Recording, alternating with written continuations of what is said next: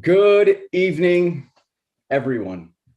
It has been a season of treachery, a season of savagery, a season of a pirate's tale. 3 finalists remain here in the game. Welcome our jury, all 7 beautiful faces sitting before us.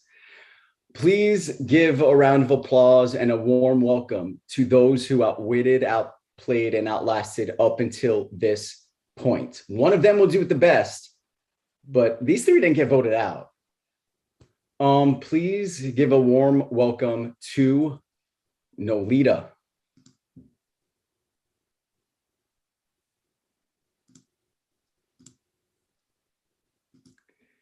Please give a warm welcome to Taisha.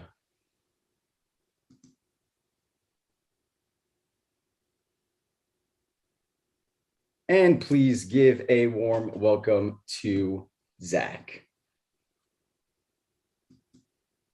Our 3 finalists tonight, Nolita, Taisha, and Zach.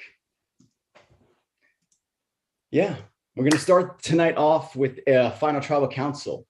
The jury is going to probe questions after the finalists state their opening speeches. Finalists, you will have 5 minutes to convey your opening, how you want to start this final night off.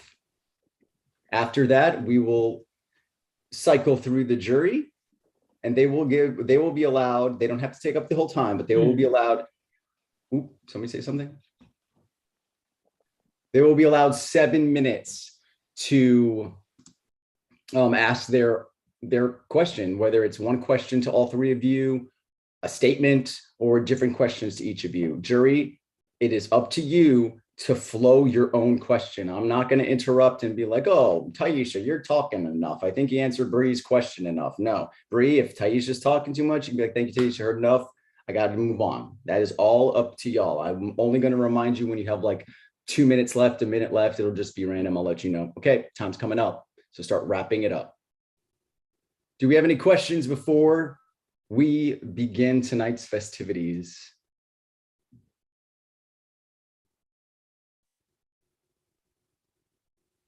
Okay, Zach is the winner of the final immunity challenge. Would you like to go first, second, or third? Third, please. Third. Who's going first? I decide that. Hi, Zach. Oh, I decide that? Like, I don't know. Nolita, use your hand. All right, so Nolita will be first, Taisha will be second, Zach will wrap up the opening speeches. Nolita, you got your audio. Are we good on audio and video? Take her away. Oh, but let me get my stopwatch.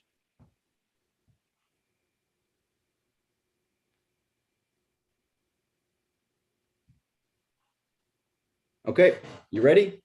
Oops, she's frozen. Let's wait till she unfreezes. Can you hear me? Because I can hear you perfectly. Okay. Okay. Starting now. Coming into this game, I had very few cards. I was the oldest pirate. I am the only Canadian. I am completely out of the org community where I know anybody. I don't know who the pre-existing relationships here are. And I play a very unconventional game. My video went, but I'm going to keep talking. So what I had to do when I came into this game is start building cards for myself. I didn't have a lot, so I started making genuine connections with each and every person. I didn't jump into alliances to force myself to have this group of people who I was going to be with till the end of the game. I wanted to explore and find those genuine connections where it was something true and it was something real. So I used information as a commodity. I did not spread information everywhere I went. People came to me with a lot of information, and I would utilize that to make connections with other people, not by giving that information, but by seeing where it filtered back to me. I wasn't afraid to be myself. I wasn't afraid to be vulnerable. And I'm very aware of how people perceive me. I know that my avatar name is my dog. I know that I am sometimes undervalued. People think that I'm in their pocket, but I played my own game. I did not have any alliances until I think until we were at Final 7 when I had my very first alliance, because I wanted to play my own game from the very beginning. I didn't want to play anybody else's game. People might have thought that they were influencing my decisions, but I evaluated every single relationship that I had. And I underplayed myself, I guess, but I made sure that I was supportive and I was the real, genuine, true me. And I know that some people think that they would talk down to me or try to manipulate me in certain ways. And I recognize that, but I didn't let it stop me from making connections. I didn't let it stop me from making connections with people who maybe didn't talk to me for 2 weeks. I didn't close myself off to those opportunities. And I'm still not on camera here. I wasn't afraid to make moves later in the game. I knew where I stood. I used my instincts and my brain to know where I stood in the tribe. So when I was in dangerous situations, like because I had my idol, which I didn't tell anybody about, I kept it to myself so I could have it when I needed it. 2 minutes left, Nolita, and you are not on camera. I know my computer's not connecting. I knew that I had my idol, and I kept it to myself as my own piece until I could find the person who was my person, who turned out to be Zach. We had connected early, very early, probably like day 2 or 3, and later we became a solid partnership that brought us to the end of the game. I knew where I stood in the tribe, so that when we got to dangerous situations, like when I was up against people who were in an alliance together, like Velian, JB, Julia, and Zach, I still knew that I was going to be safe. And when Julia pulled out her idol, I didn't feel I needed to. When I was in the aftershock and there was a potential of going home, I knew I didn't need to use my idol, and I kept it for the time when I did need it. I wasn't afraid to make hard decisions. 1 minute. But I didn't let it stop me from making connections with everyone. So I utilized everything that I am and who I am, and I didn't change who I am as a person. Wasn't afraid to make hard decisions, but wasn't afraid to make those true connections that were real and genuine and important to me in this game. And I'm finally on camera. We'll end it there. Thank you, Nolita. Taisha, 5 minutes on the clock. Oh my God, hi.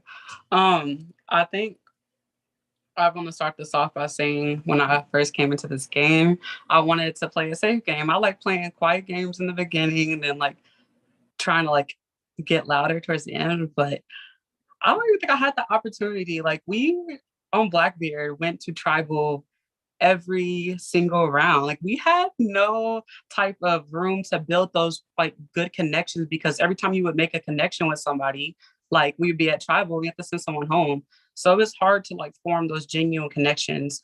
So my mindset whenever we kept losing our tribals was to stick close. And that was I had a whole thing with Benji and Nay. And then I also had a closer connection also with Max, Livy, and Rachel.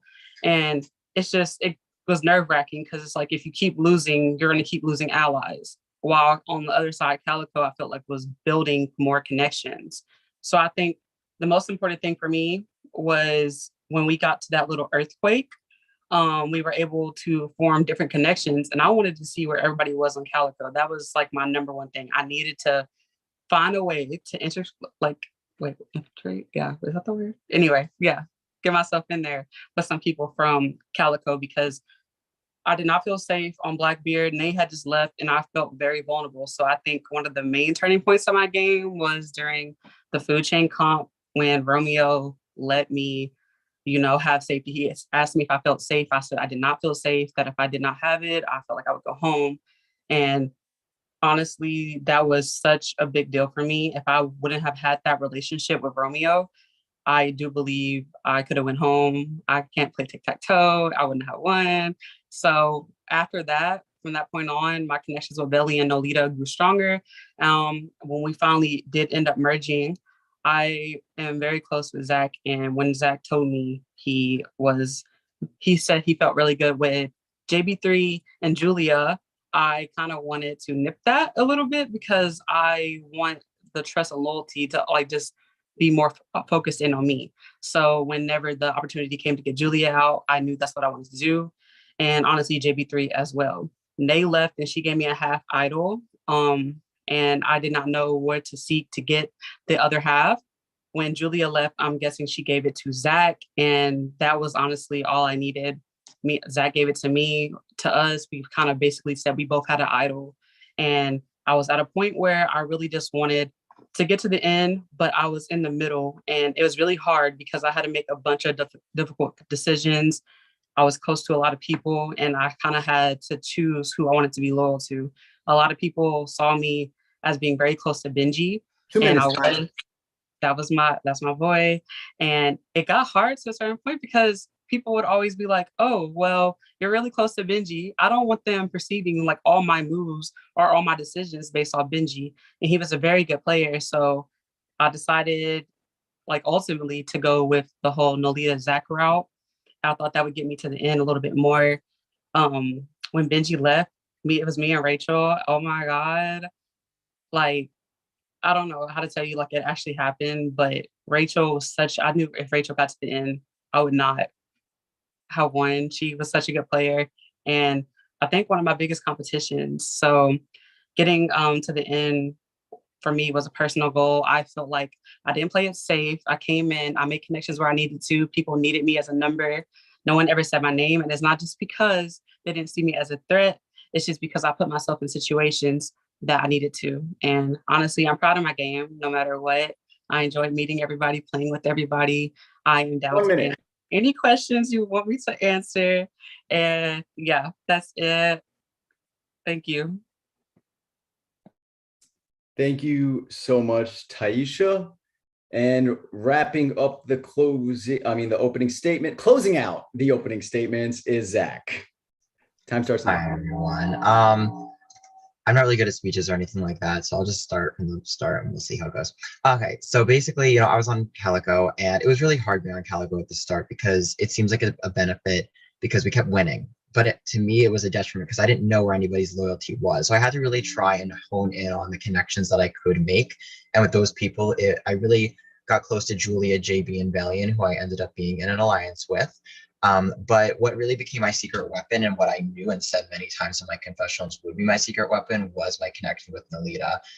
We really linked up and agreed that we weren't going to tell anybody that we were close. And through my connections with the group I already mentioned and Nolita, I was getting information from both sides of the tribe and knowing when things really weren't, shaping up how I thought they were. A lot of the times I was overhearing that Valiant was saying some things about Julia and targeting Julia and working with Romeo and Alex. And a lot of that was because of the connections I was able to make within the tribe. I really used my connections the best that I possibly could, both pre-merge and merge, in order to get information from all sides. And I did my best to hide every connection I had. I had a lot of information in this game, I feel like. I knew about a lot of advantages well before other people did. I knew about Julia's idol, the exact moment she got it. I knew about Rachel's idol numerous rounds beforehand. I knew Benji thought he had an idol and then gave it to Max. I knew Max was going to play the Inuit spot before he did. I had a lot of information like that just because of my connections with Nolita and then later at Merge with Taisha. I was trying to play the middle there. And, when Julia and JB went back to back, I kind of played it up to people that those were my top two allies. I just lost my top two allies. What am I going to do now? I need to link up with other people. And I think that it worked. And that's why I'm here now. I really was trying to get Nolita and Taisha to work together because they really didn't know each other that well, obviously coming from two separate tribes. So I kind of sat in between the two of them and pushed them to come together. and get them both to make moves and vote out people that I knew they were each close to, but at the end of the day, they were always going to pick me over the other people, and that's kind of what happened there. You know, I was getting a lot of information on other people through them as well and what they were actually thinking. Because like with Taisha, for example, I knew that Rachel, the things that Rachel would say about Benji to Taisha and how she was feeling. So then I went to Rachel, really built up our bonds and our connections there and led it. So I got Rachel to trust me enough to vote out Benji at 6. And then I voted out Rachel at 5th. And that was honestly the hardest thing I did in this game. But I did what I had to do to get to the end of this game. I laid out my plans once JB was gone. I said, okay, so my next target here, it has to be Bree. If Bree doesn't go here at 9th, it's not going to work. So I put in the work to get Bree out there, and I laid out there that the following rounds it was going to have to be Max to split up Rachel and Max. Then it was going to have to be Velian because of my loss of trust in him. Then it had to be Benji at 6 before he got any further. Then it had to be Rachel because she was such a jury threat and was going to win if she made it to the end of this game. And at that point, I had to get rid of Jazz just because I was loyal to my final 3. I was loyal to Taisha and I was loyal to Nolita because they were loyal to me because of the work I put in with those relationships. So my end goal was to get to the end with my alliance by any means necessary. And I did what I had to do, and I used all the information that I had to my advantage. I had the seal vote ever since, I think, the second merchant ship, which was way back, and I only used it at final 6 just because it was expiring, and it didn't even do anything. So I didn't even need to use that to help me at any point in this game. I had the idle half that I used with Taisha, and we didn't even have to use that to benefit ourselves. I was never in a position where I really felt like I was in danger, even when I was targeted with the Inuit spot. I felt 1 minute, fine. Zach. So I just felt like I used my connections the best that I possibly could. I had a lot of information and I did the most with it that I possibly could. And I made a final 3 alliance with Taisha and Nolita. I brought them together and now we're all sitting here at the end. And yeah, I'm proud of the game that I played. I know the game that I played. And I look forward to any and all questions. I know this was a messy speech, but I'm just rambling and this is what came out. Thank you, Zach. That concludes the finalists' opening speeches. Now, there's absolutely no way I'm going to start off the jury question and answer without the king of the jury. JB3, the floor is yours. You have 7 minutes. Oh God, I better start my stopwatch for myself. Okay.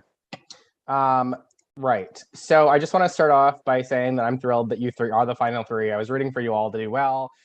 Here you are. That's that. That being said, I want this to be a fight to the end. And right now it feels like the jury is leaning a certain way, but I'd like to think that they're all swayable. I'm going to read all of your questions at once. You can write them down and then I'll go one by one. I'm going to read them all out up front though. So I'm going to start with Nolita and I'm going to say, Nolita, I think you're facing an uphill battle here tonight. I think I'm probably one of your biggest advocates in the jury. I think that you winning would be a breath of fresh air when it comes to your standard winner of these games. You said that you weren't even in any alliances until the final 7. That's just not how anybody really plays these. And that's interesting and exciting to me. So your win condition tonight is going to be explaining to everybody here on the jury how you weren't just a follower, distinguishing the moves that you made for yourself and how you set yourself up personally to win this game, and highlight how playing unconventionally helped you because it will distinguish yourself. But my question for you tonight is going to be, what is the single thing that you did in this game that Zach and Taisha would be most surprised to know that you did? And then I'm going to go to the other ones, but you can answer that after I read everybody's. Second, Zach, of the 3 finalists, I think that you were probably obviously the person I was the most closely aligned with. If I'm voting based off of loyalty, you'd have my vote. Like Nolita, I think you're also maybe facing a little bit of an uphill battle, but your win condition is going to be convincing everybody that you were the mastermind of this season. I think that they've both admittedly in their final speeches said that they were brought together kind of by you and they were connected through you. So talking that up and kind of convincing everybody that it was a good decision to bring them to the end over anybody else is going to be helpful to your game tonight. But my question for you is, how did being voted the most likely to win this game at the final 10 in touchy subjects, how did that affect your game? And how did you navigate then lowering your threat level after that? Because to me, it's crazy that you even made it here after everyone was like, yeah, Zach's gonna win, and well, here you are. Like, so my question is how you navigated that. And then lastly, Taisha, what can I say? You played a pretty flawless game. You went to, I think, 17 tribal councils and you didn't receive a single vote against you. You were the only person who even came to me after touchy subjects and asked me how I was doing. So like you were always in the game, like you were always thinking of that social aspect and how you're perceived even as people were leaving the game. I feel like your win condition tonight is just not fucking it up, but maybe things will change. But my question for you is, I don't like flawless and perfect, and I think that most people like a well-rounded person to win. So on paper, your game looks great, but I want to know from you what you still think that your biggest mistake in this game was, despite all of the positive things that did happen. And I'm going to, and of course, I want all of you, one final request, give me your best one-line insult for Drew. And I'll start with Nolita. I won't insult Drew. So you can, that cost me a vote. But so your question was something that would surprise Taisha and Zach. I think most of the game moves that I made would surprise Taisha. We were not close. We were brought together at Final 5. I didn't fully trust her, and I didn't want Zach to tell her about our relationship because I knew that she would probably try to get me out to bring her closer, or to bring Zach closer to her. And I said that to Zach many times. But in terms of what would surprise Zach is during the second vote, I spent probably about 5 hours on the phone with Romeo, Alex, and Bellion planning Julia. They were interested in doing JB or Julia. I didn't think it was a good move for me because I was close to you, JB. Not that you would ever talk game with me, but I really enjoyed talking to you quite a bit. 2.5 minutes, baby. And Julia, I was just starting a relationship with. And the last minute, I decided that it was more important to develop the trust relationship with Zach than it was to vote out Julia or JB. Okay, thanks, Nolita. I'll go to Zach next. So I definitely tried around the time that you got voted out with touchy subjects and everything around that whole region of the game to try and downplay my threat level. And, you know, I don't know how well it worked, but it seems like it did. I was telling people as much as I could that you and Julia were my top 2 allies, which wasn't necessarily wrong. But because I lost you both back to back, I was a free agent. I constantly was preaching a fluid game, no Calico versus Blackbeard. I can and will work with anybody and just, you know, use me. I would specifically sit on call with Benji a lot and, you know, kind of play dumb. And I know that some of it worked and some of it didn't work, but I also know some of it didn't work because of the connections I had, because Benji would go to Taisha or Rachel and say, oh, Zach just fed me a ton of bullshit. And then they came to me and are like, Benji doesn't believe what you said. So I pretty much knew what was working and what wasn't, and I was able to maneuver based off of that. I tried to downplay my threat level and the position that I actually knew that I was in, especially once Bree was gone. Once Bree was gone, after that, I felt like really confident about my position because I knew about the idols. I knew about the powers that was out there. Nothing at that point really shocked me that happened in the game following that point. And I have to cut you off, so that's how you should talk. I'm going to run out of time. So Yep, 1 minute left. Okay, well, my biggest mistake. First off, I'm glad you think it was flawless because if you looked at my DRs and confessionals, that's definitely not your girl's nervous wreck. Personally, for me, my biggest mistakes, like, because I'm very indecisive, I personally think when the earthquake happened, I kind of upset myself a little bit because when Livy got voted out, I did not want him to go yet. And although, yeah, I stayed and everything, I kind of did not, my game plan, Livy was not supposed to go yet. And I kind of wish during that earthquake, I set myself up a little better with Nolita, Bellion, and Julia to where I could have convinced them maybe to somehow keep Bellion. And I think maybe me telling Nolita that Livy might have an idol, but convince something. Anyway, okay, bye. JB, hopefully hopefully that was good enough for you, JB. Thank you so much, King of the Jury. we are also going to pay respects to the queen of the jury, juror number 2, Bree. The floor is yours. You have 7 minutes. All right. So I do want to first say congratulations. You know, I definitely respect everyone's game in here. But I'm just gonna get straight to it because I only have 7 minutes and I need everybody's honest response in this, especially for my decision. So I'm gonna start with Nolita. I know you said, you know, the perception in this game is reality, and you're true in that, because my perception of our relationship, our connection together, I thought was genuine. So with that being said, how do you think the jurors perceive you? And what about their perception makes you confident or not confident that you have their vote, and specifically mine? The perception that people have of me when they meet me is I'm fun and I'm goofy, but I'm a threat. When I got the rabbit card in the food chain game, that is how people perceive me, as a rabbit.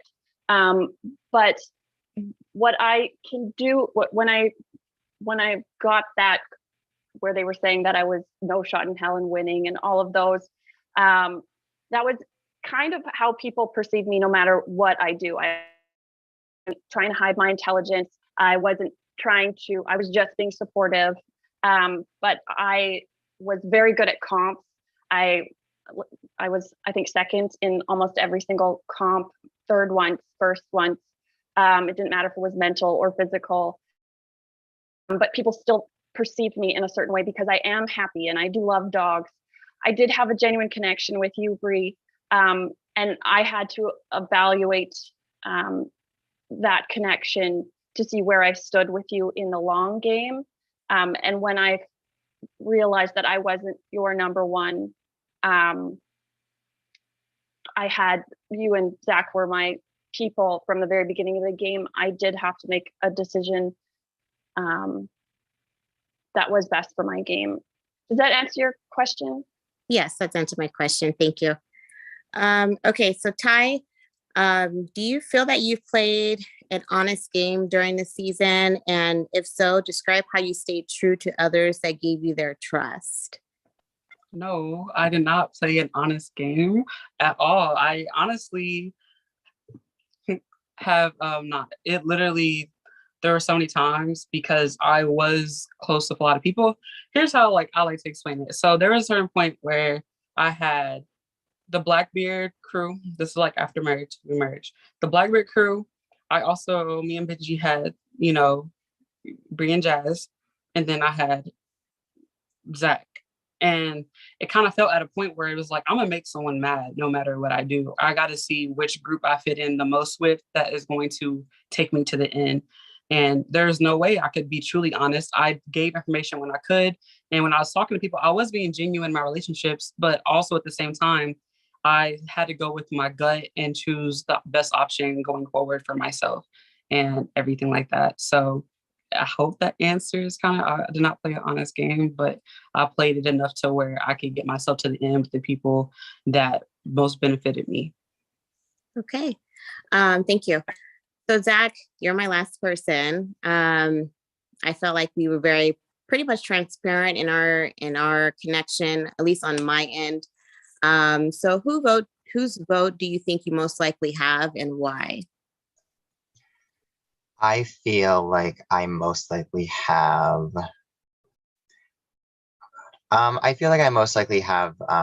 Valiant's vote. I feel like Valiant and I were really close, and Valiant knew a lot of my gameplay and can respect gameplay. Valiant was a hardcore game player from the start, which I knew, and I feel like he'll respect my gameplay on a level that maybe, you know, some people who weren't with me from the very start wouldn't see. Yeah, but also I just want to say I was always upfront with you as well. I really enjoyed our upfront conversations. But yet you steered everybody to vote me out. Because the round prior, you were going around telling people that I was pushing for Max to go, and you were going to let me vote for Max when you weren't doing it. And I only knew that because you were telling Nolita I'm not doing it. The votes aren't there. We're not doing Max. But then you were messaging me instantly right after, yeah, I'm voting for Max.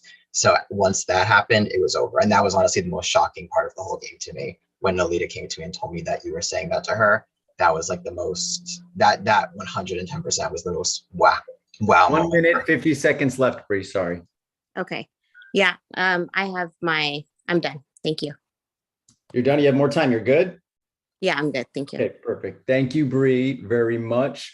We are going to shift gears to our next juror who cemented their legacy in iSurvivor. Floor is yours, Max.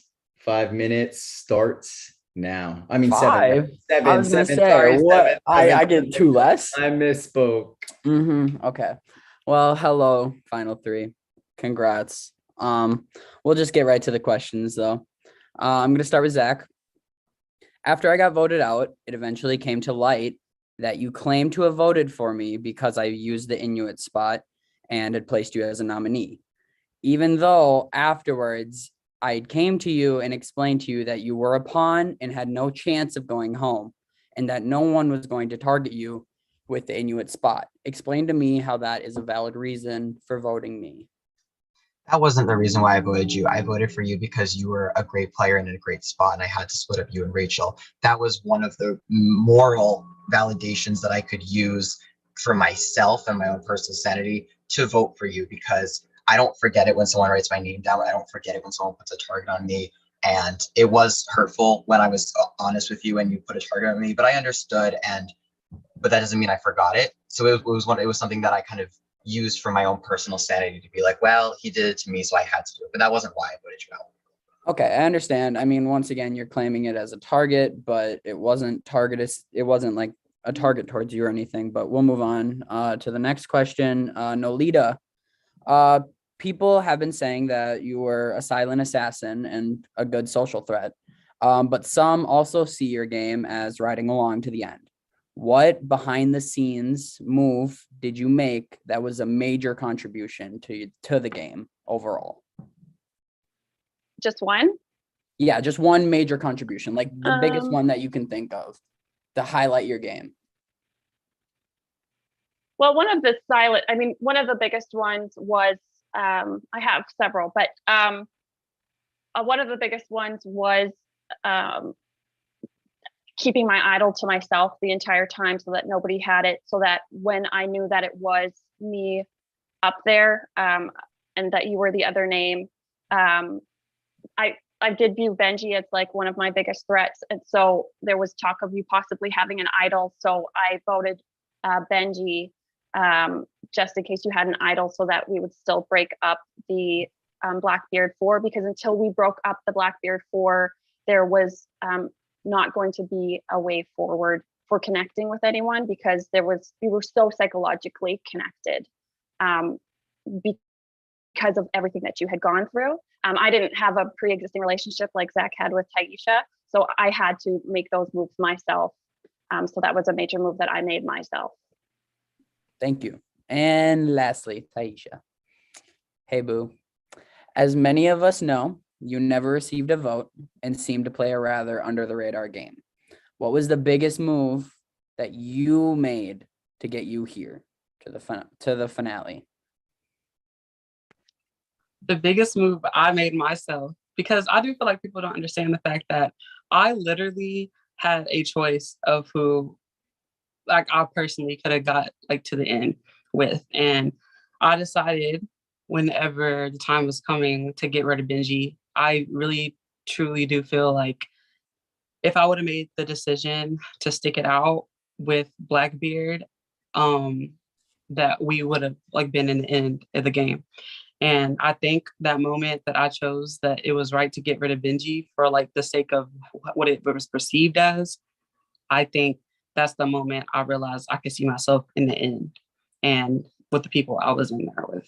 But yeah, that was my biggest move that I made myself. Because honestly, it was like I was the deciding vote a lot of times. Like I could have got Zach out, but then I would have probably not have been rather sitting next to Rachel than Zach. So I was just like, you know what? I think Zach's a better option. It's really hard for me to choose because when that opportunity presented itself, it just was hard. And even same thing with Nolita and Jazz. I feel like honestly, it could have been Jazz here instead of Nolita.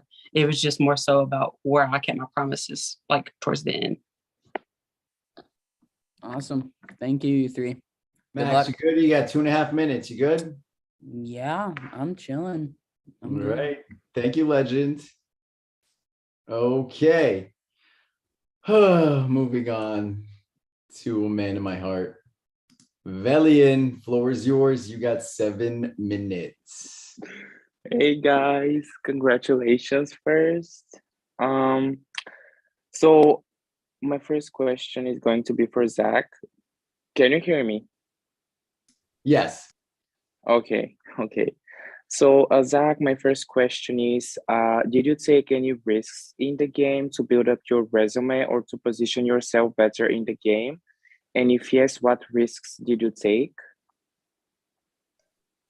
I mean, I took a lot of risks, and I think a lot of that was about the information that I would share to people. I think going to, Taisha and going to Nolita specifically and telling them both the information each other was telling me, they could have easily used that against me. They could have easily spread that around. They could have easily blown up my position. I think when you give out information to people and blow up your spot like that, it can be really risky. I did the same thing with Rachel. I went to her and I pretty much was, pushing very hard for her to go after Benji there, and that could have blown up my spot too. There were lots of times when, could have blown up my face, and I really learned that at Final 10 when I was trying to, go along with Bree and vote out Max there, and shit obviously did not happen, and it nearly blew up in my face, and I almost had my whole game destroyed in one round like that. So I took risks. I wasn't afraid to take risks, but I was smart with what, with what I risked, and that was the information I was giving out.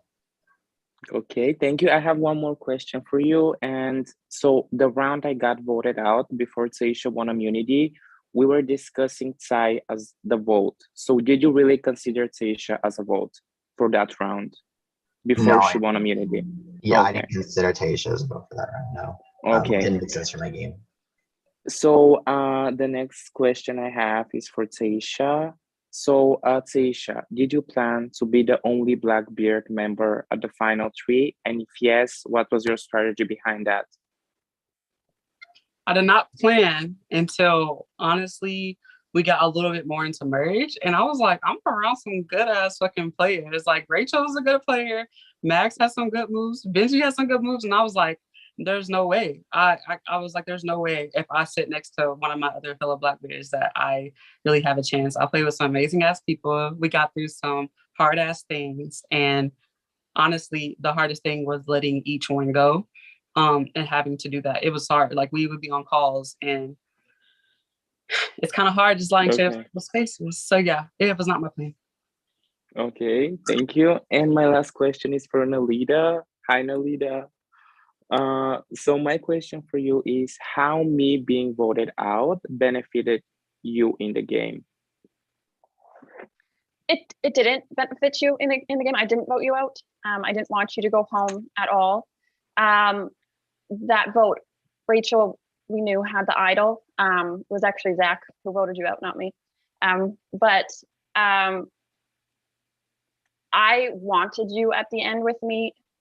We developed a connection throughout the game that when you had your showmance with Romeo, it kind of dipped a little bit, but then after Romeo left, you became like just a person who I adored talking to. I trusted you 80%, which is the only other person I trusted more was Zach. And I felt a loss when you were gone. You were a person who I was able to talk things through with. And I had to put my trust in Zach's pre-existing relationship, Taisha, instead of like the 3 that I wanted at the end. I was very, very sad to see you go.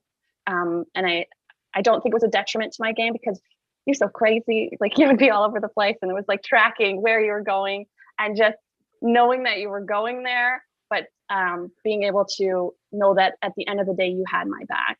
And I appreciated every moment of that. So it did not benefit my game at all for you to leave. I had to adapt after you left.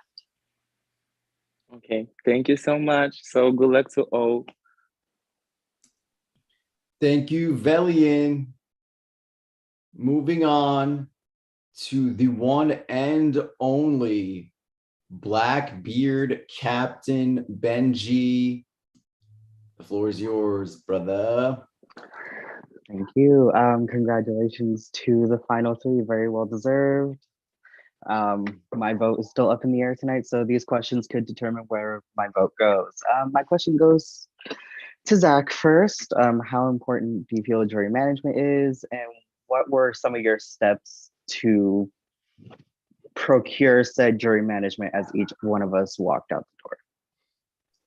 I mean, I think jury management is essential. It's a certain, like, it's absolutely as important as everything you do before the people leave, in the game.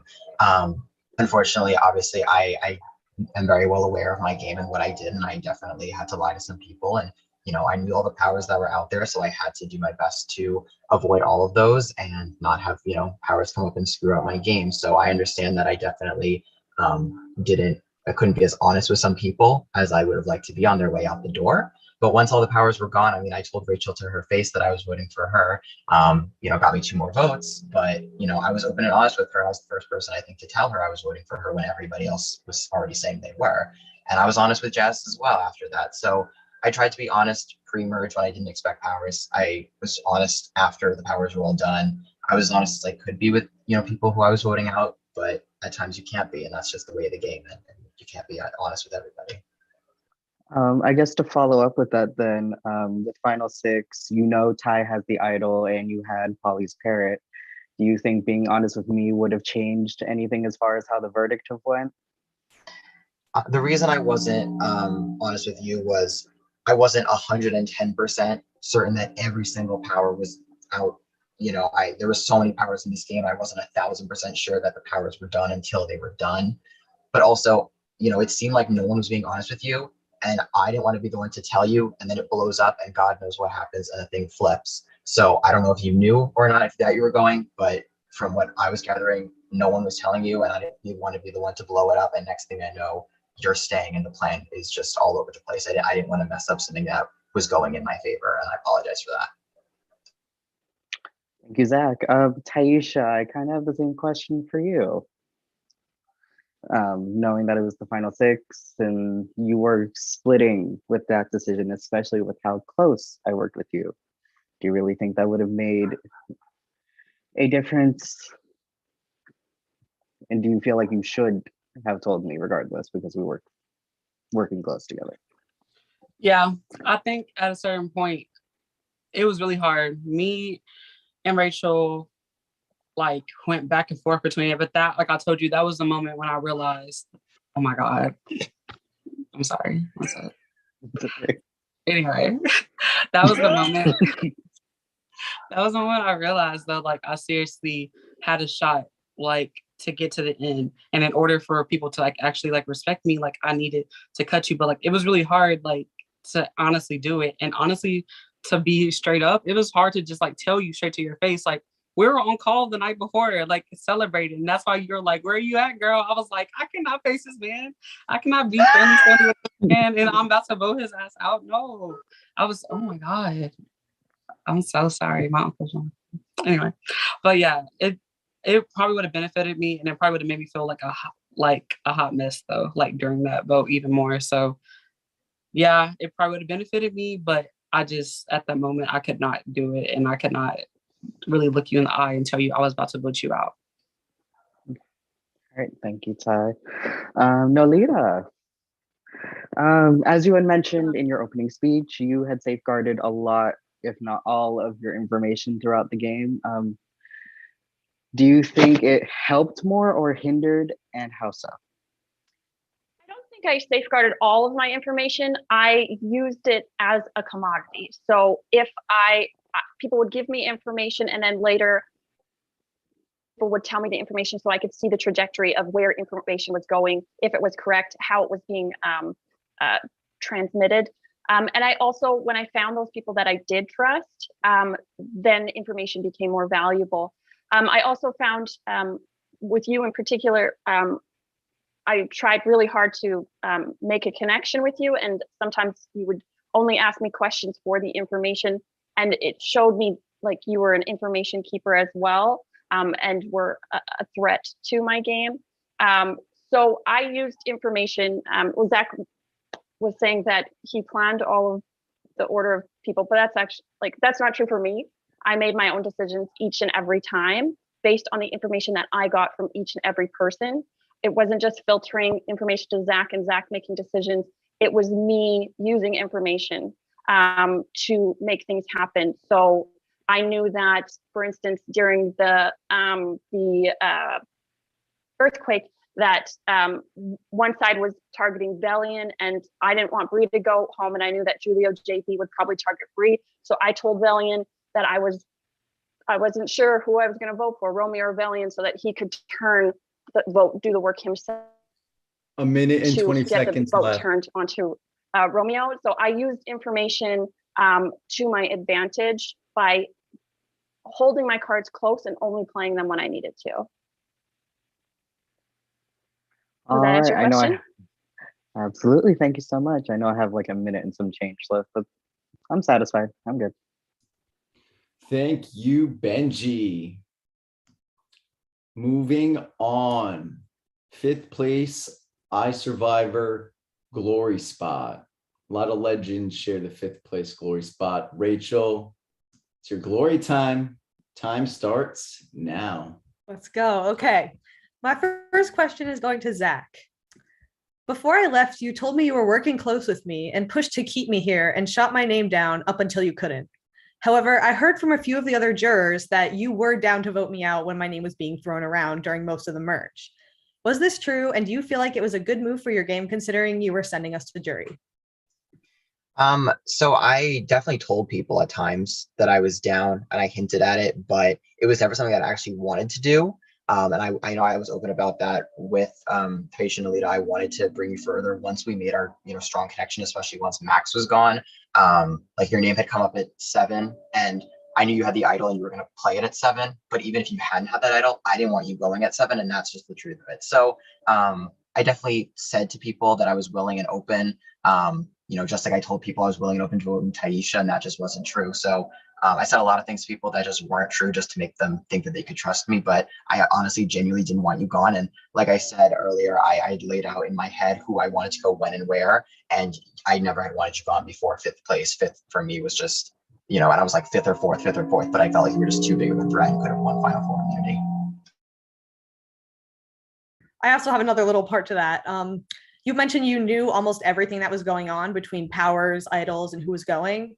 What makes you say you were a key component in convincing me personally to send Benji home?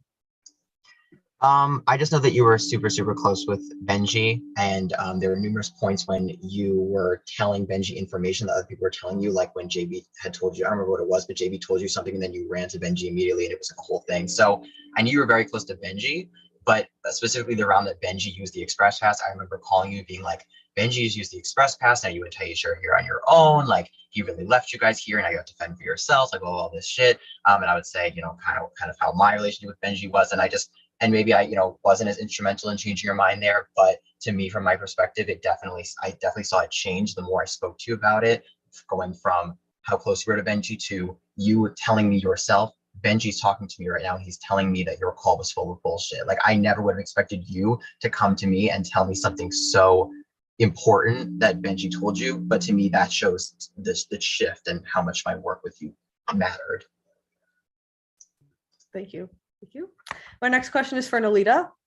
In the touchy subjects competition, you were voted as the pirate who needed to wake up and make a move. However, some of us on the jury don't see that you did this. Besides playing your idol, what move do you believe best makes you worth winning the game? Well, it's interesting that you say that because I made a lot of moves, but they were subtle.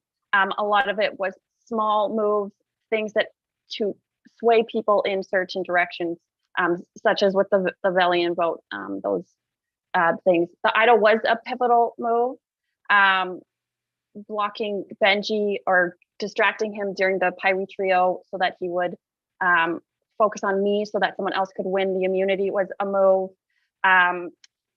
Getting the the Venus vote, because the two names other than Venus were Bree and Zach. And I didn't want to lose either of them. So I embraced, and when people were like, I'm not sure what to do, I embraced the Venus vote. I know that's not one move, but my moves are small. My moves are seeds. My moves are other people, things that people don't see. So I did play my idol, and that was a large move. I'm talking to you to show that, because when I discovered that Bree was targeting Zach by telling him about trying to start a war between Max and Rachel and Velian and Zach, that's how it felt to me. I came to you to make that move. And I stopped Zach from going to you so that it was just a me and Velian thing when that whole thing started, even though Zach knew all about it. So my moves were small. No, my moves weren't small. They had large impact, but they were not viewable because that's how I play on the Silent Assassin. And apparently I love that. Thank you. Does that answer your question? Yes, thank you. And finally for Ty, my fellow Blackbeard queen. 2 minutes, 20 seconds left, Rachel. Got you. So Ty, you were essentially the deciding vote to get me out at final 5, ensuring Zach stayed. And then because he stayed, he walked away with the final immunity necklace. I feel this move was almost handing him that win. Do you think it was a good move, and why? Not the messenger. Okay, anyway. I do think it was the best move for me at the moment. I was not decided, actually. I kind of took a while for that vote because I really wanted to make sure like that was the right move for me. I felt like I could win, but I felt the confident, whatever. I felt like I could win, but I also knew I knew Zach would take me to the end, but at the same time, it was like, do I really want to go with someone just because I know like they'll take me, or do I want to go with somebody that I've been with the whole time? So it was like really hard for me to make that decision, Rachel. But I just knew like with connections in the jury and everything, I was like, I can't take Rachel. There's no way that's gonna happen. So yes, that was a hard vote for me, but that was my thought process behind it. Thank you. Love you all. Good luck. You're all so deserving. All love from me. Thank you, Rachel. And we are going to be closing out this season's question and answer ceremony with the Fallen Goddess 4th place, Jazz. 7 minutes. Starts now. Okay. Hi, guys. You know, I love all of you. Maybe equally, maybe not. I don't know.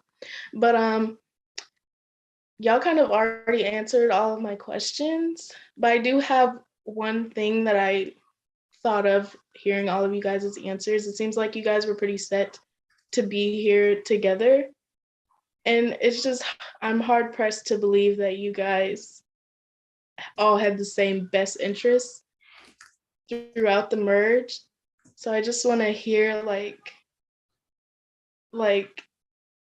how that, from each of you, like how that came to be. Like, why was JB sitting here good for all 3 of you? Why was Max sitting here good for all 3 of you? Why was Bree sitting here good for all 3 of you? Like, just from each of you. And follow-up question, if the votes tied somehow and you were the 3rd juror, who would you vote for and why? Or not the 3rd juror, the extra juror, who would you vote for and why out of the other 2?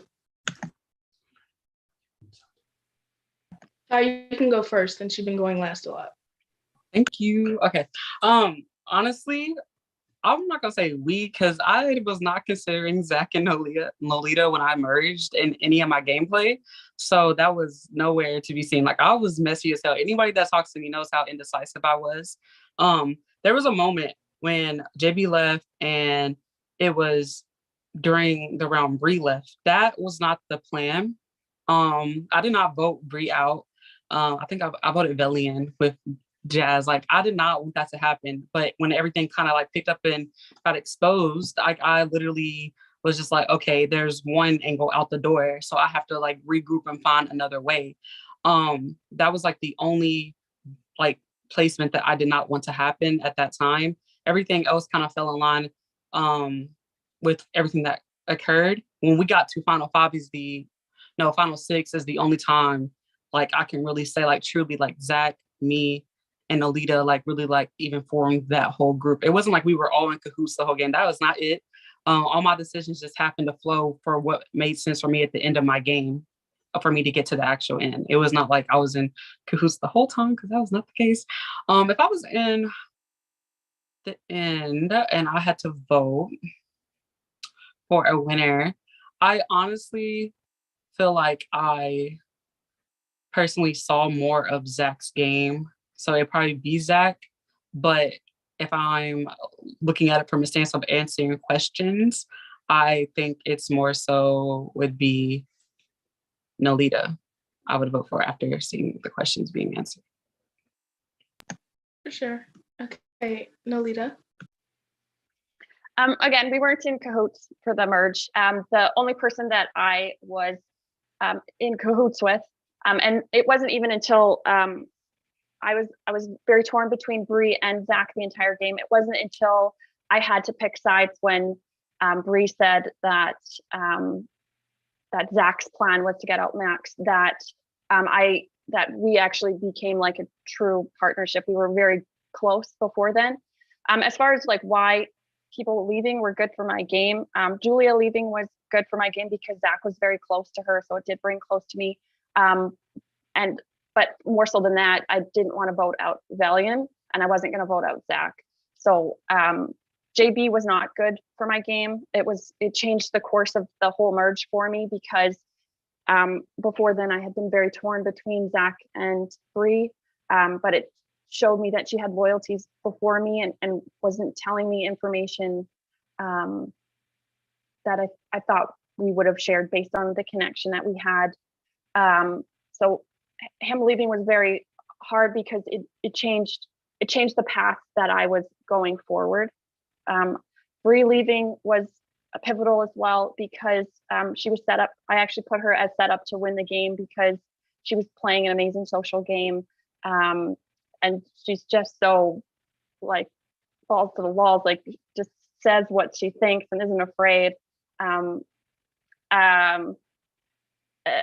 was Max leaving, that was pivotal because of the fact that without one of the four leaving, there was no chance to move forward because they were so tight and close. Benji leaving was important. I'm sorry if I'm skipping people. I'm kind of nervous of talking fast, but Benji leaving was important because he was the one who was targeting me. 2 minutes left. Sorry. So everybody, and Rachel leaving was pivotal because she was a comp beast and social as hell. And look at the 45 comments on Facebook after she left. Like, she's just that kind of person. And Jazz leaving, I don't know what would have happened if I had won immunity, Jazz. I like really loved you. But I had to stick to an agreement to save myself in that situation. Sorry. But if I had to vote for anyone, it would be Zach because I feel like he showed trust and saw value in who I am, where a lot of people discounted what I brought to the game, whereas he recognized what kind of style and assassin I am. So then Zach would vote. Okay, Zach. Yeah, so I just 1 minute left. Sorry. okay. So I know that they said it basically. We were not in cahoots together. I was in cahoots with each of them. That's the difference here that I want to make very, very clear. It was not a trio. It was a duo of me and Taisha and a duo of me and Nolita, period, end of story. I brought us together to make us a trio, and we voted out. We didn't even always vote together, but the vote always went in the way that favored me. As I've said, the votes that went in the order, it was the order that 100% I think best served me, and that's why I'm sitting here, and that's why at final five, I had 2 votes coming my way. Both of them were being told to vote for me, and neither one did, and that's why I'm still here. And I think if I had lost Final Four immunity, I still think I'd be here. So yeah, we were not a trio and the votes did not benefit all of us, but I know damn well they benefited me. Who would I vote for? I would probably vote for Nolita because I don't think y'all are giving her enough credit, to be honest. I know I've seen her game since day one. I know what she did, and I'm sure production sees it. And you know, Taisha, great game, of course, but I think I would vote for Nolita, especially if I felt like she wasn't getting the credit that she deserves. But I think they're both amazing. Thanks. Perfect. Okay. We are done with the question and answer ceremony. Finalists, I'm going to give you like 30 seconds to a minute to just get your bearings. I know you've been talking a bit. Figure out anything that you may need to say in closing. You will have a 5-minute closing. I do suggest not taking the whole 5 minutes.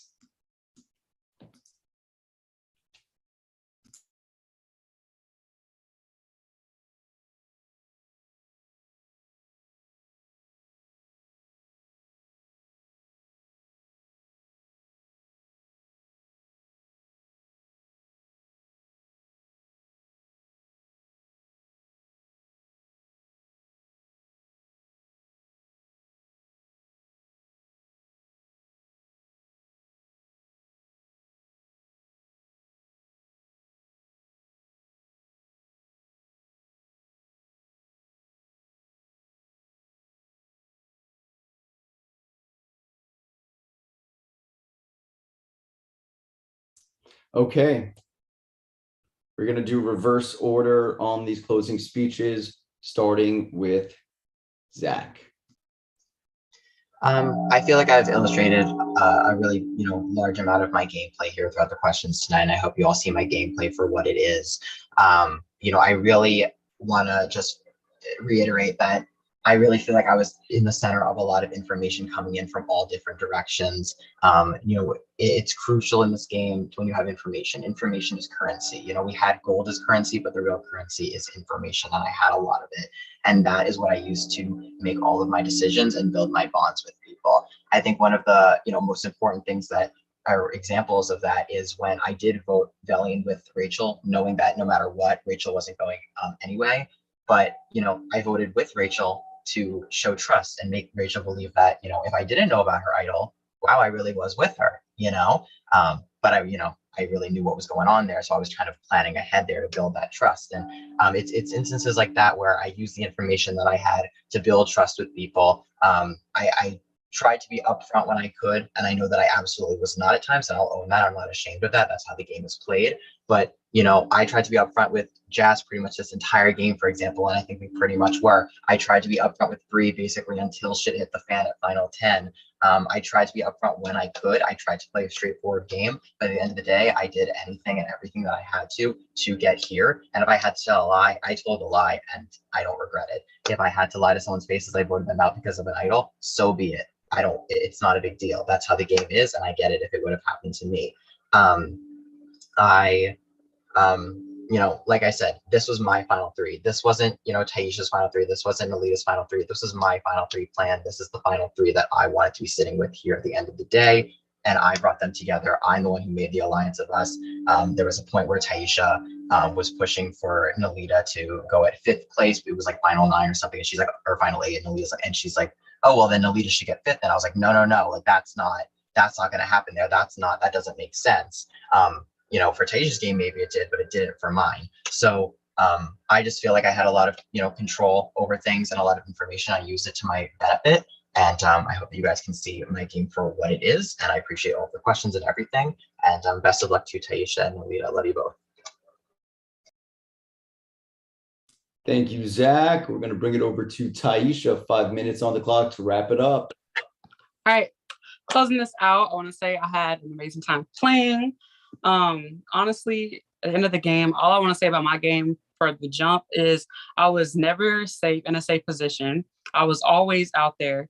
And no matter what anyone says, I was not under anybody. Like, literally, I made my own decisions and I got myself here with the people I made my connections with, but no one forced anything on me. Every decision I made was for myself, which is why I said it took me time to evaluate every decision I made that was best for me. And if that's selfish, it got me here.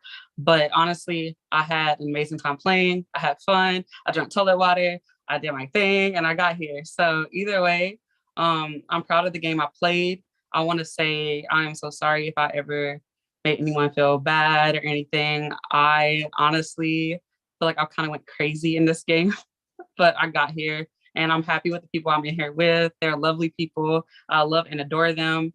But I will say that I just want people to recognize my game a little bit more than I feel like people are giving it credit for. I had a lot of opportunities to get out of this game, and I didn't. Even when I had my idol, I didn't even really have to use my idol because my name wasn't out there. I won my immunities, and the only one I really needed was that food chain one. Every other immunity I won, I really didn't need it at that point. I never got voted out. My name didn't come up. And if it did, it was just Zach pretending to say my name. And I feel like there's a lot to say to that with my connections. But in the end, that's really it. Good luck to both of y'all. Love y'all. Can't wait to see how it plays out. Thank you.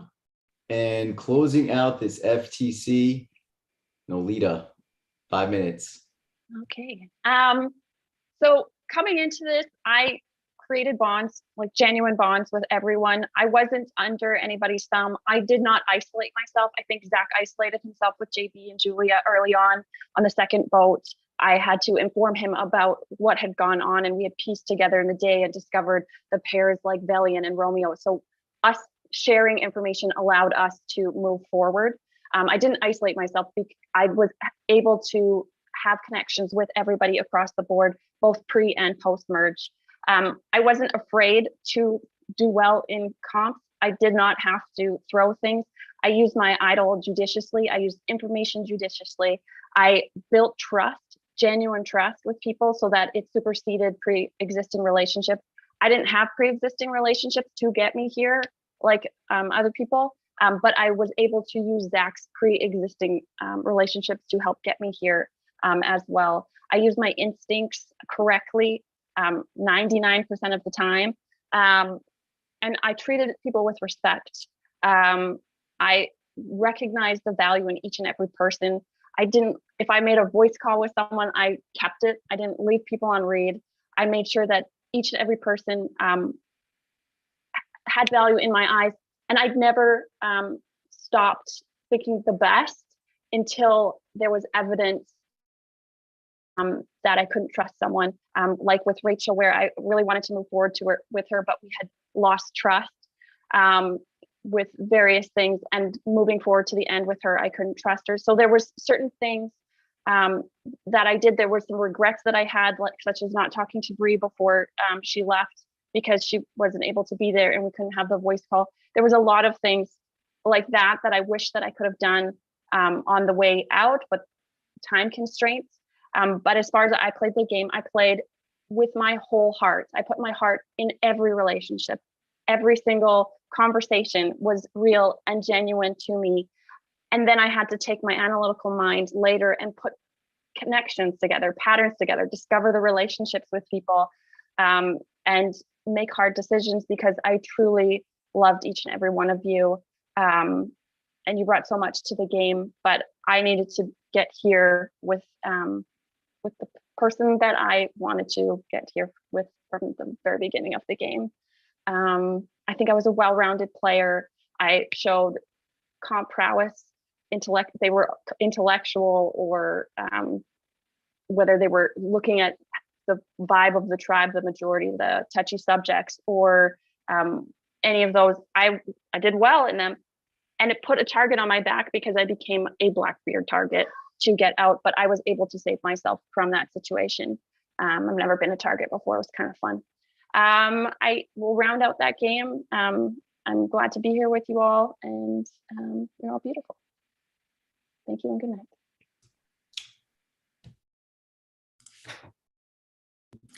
Thank you, finalists, for that fantastic final tribal council, as well as the jurors. Thank you so much. The time has come.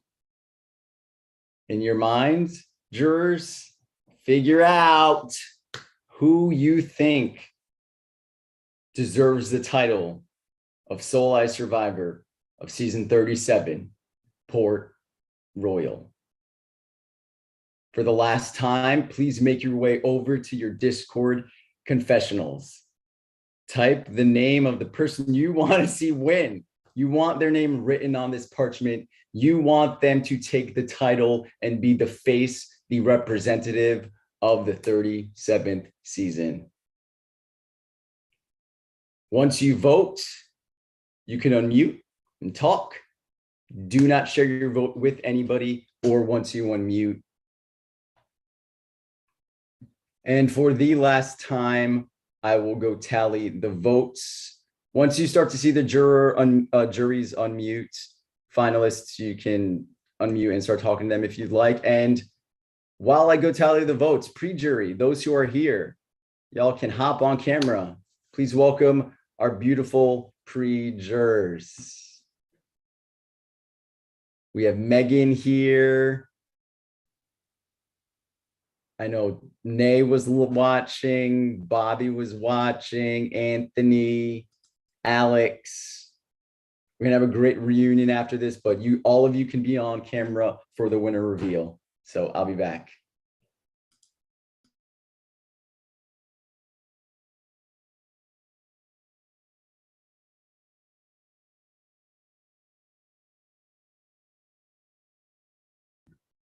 Guys, you all deserve this. We love this season. You're all of you. We're making a good cast. Rachel, there was a noticeable lack of taking shots during that jury questioning phase. I don't know what that was about. You know what? Where's Bobby?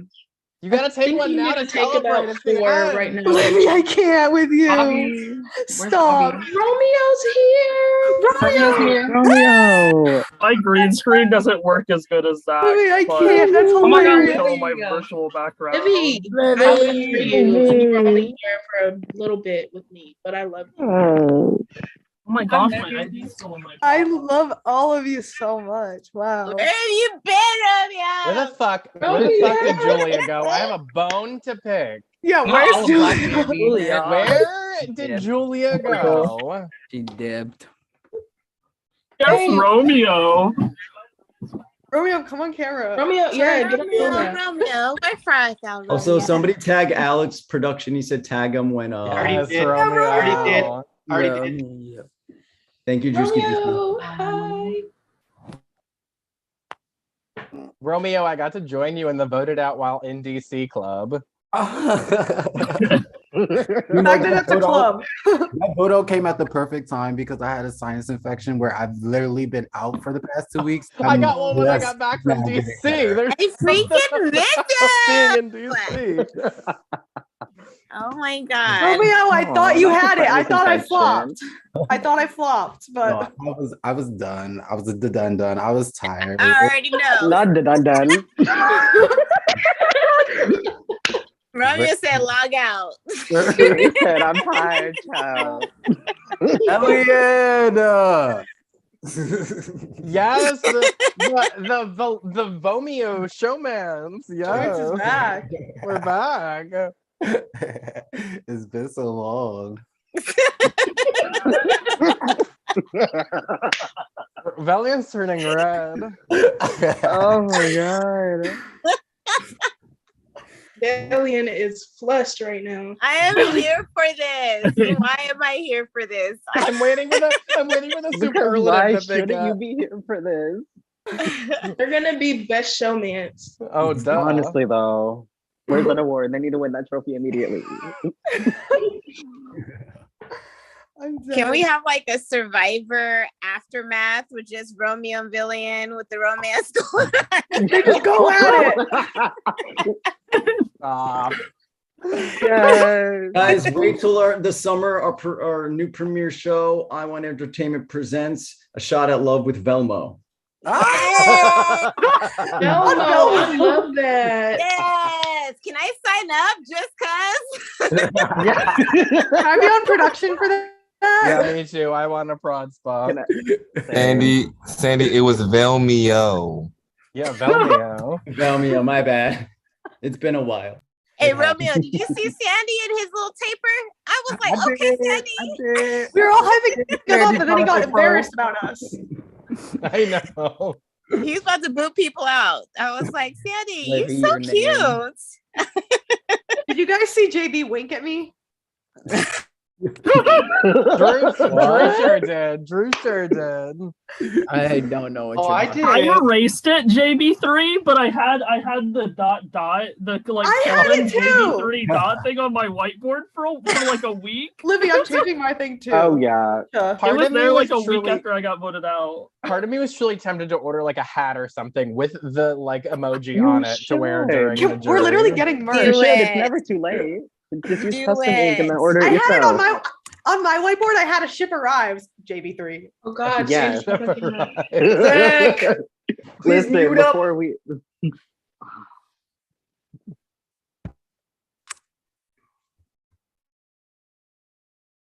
One of y'all's a winner.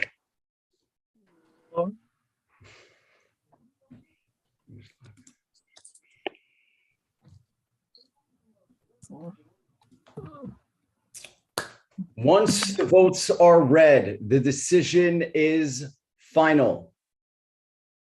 Person voted out, I mean, the person with the most votes will be crowned the sole iSurvivor of Port Royal. After 39 days of sailing the Caribbean and surviving an earthquake on land, it is time to crown our winner. For the last time, I'll read the votes. First vote, Nolita.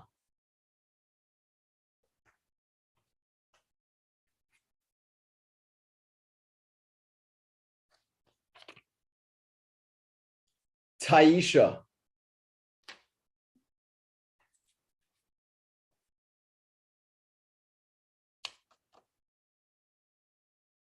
Zach. We're tied. One vote for each finalist, not a shutout. I'll read the fourth vote.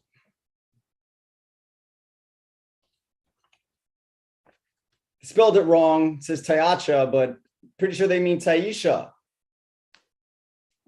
It's 2 votes, Taisha. 1 vote, Zach.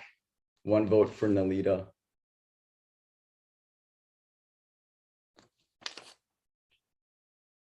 Nolita. We are at 2 votes for Nolita, 2 votes for Taisha, 1 vote for Zach. Next vote. Taisha. 3 votes, Taisha, 2 votes, Nolita, 1 vote, Zach. And the winner of iSurvivor 37, Port Royal, 4 votes, Taisha. Congratulations, baby girl. You are the sole survivor, the final pirate. Unmute. Stop it. What? Oh my God, y'all. Thank you. This is my first org I've ever won. I'm about to, okay, let me stop. Thank y'all so much. I'm sorry. I appreciate that. Taisha, you are the sole survivor. After 39 days, you outwit, outplay, and outlast all the others. Congratulations. Thank y'all so much. I really appreciate it. Like from the bottom of my heart, I love all of y'all and all of Prod, even Nasty Drew. I have appreciated this whole experience. JB3 forever. I appreciate just everybody a lot. Thank y'all. Taisha, wear that crown proudly. You deserve it. Second place, Nolita. 2 votes. Can't be upset. You played an amazing game. You walk away as the runner-up. Do you have anything you want to say quickly at all? Thank you. I wasn't expecting. This is my. Oop, the computer connection.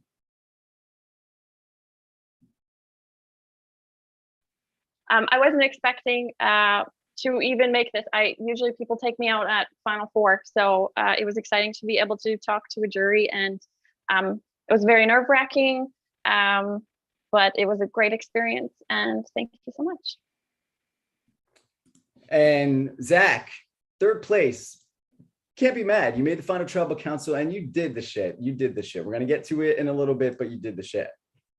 How do you feel? I feel good. I just wanted to make it here to the end with Taisha and Alita, and you know, maybe I'm too loyal, but that's okay. I'm glad to be sitting here with them. I told them both over and over again I'd be happy no matter who won, and I really am. And to the one person who voted for me, whoever you are, you're my favorite. We'll get that. We'll get right to that. So the jury, we will reveal from first juror to the last juror. Jazz voted for Taisha. Rachel voted for Taisha. Benji voted for Taisha. And Velian voted for Taisha. Max voted for Zach. Bree and JB both voted for Nolita. All right, that's over. It's time to move into the reunion. Time to get to all the juicy stuff. The what happened, who did what, where, when, how. How'd I go out, why'd I go out? And then we're gonna throw in some awards. Either we'll throw in the awards throughout or we will do it all at the end. Really just depends. Production, anybody wanna unmute, say something really quickly? You know I do, because I'm so mad at the whole fucking Ali. I love you, Jazz. That's the reason why I did it for. Finalists, oh my gosh, I love you guys to fucking pieces. Y'all kicked ass. Y'all did that shit.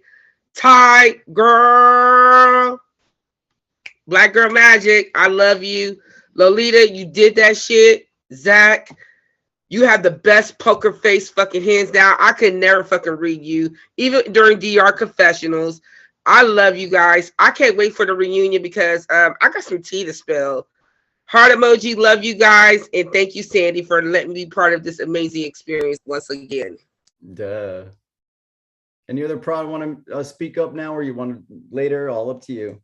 I mean, you know, I'm gonna say a little something. So I'm gonna say stuff as things are going on. Just want to say, like, I'm proud of all of y'all. Thank you.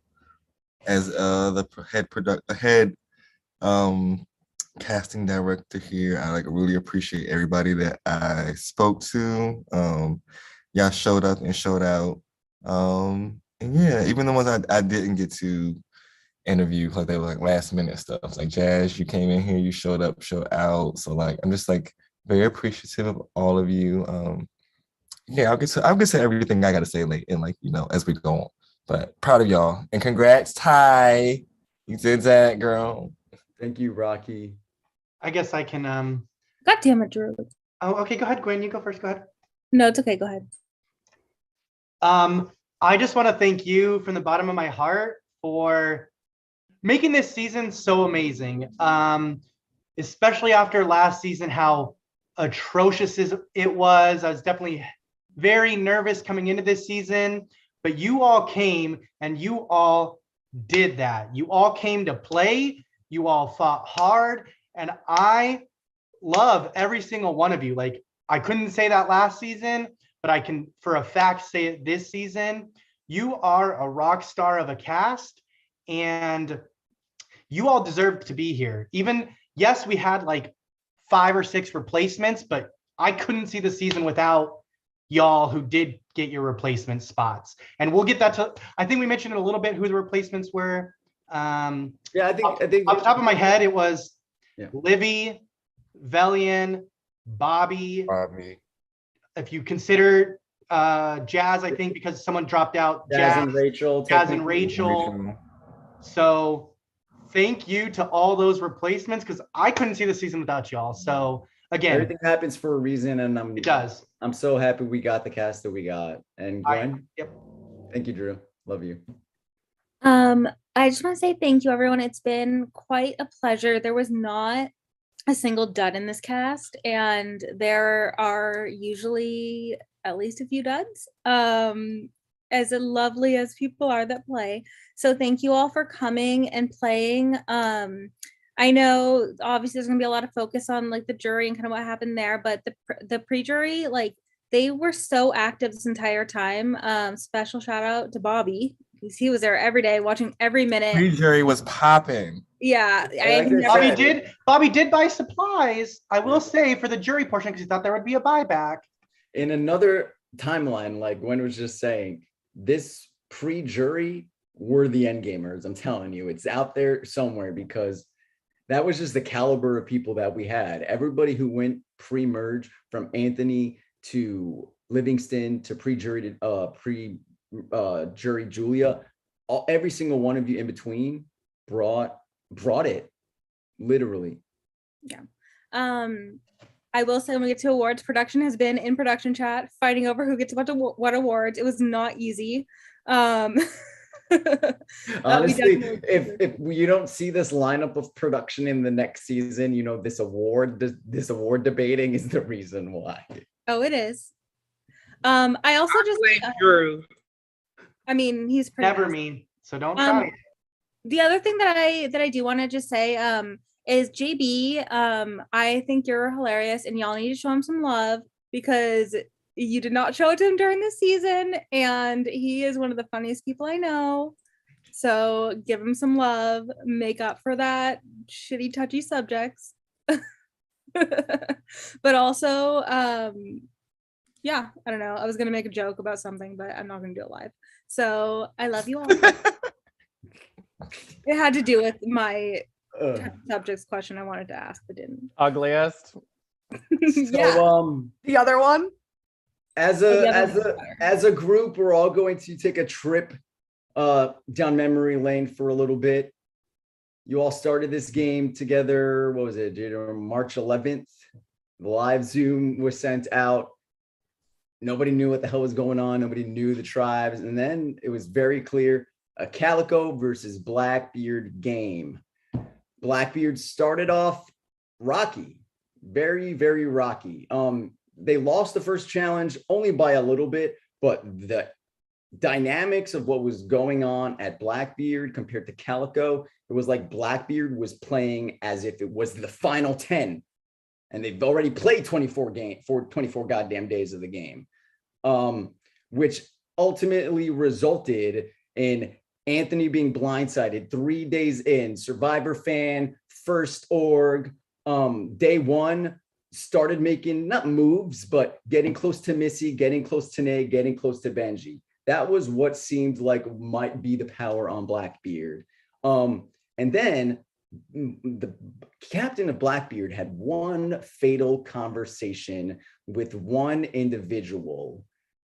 The name of this individual had a nickname throughout the game. His name was fucking Bobby. Benji had one conversation with fucking Bobby.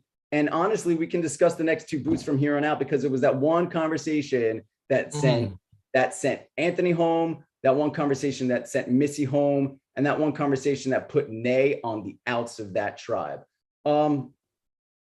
Anthony, now that you sort of see the lay of the land and what had happened, like at least a little bit, like you at least know a little bit more clearly what happened in your first 3 days. Either talk about it, any regrets, what would you have done differently because it was your first org? I mean, the first voted out is not what you intended. I know that. No, it definitely wasn't what I intended. I made a lot of mistakes, you know, hindsight 2020. You know, had I known Bobby's personality, I definitely would have approached him a little differently. You know, we spent a lot of time in pre-jury. So I think our personalities were always going to clash. We're both the type A, like strategists. So that was never going to work. I wanted it to work for a little bit, but I think I should have slowed down a little bit and focused on some social connections. I tried to lay low, but that's not my personality. So like when we lost immunity and nobody was really strategizing, I was kind of just like, all right, fuck it, I guess I'm gonna do it. So, and at that point, I didn't have enough social connections that when Bobby tried to move against me, no one really had any ties to me to not vote me out. What did you think of the season? You were the first one in the pre-jury. So how did, like, when the pre-jury started to form and then you started to hear bits and pieces from each person and you saw the game from your vantage point from day one to now, what are your overall thoughts? Any highlights, any things you want to mention from your perspective? I loved it. I tried to follow it as much as I could. Pretty much the only thing everybody knows about me is that I'm a fan. So just as a fan, I enjoyed watching it. I kind of feel like I missed out because this is an awesome cast and an awesome game, and I definitely didn't get to play with the people who made this game so great. But yeah, it was just a really cool experience. So, I'm happy I was a part of it, even if it didn't work out. Thank you, Anthony. Anybody on Blackbeard? I don't want you to feel like y'all have to stay on mute. Anybody from Blackbeard want to chime in, reflect on this? I know Rachel, she was a target. Taisha was called a floater along with Rachel, and Bobby flipped the script. Let's bring it to Bobby. Why? Because you're the one who actually took the information from Benji, and you started the narrative of Blackbeard. Everything that happened on Blackbeard was because of Bobby. Because it was fucking boring. That's why. Fucking nobody was doing anything. I mean, I'm the type of person that I can't fucking sit back. Like I can't let anyone control my game. I can't let anyone have more power than me. So when I saw Benji was captain, Anthony was controlling the money, I had no connections to Nay or Missy. I was like, fuck it. You know what? I'll just bring the other 6 people together and we'll make our own thing and we'll flip the script and we'll take control of the game. You see how that eventually turned out for me. But it was fun while it lasted. The first vote was fucking funny. I was like spinning around in my chair like, but eventually it kind of fucking backfired. So I kind of wish I didn't fucking vote Anthony out. If I had known what I know now about the social dynamics of, the whole narrative that kind of lasted all season, the whole feelings type thing, I would have never gotten rid of Anthony. Never.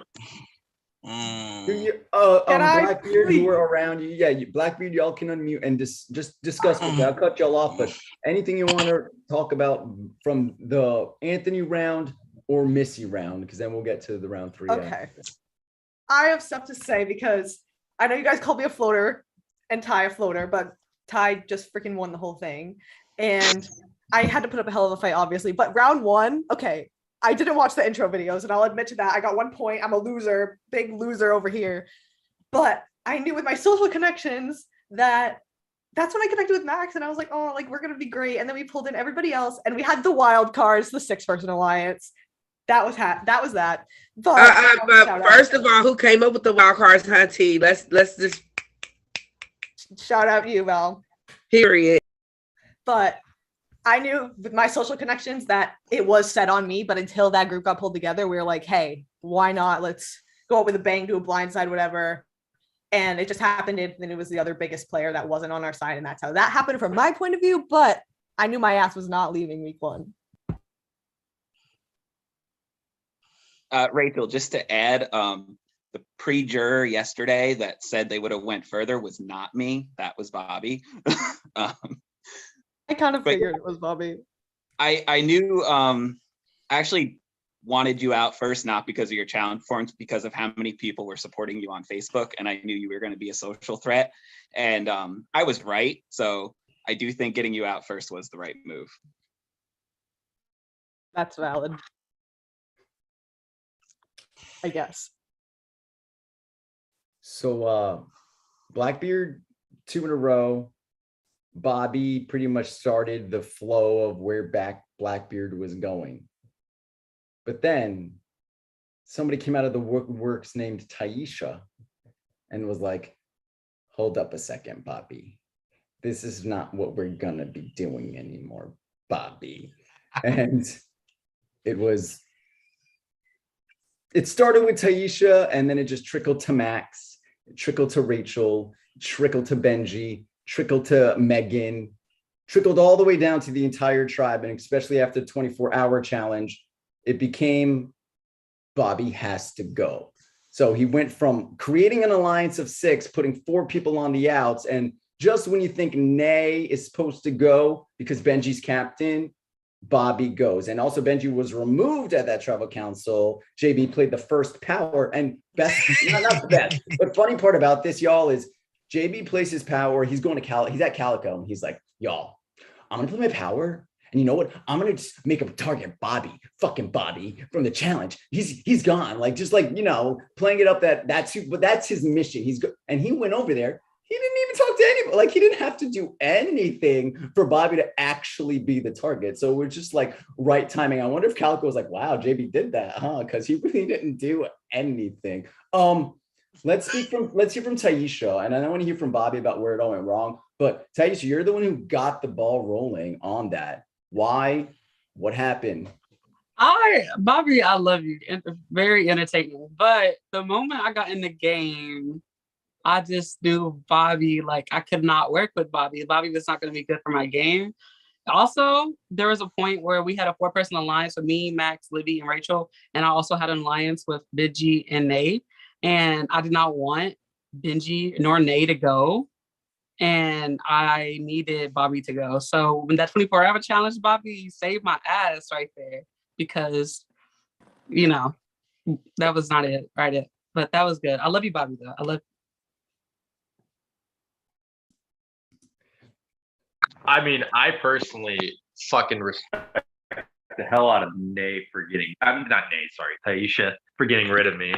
I think it was an excellent move. And when I was voted out, I was actually clapping. I was like, finally, somebody wisened up and got rid of me. And I was, honestly, I was impressed because, I mean, you look back at my confessionals, I underestimated the shit out of Taisha. I was like, she's a floater. She's not going to do shit this whole game. She's not going to do anything.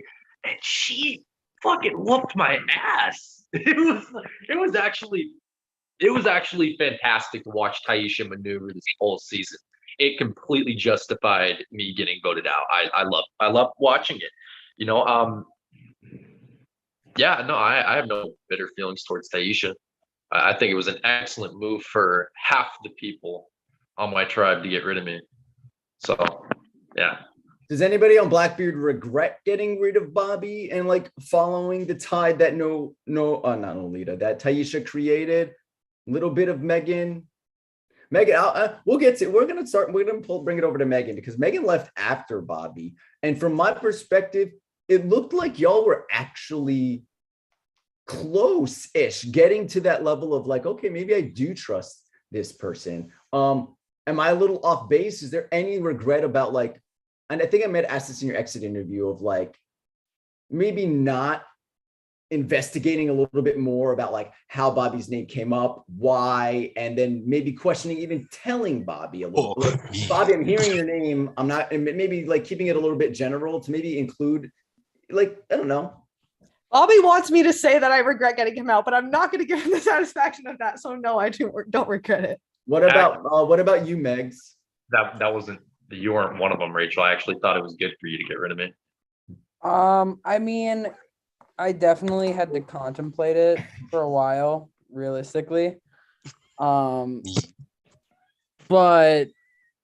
in the long run, I think I don't regret it. It's what I had to do to protect myself with the numbers that I had.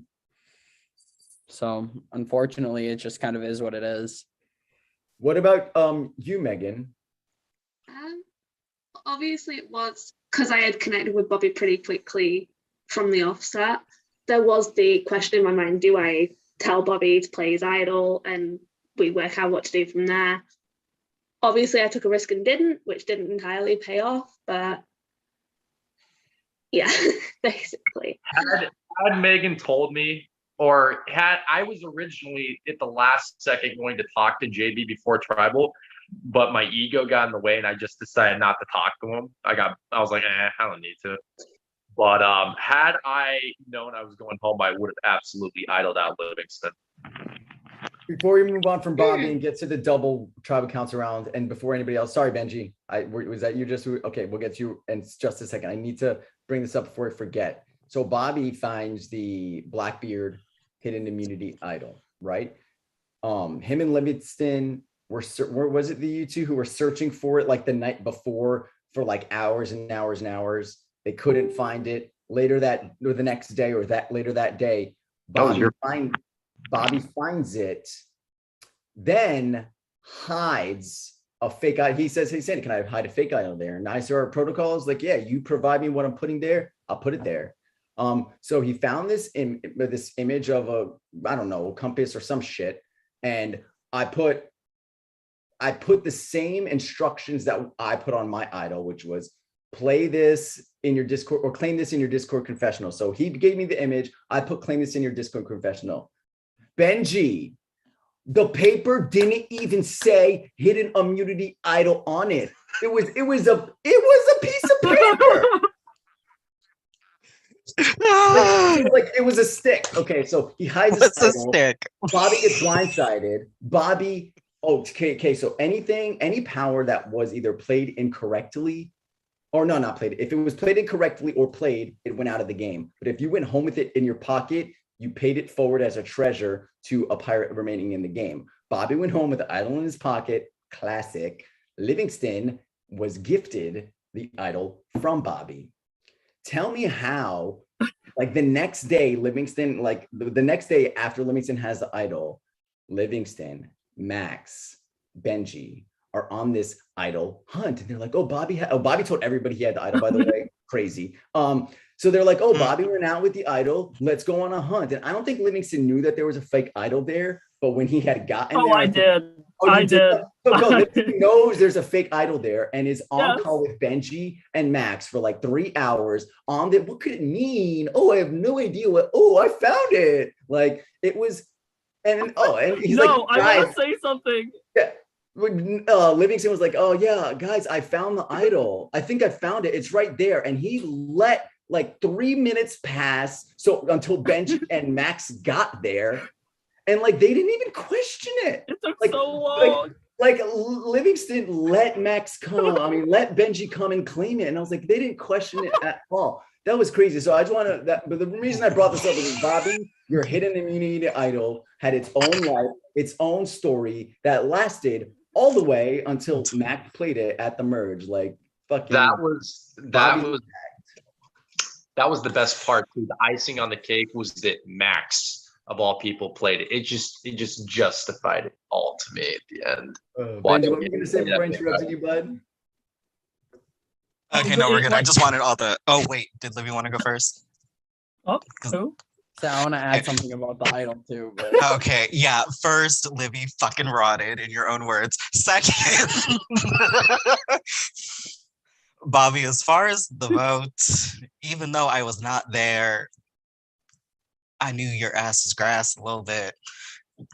Only because there were a few components there, a couple of them being from the 24-hour challenge, and the morale kind of starting to go down toward the end of it, to where people kind of use that as fuel to come after you. So even then, from that standpoint, from my personal game, when you didn't tell me about the Anthony vote, after I tried to get you all together, and you still decided to tell me afterward, broke my trust with you completely. And even though we were good on a surface level game wise, it was it for me, and I still would have voted you out even though I wasn't there. Just one. I know some people might have told. Let's hear from like a juror who was on Bobby's team from your perspective, Max. So you're already unmuted, Max. Why, from your perspective, or at least you're like what you know from Taisha, Rachel, Benji, that made it later in the game after that 24-hour challenge, why did the target land on him? Okay, so during the 24 quickly. Okay. So during the 24-hour challenge, like over the night, a lot of us were still staying up and everything like that, and we had all gotten really close, and we had all bonded a lot and everything like that, and we were doing really well. And it was the morning after, it was like right when I came back, roughly around 11 a.m. Everyone just kind of seemed down in the dumps and everything, and I was like, what the fuck's going on?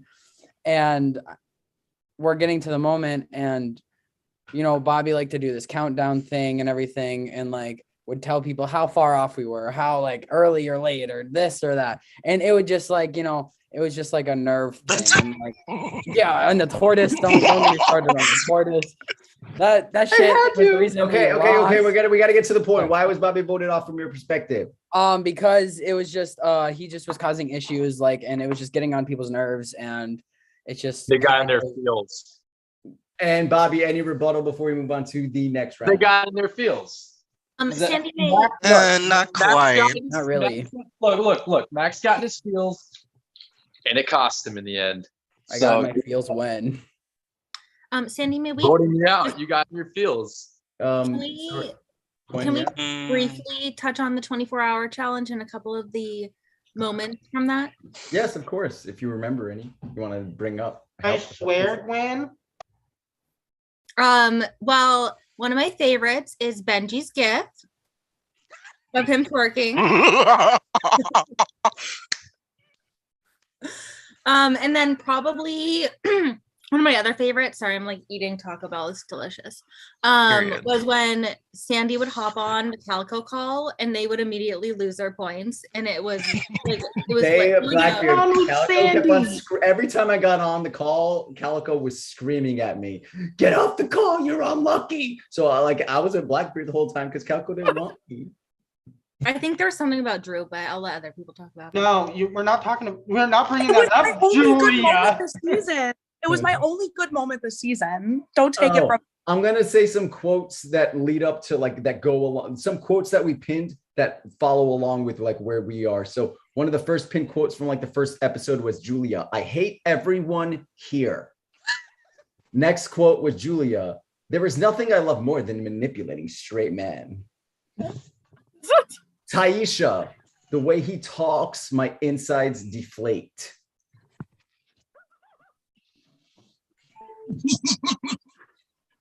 Bobby, "None of this is going to matter when I put this knife in your back."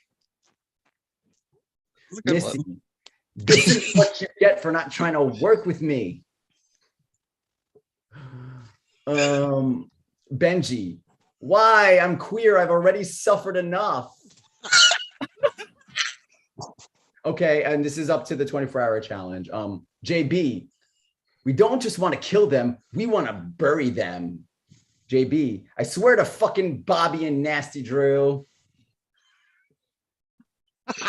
Rachel, "Even if they're winning immunity, they're still not fun." Matt, "I am the fish god."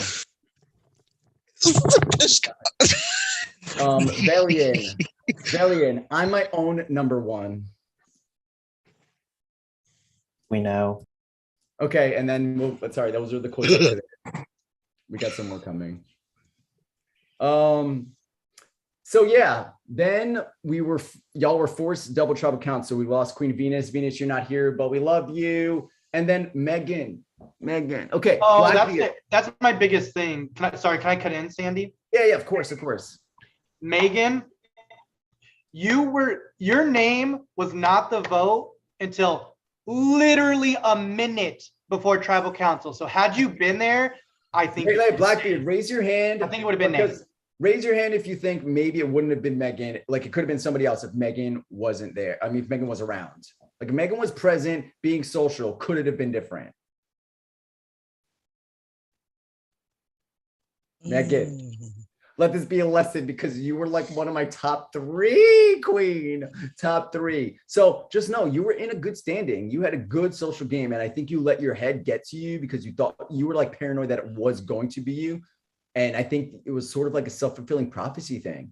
You thought it was going to be you and it was you at the end of the day, where I really think that you could have gotten yourself out of that. So next time, give yourself more credit because you are a queen. Okay? Any response to that at all? You were robbed, Megan, and I actually loved having conversations with you. I also want to say something positive for Bobby. I said in my confessionals many times that I missed him. So no, you will, but I felt Bobby's okay.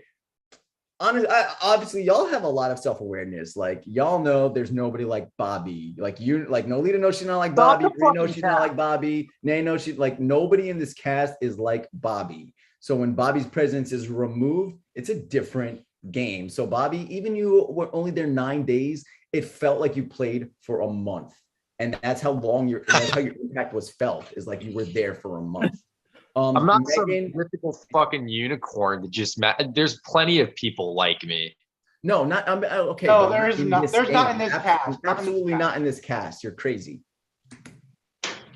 Yeah, no, I mean Julia. No. There's No, only she's one Bobby. not. No, she's not. All right.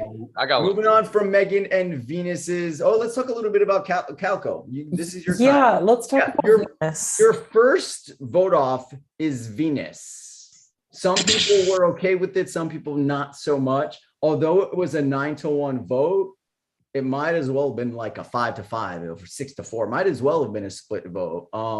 Alex, from your perspective, what was going on with Calico at that point? Why was it Venus? And how did that vote impact the rest of pre-merge for Calico? Right. I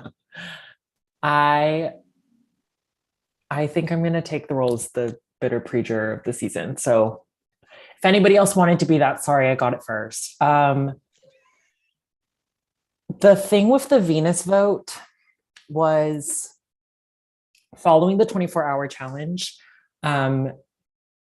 Julia and JB put me and Jazz into an alliance. And at that point, my biggest thing in games is I'm always afraid that I'm over aligned. And I do this to myself every single game, and I don't know what it is, but I'm always paranoid that I'm over aligned. And so because of that, I under align and I like don't connect with people enough. But at that point in the game, like Jazz, JB were the two people on the tribe. Sorry, like no offense, like probably the two people on the tribe I talked to the least. So being in that alliance with them, it was already putting me in a tough spot because I was like, now I'm kind of with everybody. Not actually, but like I thought I was. And when the vote settled really quickly on Venus, I started to be worried that my suspicions that JB, Julia, and Zach were in an alliance were true. And so I kind of wanted to nip that in the bud right away. So when me and JB and Julia and Jazz were on the 4-person alliance call, the whole time we were talking, I was DMing Jazz like the moment they get off, we're going to go talk. And then they both logged off at the same time. And me and Jazz went and talked. And I don't remember how we came to the decision. Jazz, maybe you could give some input on this, but like we were either going to flip the vote that round or the next round. And so the votes were set in place to do that. And what ended up happening, I think, was like both of us just didn't really talk to Venus. So we didn't see a reason to shake things up that early. But now I kind of regret that. I'm not sure. I can't decide what I would have done instead. Anybody else want to jump in? Can I say Jazz? I'll just wait till Jazz get done. Go ahead, Jazz. For me, the reason I didn't want to flip the vote there is because first I thought it was no way we were doing it in like 10 minutes. And second, I thought that Venus would be the path to least resistance based on like what I was talking with other people about. And I talked to Venus a lot, but like closer to her leaving, I talked to her less. So it was the thing, like I was like, okay, I can do this, but I still felt bad about it afterwards. But I think what my thought process was, it's too late to change it. So it just was what it was. I just want to say, guys, if some of you might notice, some of you didn't notice, Venus is my younger sister. She's like 3 years younger than me. So I want to tell you guys this was actually her first Survivor or game. She only played in my Big Brother game. And she does not take anything personally. She felt like this was the best. She had fun. And also, guys, had she survived that round, she would have gave most of y'all a run for y'all's money because her social game is fucking amazing. So I was really surprised that she got out early as the way she did, knowing how she played in my series. So if Sandy give her another chance, I think she probably will come back and change some people's minds. But she had fun. She adored everybody. And she told me to tell Drew she loved him. I don't know why. Yes, obviously she's the better sister. That's why. Period. I don't love you. Some just love you. Anybody I else love on you Calico too, Val. Anybody else on Calico want to mention the dynamic or the Venus vote? Because I feel like that might have had impacted the rest of the game. But if not, we can move on to the next boot.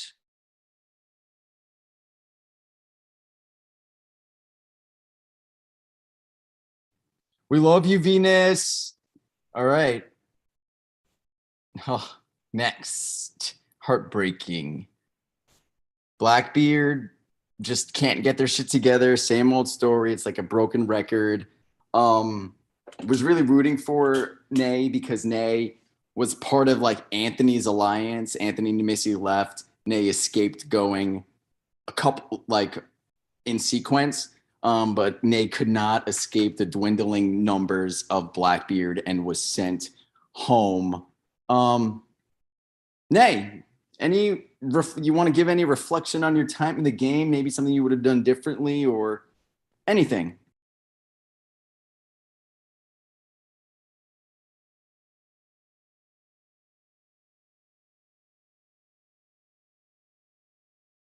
I don't hear you, Nay. Does anybody hear her?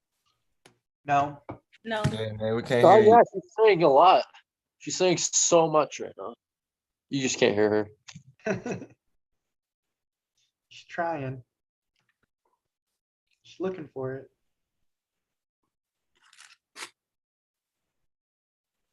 Maybe.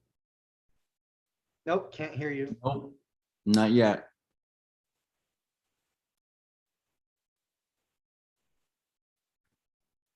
Well, Nay, you look gorgeous. As always. Okay, can you hear me now? Now we can. You're good. You're good. I don't have any regrets, to be honest. It's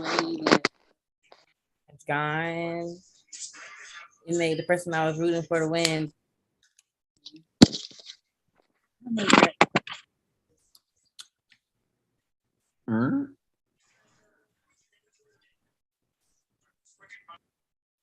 Was that it? Sorry, you were like cut out because I don't know if that was somebody made noise. So I don't know if it was you or if it was somebody else's mic.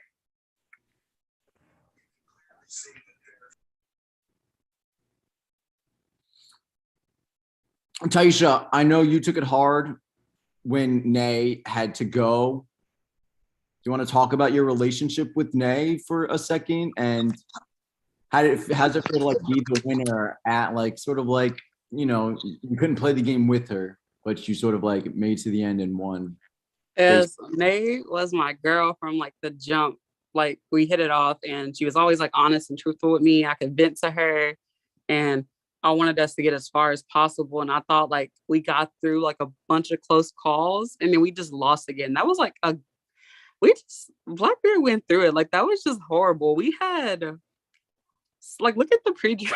Like, what the hell?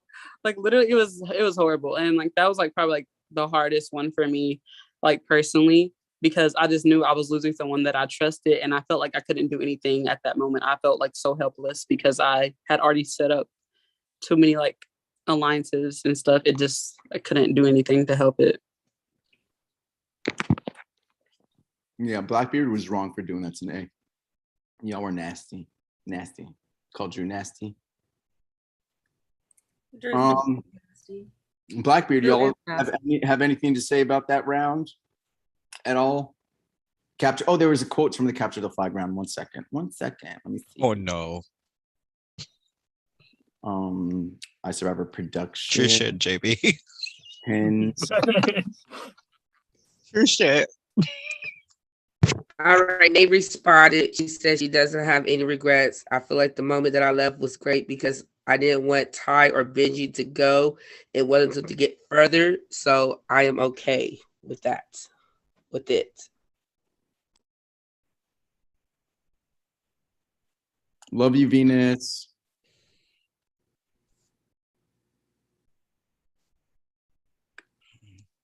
Okay. Quotes from around this time.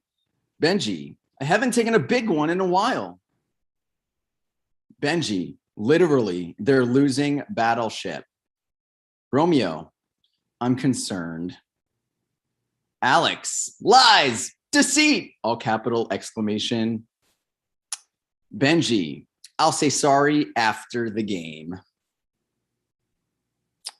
And then we move on to the first actual loss of Calico. Calico decided, hey, we're not drinking toilet water. I don't like these people that much. We're going to be voting somebody out. Like, that's essentially what they said.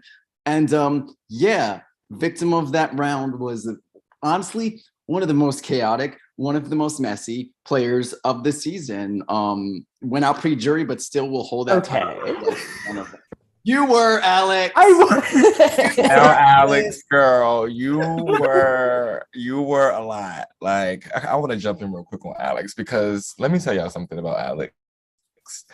I would wake up in the morning and Alex has already written a plethora of things about everybody on Calico and how he doesn't trust this person and this person's talking to that person and they're a liar. And he's on calls while he's talking. He's like in his prod chat on calls like, this motherfucker's lying. They think I'm stupid. They were. And I would just like take his thoughts and put him in the viewers lounge. Like, this is the next episode of Alex's thoughts. Like, it was like a rampage of him just typing things 24/7. Loved Alex so much. So good. Alex had me so engaged. And like there was a call Alex's round. It was him and Bree. And I don't know how serious it was, but like when they were talking to each other and developing a plan, I was like all for it. I was like, yes, Bree, Alex, y'all got a plan. But like it turned into like they needed, or when they were discussing, it was like they needed to throw out a name to everybody else that was like believable. And at that point, it was like, if you throw my name out there, it's believable. If I throw your name out there, it's believable. But then I don't know what the fuck happened. It was such a whirlwind where like Bree throwing out Alex's name like actually stuck. Yeah. Can I jump in, Sandy? Yeah. Please help me out. So Alex, you were staying until you ran and tried to take out, who was it? Velian, or I don't remember who you threw Velian's name out. The moment you threw Velian's name out, Romeo and Velian flipped on you, but the votes were there to send home.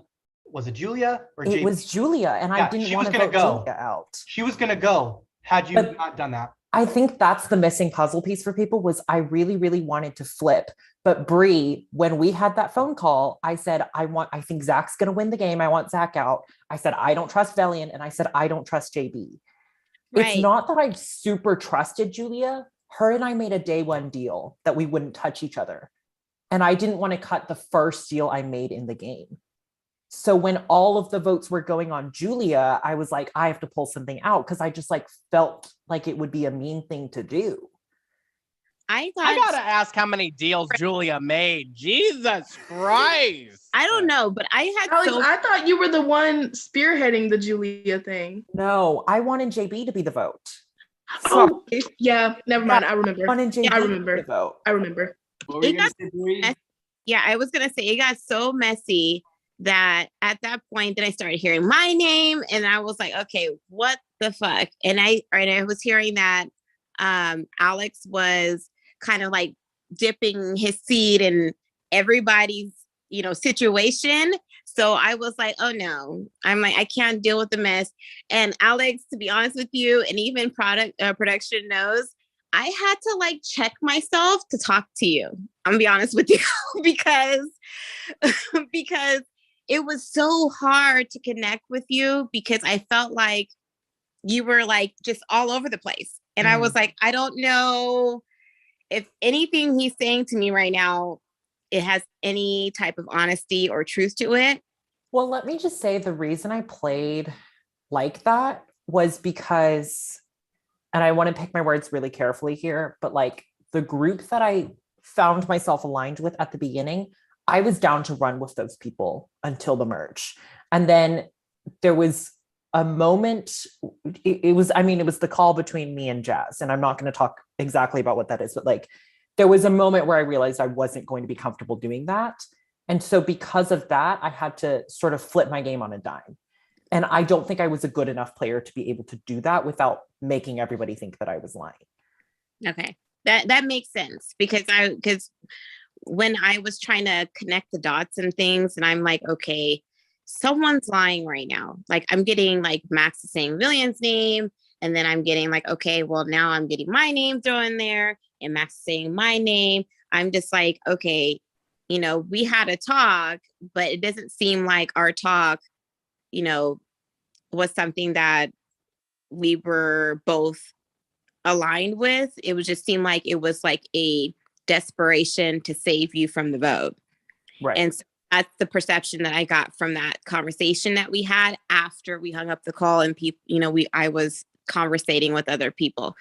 So that's honestly was my vote for you. Outside of the fact that we had, and I don't know if you felt it, that was just kind of like me personally. We didn't talk before that day. Didn't. And then and when we did, it was like, okay, well, how are we going to figure this out? But it was just hard for me to connect, with you. And that was another thing, was we needed the 5 votes. And it was like when me and Jazz sat down that morning, we were like, how are we going to do this? The plan was to tell, I don't think this was ever like formalized, but basically I went to every single person in that 5 and said, we have 4 votes. We just need you to flip this 5th person. So every single person in that group of 5, I had to sell a different story to make them not realize that I already had these 5 votes, because I was worried if I did that, it would just turn back on me. And so it was like, I had to wrangle together all of these people, a bunch of whom I barely talked to make this move, when it could have just been smart to, honestly, I mean, I think if I hadn't said anything, Brie, it probably would have been you going that round. And part of me was like, maybe I should just let that happen. But I didn't really know what to do. Brie wouldn't have won, I'll tell you that. Okay. I agree on that. I was gonna say every time I heard Bree's name, I was like, I'm not doing that. I told you it would have been Julia that went. I have a question. It was so chaotic until Alex, I really think the votes were set on Julia before all the shit hit the fan with you. I think I didn't want to do Julia at all. And honestly, I probably shouldn't have done that because I didn't trust Julia that much. I just really didn't want to go back on that deal. Sorry, Julia. Little did you know, Alex, there was this showmance on Calico. Ew. And you named one half of the showmance, and that was not going to fly. I have a doable question for somebody in the showmance Valiant. Take me back to that round that Alex was voted out. And if you need more fingers and toes, let me know. We can have somebody assist you. But how many names did you throw out that round? Do you remember? Me? How many names did I How throw? many tribe mates names were you okay with saying that round? I was saying Julia's name, JB's name, and Bree's name. You said Zach's name. Yeah, probably Zach as well. For you, Alex. But was that the round that also you were saying Jazz's name? Yes, and yeah, Valiant. I heard you were trying to get everyone to vote for me. So just so you all are aware of the mess, the chaos that is Valiant, he just confirmed. He said maybe 98% of his tribe's name to go home at one point throughout that round. That is what we call a legend.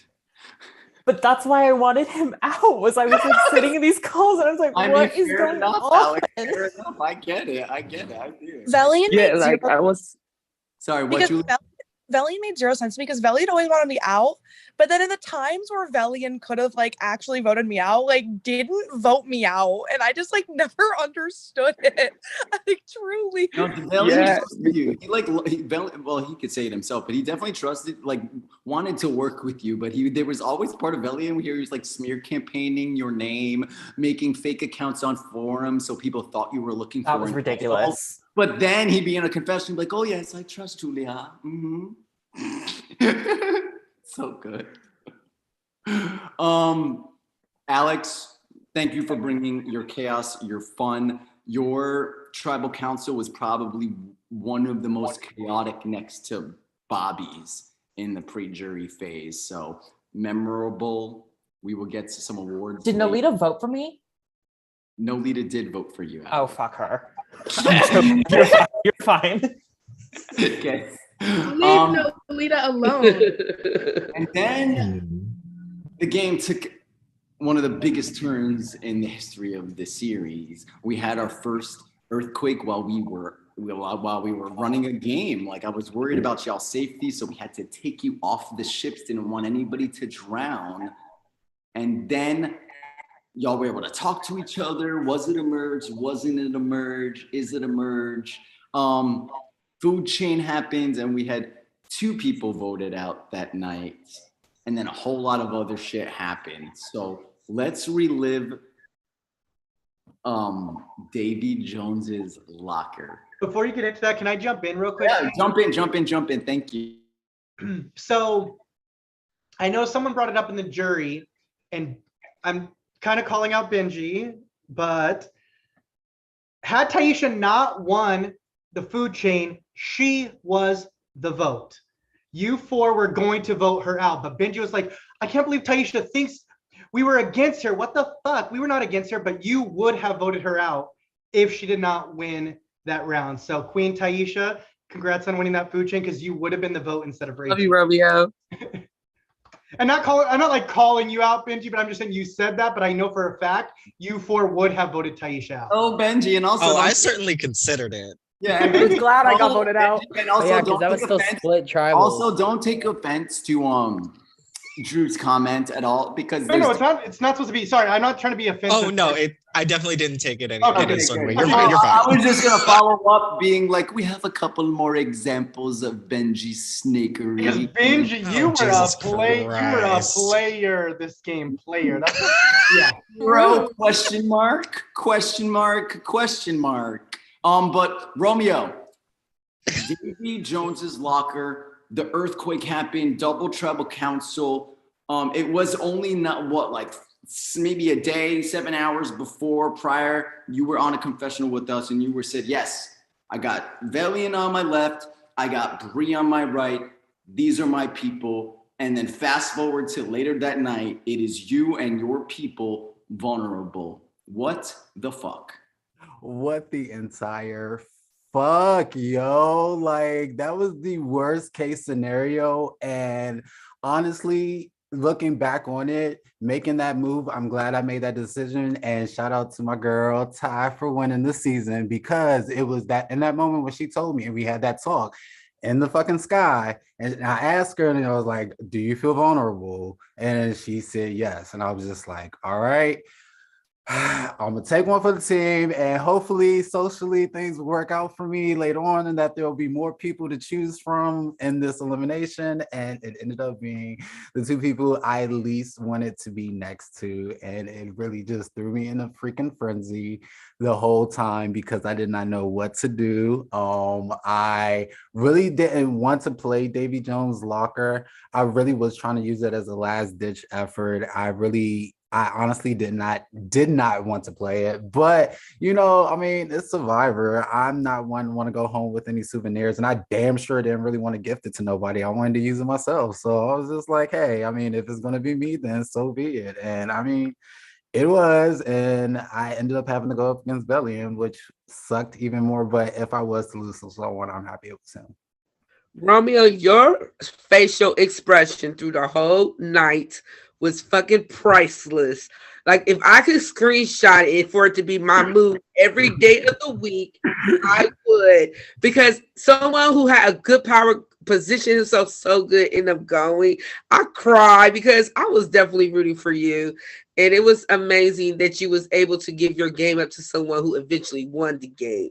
That's how you know that she was a force to be reckoned with. And I give you mass props for that one.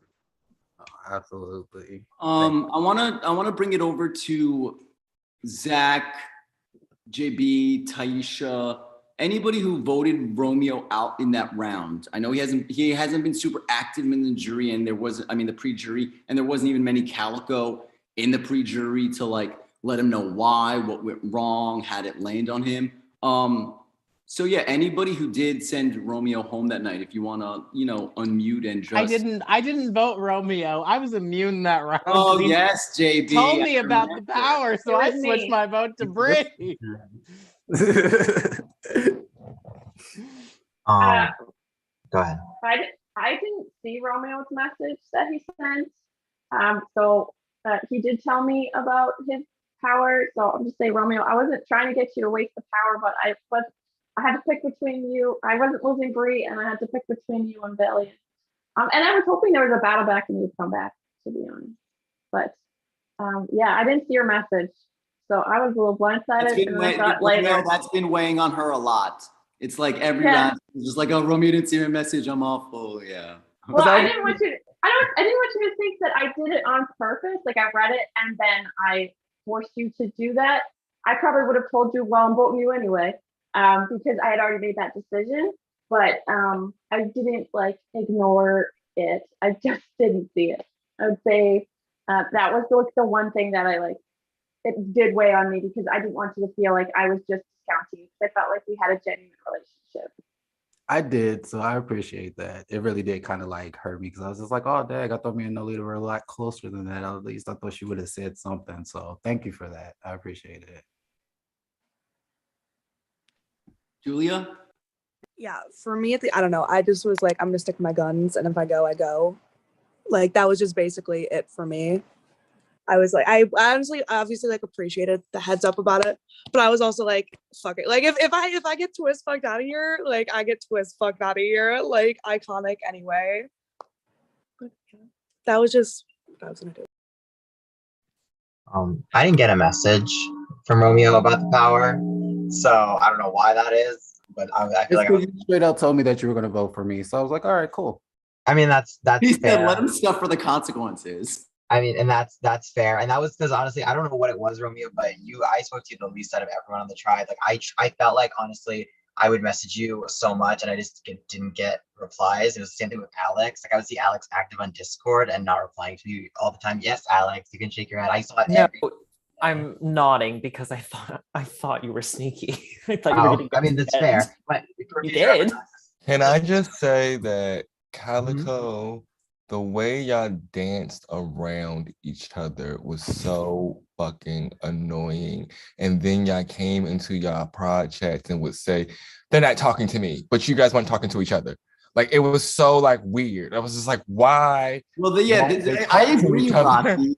I agree. And then they're like, I agree. And then they're always like, oh, there's no time. Meanwhile, they've had 25 minutes to talk, 5 minutes left before they got to vote. And they're like, oh, like it's girl, we gave you 30 minutes to talk. Fucking get to the vote, get to the strategy, and everybody's going, dancing, playing coy. Crazy. Oh, it was always the last minute with Calico. All That's the what I time. thought about Romeo though, because like I always my biggest thing was like everybody kept saying like Romeo is so likable, like Romeo is so sociable, but no offense, Romeo, they didn't seem to like you. Like they didn't seem to actually be talking to you. That was the thing that was upsetting me the most was everybody kept saying like Romeo's a social threat, like we need to get him out of here. Meanwhile, he was on the bottom of the damn tribe. I was like, what is happening? And that's why I was like so unwilling to, I mean, I wouldn't have voted you out, but I wasn't there because they took me out too, probably for the same reasons. I just felt like with the people who were on the bottom, and I understand like you do this in games to be nice to people. You're like, oh, I'm doing this because they're a threat in this way or whatever. But I just felt like it sometimes was just as simple as like, this person isn't talking to me. This person, like, I don't know. That just, it rubbed me the wrong way. And I don't know why. Jazz, you had some insight on this? Well, for me, I go to my confessional and say they're not talking to me because when people aren't talking to me actively before we're about to vote, I'm assuming that they're talking to somebody. And that's my motto every time I play a game. If you ain't talking to me, you're talking to somebody and something is going on, something's brewing without me. And now I see from Prod's perspective, we all weren't talking to anyone. It's like y'all had like the two people that you talked to, like Jazz, you talked to Alex and, you know, one other person sometimes, right? And like JB had Julia and Zach. Zach had JB, Julia. Granted, you all did talk to other people in like everyday how you doing capacities. But when it came push come to shove, and because Calico was the majority of the fucking merged tribe, it was always like that weird, like, I'll talk to somebody that I trust, but anybody that I don't trust, it's like I'm gonna wait to hear where their head's at through somebody that they trust. You know, it's fucking weird. I mean, but honestly, in our defense too, we really didn't have the chance to really actually play the game that many times. Cause like even like I know we like touched on it with the Venus vote, that was kind of like a general consensus. And then even though like the Alex vote was really like the first time we were like trusting where folks that we said we wanted to work with, you know. So I mean, That's honestly very, very true. And I think maybe from a viewer's perspective, we were, I guess,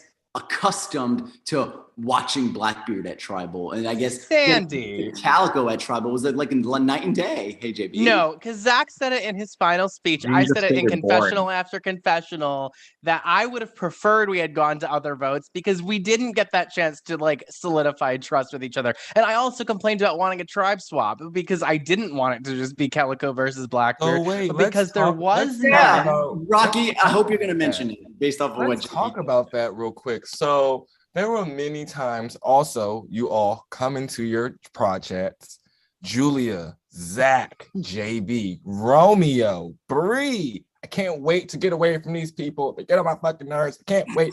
And then we ask y'all, do y'all want to jump? No, because I think if I jump, then I just don't think that I might be the first person. But wait. I'm not done yet. But to bring it all back to the beginning, when I first met a lot of you, Romeo, your social game on point. Everybody's social game on point. Y'all can work through anything. Y'all adaptable. I asked y'all these questions in the beginning because I already know what the season's gonna give.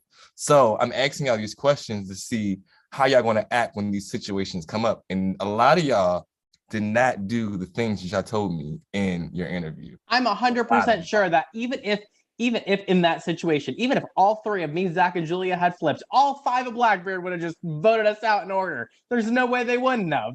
That's just how it would have gone. But even on the flip side of that, you don't know who Blackbeard, if y'all would have chose to do y'all thing. Like, I'm just saying, like, we gave y'all options to like, granted, we didn't give y'all a traditional swap. It went with the season of mutiny, and we gave y'all options to do it. We did. We gave them that because some people definitely regretted not mutinying. Some immediately more than others. Like, I'm sure Bobby, Megan, Nay, those who went right after the mutiny option, like obviously it had to have crossed their minds that fuck, maybe I should have taken that. And some of you who did stay in the game past those initial post mutiny were given an opportunity that wasn't super highlighted, but we straight up asked you, do you regret not mutinying? And absolutely nobody said yes. I think because, I mean, like, y'all have watched Survivor. There's mutinies on real Survivor. Like, the riskiest players that we've seen in the history of the game did not choose to do that. Because you're going from a spot where you're on the bottom of the tribe, but at least you've met these people and you know where they're at and you know how to take risks on the tribe you're at. Or you can go be on the bottom of another tribe with 7 people. Like, it just wouldn't have been smart for me. I mean, I came in this game. The devil you know. Yeah, but here's the thing. Yeah. Here's the thing though. Calico clearly was divided. You guys didn't lose, but y'all were divided. Let's say after the Alex vote, there's a mutiny option. If somebody from Blackbeard comes over to Calico, they're not the next one out. They wouldn't have been gone. No. But they couldn't have known that from their perspective. True, but that's the same thing from y'all's perspective. You just said that you go to another tribe, you're at the bottom, and I was just highlighting that that's not necessarily true. On paper, yes. If you put your, I think it's less. I think it's more likely though. If you go from the winning tribe to the losing tribe is going to be fucked. If you go from the losing tribe to the winning tribe, I think you might be in an okay spot. But like going from the winning to the losing, I don't think that's a good idea. It doesn't make a lot of sense because it's like, for me, right? Like, maybe I can trust that somebody I've given an advantage to on the other side, or somebody that I've known from another game has my back or whatever. But if they're losing immunity after immunity, no offense, because I didn't want to be winning immunity after immunity, like, we're going to be going to tribal council soon. So I'm going to have to get there. And within, 6 to 12 hours, I have to make all of these connections, get people on my side, learn the dynamics of a new tribe that's probably lying to me because they probably want an easy vote because they probably all hate us at this point. I don't have an idol with me. It just like, you're going from, I have basically no protection because I'm at the bottom to I guarantee that I have no protection. Like, I know I won't. And Alex, that just doesn't ever seem like a smart move to me. Alex, I do have a question. Said something. Oh, I'm sorry. No, sorry, Rox. I do have a question though. So Calico saying that they haven't lost. They wish they went to tribal council.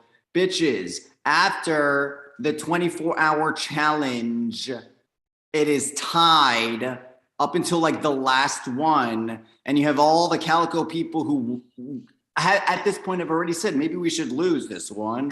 That's what I was going to say, Sandy. I was just and about yet to say y'all that. had to get the last point. You had to. You just Y'all had didn't. Y'all a lot of At y'all that doing that point- 24-hour challenge. Y'all were complaining No, to at us that that y'all point, were- we had invested like But 16 no, but hours JB of our lives. But JB, no, this wasn't. You, JB, you were so enthusiastic about that. You weren't ready to win. People did not want to win. Alex did not want to win. Romeo could care less. They Zach really did not want to wanted win. They did not want. They did not win. want to go. They wanted to go to tribal to shake it up, but everybody was so nervous. They wanted to be. Oh, we're gonna stay Calico strong, but secretly, that's why I asked what I asked. Y'all had options to shake it up, to jump, to lose. That could have Y'all been the didn't, one like- challenge. That could have been the one challenge that like situated a core 4, a core 5 that could have steamrolled this game. You know? I mean, the challenge did create a core 4. We just didn't like each other. Speak for yourself. I felt like both tribes were like night and day. You have Blackbeard who was losing but getting along and loving each other, and then you have Calico who was on this winning streak, but nobody was talking to each other until But right when the that's time kind of y'all needed it. how like So Kumbaya Survivor works. That Like when really you is. don't It is lose the challenges, that's age-old what story happens. of the dominant tribe sticking it out in numbers and winning challenges. But I not- said multiple times that this happens all the time Oh, in yeah, you did. Survivor. No, honestly, it's funny. Calico, some people on Calico, most of Calico saw I it. referenced Philippines and Y'all Denise saw it winning. coming, and it's That's- funny that it went that way. And Sorry. most seasons, I said it too because I'm a big Survivor fan. Most seasons of Survivor, it's like this. The only time you see, like, really a situation besides early Survivor where all you knew were the pagongings and if my tribe had numbers at merge, they're steamrolling. The only time you really see that dominant tribe like continue on that dominant streak and carry it to the end is when you have a giant mafioso type Boston Rob character in like a la Redemption Island. You just don't see it because it doesn't work. And there's been countless examples throughout Survivor where it doesn't work. That person was on the wrong tribe. That person's name was Bobby. I mean, I think the person on our tribe, from my perspective, like JB, I didn't know you didn't want to win challenges because I thought you were I thought you were super competitive about wanting to win them. I'll set the record okay, straight. no, but I am. Wait, let me set the record straight, Jimmy. You can chime in. Not everybody, a lot of people had that same perception, Alex, that JB was this like ringleader of whatever side, that he was like. So get together and vote him out. Sorry, I'm gonna get mad again. But it's funny because I was laughing because like he really like was not like he wasn't like this big bad wolf that everybody had to be afraid of. And it's funny, perception versus reality here. I mean, I said multiple times in confessional, I was like, the reason I'm putting it on JB is not because I think he's super social. I kept saying like I feel like Zach and Julia are the connected players, and I feel like these people are the shields, but it just seemed like the path of least resistance to me if I was going to have to flip it on somebody. And obviously it didn't work, but like that was my thinking. And now, you know, going back to, I probably would have just stuck with my gut and like thrown out a name that I actually wanted from the jump. But I think I was also kind of indecisive. So I feel like if me and Jazz, or even me and Jazz and Bree together, had gotten together and come up with a name together 100% for sure from the jump, then there wouldn't have been any shifting within that 5 that we formed. I do think it's just the Gemini in me that likes to hear myself talk that makes me a target because I talk a lot. I did not want to vote JB that round that you went, Alex, but like everyone was saying, like perception and like just, I don't know, everything I was hearing, I was like, is JB really like someone I can trust with my life? I think I let what other people said cloud my judgment on JB. So I didn't want him to go that round because I really enjoyed JB. That's why I wish. Sorry. I do not mean to interrupt. I don't want people to drop off. We did get sidetracked. We were at the Romeo thing. But Go for it. Production, what's your call? I think we do what I said. I think we do that before more people drop off in case people want to drop off. Yeah, I think we should do some. Well, I think we can do them all. I think we just do them all. Yeah, so we're gonna do some award or do the awards, so you guys can hear your awards, and then we can people who want to stay and keep going with the reunion, you can stay, and people who don't, you But can I'm go. definitely, if you want to, I'm circling back, finishing off with the aftershock. Sorry, Sandy, didn't mean to cut you off there. I just No, people you're drop good. off. I just don't want people who haven't been addressed yet to leave. Oh yeah, we're definitely. That's more What are you- important than awards. Okay, so I mean, what do you want to do? No. But if y'all want, do you guys want to continue on the look back or do awards first and then come back to the look back? This is y'all's. Yeah, it's up to y'all. It's y'all reunion. What do y'all want to do? Do the continue look back. People can fucking wait. They can have some patience. Yeah, Damn it. I'm pre-jury. I'm willing to shut up. Like the people who actually played a good game get to talk now. Yeah, you don't just get to stop it midway through. No. All right. I'm just saying, I only said that because people are starting to drop. So Yeah, I mean, you don't have to get. Yeah, I think we should do awards first, just so people that don't want to stay on can like. I agree because I don't want to talk about it. But yeah, up to you, Sandy. You have the call. So okay. That's it. I only said that because I saw some people starting to drop off. So I mean, Otherwise, I Bobby, would've- if they want the tea, they'll stick around. I mean, some of y'all are like later. well, there's some people like Valiant and Megan who's up at like 8 a.m. Okay. All right, we'll do the awards and we'll move on to the home stretch of the season because pretty much Earthquake and On is like the home stretch. So Romeo to Jazz. All right, so I'll make it fast. All right, award. Oops, sorry. I mean, it's. All right, so I'll introduce it. Okay, so we're going to get to the awards. We'll shuffle through, Rocky. Gwen and Drew, did y'all want to announce? And Val, did y'all want to announce awards too? I want to do a few, but whatever. Or we could just go down. You could just go like one at a time, and we each take one. I don't know if Gwen's here though. I'm here. What the Oh, fuck? Okay, so you're we'll go. eating your Taco Bell. I thought. Girl, y'all are a mess. This is what we go through, y'all, behind the scenes. Drew, I would like you to look at the pretty awards. Okay, so it's going to go Rocky, Sandy, Val, Gwen, Drew. Look at the pretty awards, y'all. If you're reading the awards, because Gwen made a pretty chart. Pretty. We gotta read. Of course she did. All right. Alrighty. Okay. Also, you can read them in whatever order you want. Yeah. So highlight like if you. Oh no. Well, what happens if they? What are you going to do to know that we've done the award? Just go top to bottom. This is what we go through. It's the easiest thing to go top to bottom, y'all. This is how we make magic, y'all. This is how we Just make superlatives. Like, let's go. Top to bottom. Top to bottom. Go, Rocky. Go. I don't even want to do it no more. Gone too soon. Gone too soon award. The runner-ups for Gone Too Soon were Megan and Venus, and the winner of that award was Anthony. He was Gone Too Soon. Okay. Our second award is the Best Pre-Juror Award. Our honorable mentions are Nay and Megan, with the Best Pre-Juror Award, deadlock tie, Julia and Bobby. No question. Congratulations. Was that due to us shit talking everyone for like 25 days straight? That's the way I have it. That's the way it should be. I'm dead at the end. The Best Jury Performance Award, we have runner-ups of Rachel and Bree, but winning this will go to JB3. Congratulations. Up next. I don't even know what I won because I missed what you said at the beginning. The best jury performance. Okay. Up next, we have the lie detector determines that is a lie award.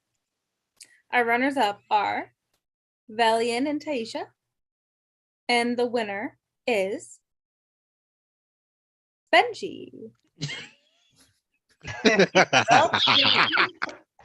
Benji love lying and twisting words. Okay, so the next one is the most rootable award. The runners up are Jazz and Rachel, and the winner is Maxwell. The fish mom. The next award is the best moments of the season. We have runners up, the overall earthquake, Max playing his fake immunity idol, and the winner of best moment award is Romeo playing his power and losing 2 duels in one night. Good one. Listen, listen, I was screeching the entire time. I had to go out of camera because I was screaming my ass off. Just We have a funny group of castaways with some iconic quotes, honorable mention, runner-ups, JB3, quotable, Julia, quotable. But the number one quotable person with one-liners that just had production rolling. Congratulations, your award, Zach. ooh. Oh, I can't wait to see and hear this shit. I want to hear them. I do. One of my favorite Zach quotes was, I don't want to talk to him. I'm too busy watching paint dry. Oh, let me go get another one. Who was that about? This is literally my favorite quote of the I still have season. this. Good. Romeo, I love you. I gotta find it. Oh no. I have to find it. Hold on. Okay. Okay. You let someone who plays like a toddler beat you. Zach. That was a Zach quote from you losing a duel. And I think the toddler. You losing to Rachel in the tic-tac-toe. I'm the toddler. Yep. So congratulations, Zach. The winner of the reading challenge is the library is closed. Rachel girl, you were playing horrible at that tic-tac-toe. I really were. I know. You were awful. I was so stressed. I was like, fuck, I only have one option to go. But I still won. All right, Val? Oh, really I remember we were watching that. We were just laughing. Wait. Gwen said really quick and then we're moving to Yeah, I was gonna say, if you guys have a chance, watch Julia and Zach's joint confessionals. Oh, girl. Oh yeah, those are not this. Girl, those are another thing. If you want to don't watch them. If you want to be tortured for 30 minutes, listen to one of Bobby's confessionals. No, I'm just kidding. Bobby, Please did don't great. watch I'm just kidding, Bobby. Fuck you. All right, next award. Next Val. award, Val. The biggest move award, the runner-ups were Lolita playing her idol and Bobby's blind side. But the winner is Max playing his power. The Inuit spot power. I love that move. I think that was the best one. Great job, Max. Thank you. Our next award is the Stuck in the Middle with You award.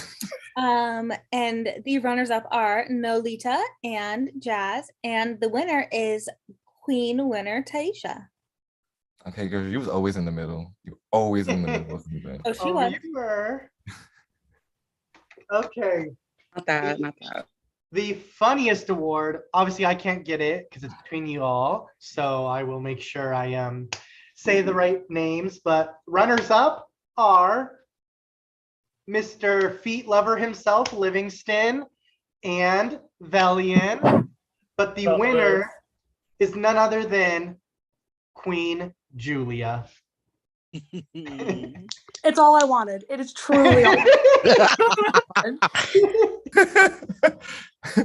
All right, the most Rob Pre-Jury Award. Runners up, Anthony and Julia. And the most robbed.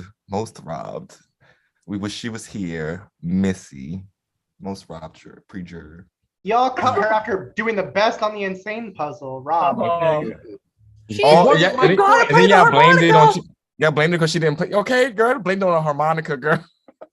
But then you didn't vote out Livy. When he didn't Yeah, Livy didn't cook, and you all didn't vote him out. It was To be fair, it was an individual punishment, so only You lucked out that it was an individual. It probably would have been him next in that case, though. But it was an individual cough after that. So we're like, okay. All right, to follow up the most robbed pre-juror award, we have the most robbed juror award. Honorable mentions being JB3 and Max. The most robbed juror award goes to Rachel. Really? You were robbed, Queen. Robbed. Oh my god. By Sandy. It's an honor. By me, yes.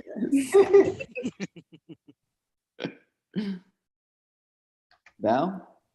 The Best Read Award nominees Zach and Villian. I can never pronounce his name right, so don't judge me. But the winner for the Best Read Award goes to the winner, Taisha. Congratulations. You had a lot of good reads, Taisha. When y'all weren't listening to Velian, though, we were screaming. We were screaming when y'all weren't listening to Villian. Villian knew exactly what to do, and y'all just would not listen to Villian. Y'all would not, Calico would not listen to Villian. Our next award is no, it's me. I go after Val. Okay. You're after me, Rocky. Yeah. Most potential award. This is one that we debated. The runners-up were Livingston and Max. But the winner is Rachel. Period. And my runner-ups. I love you all, you guys, so much. Thanks, guys. So the nicest award is up next. The runners-up are Queen Venus, she's not here, but Queen, and Jazz. And the winner is none other than the Queen herself, Nalita. Oh, you guys forgot Bobby. Julia just pointed that out. Yeah. Okay. There's his internet. It's my favorite award. Thank you. You're welcome, I Nalita. am nice. It's why people think I'm stupid, because I'm a nice person. Queen. The next award is Best Confessionalist Award. This is going to be for like video confessionals, whether you had with us or you recorded yourself. Runners up are Benji and Velian. And the person with the best video confessionals that gave all the tea, all the rundown was Romeo. We love tea time with Romeo. Oh, it was so good. However, comma. I was always high, so yes, I'm glad to have entertained. Okay. Also, we have another Best Confessionalist Award, and this was the person who engaged us most in their actual Discord confessional with their talking and their spam, and he already knows it's going to him. Congratulations, Alex. Let's forget about that. Honorable mentions were Zach and JB3, but Alex did win. Bitch, not and the honorable mentions were. Sorry. It's because like I just saw him shaking his head and he like distracted me with his reaction. The Pot Stir Award, the runners-up was Villian and Benji, but taking this, you should already know, Chaos Alex. He said what? Wait, I kind of get it, but it didn't work. I left. That doesn't Oh, mean it pot stirred. It pot Oh stirred. no, you were a pot stirrer. Pot Stir. Okay. Yeah. Well. Yeah. Yeah, you did, Alex. You Okay. It's not most successful pot stir. Y'all are horrible.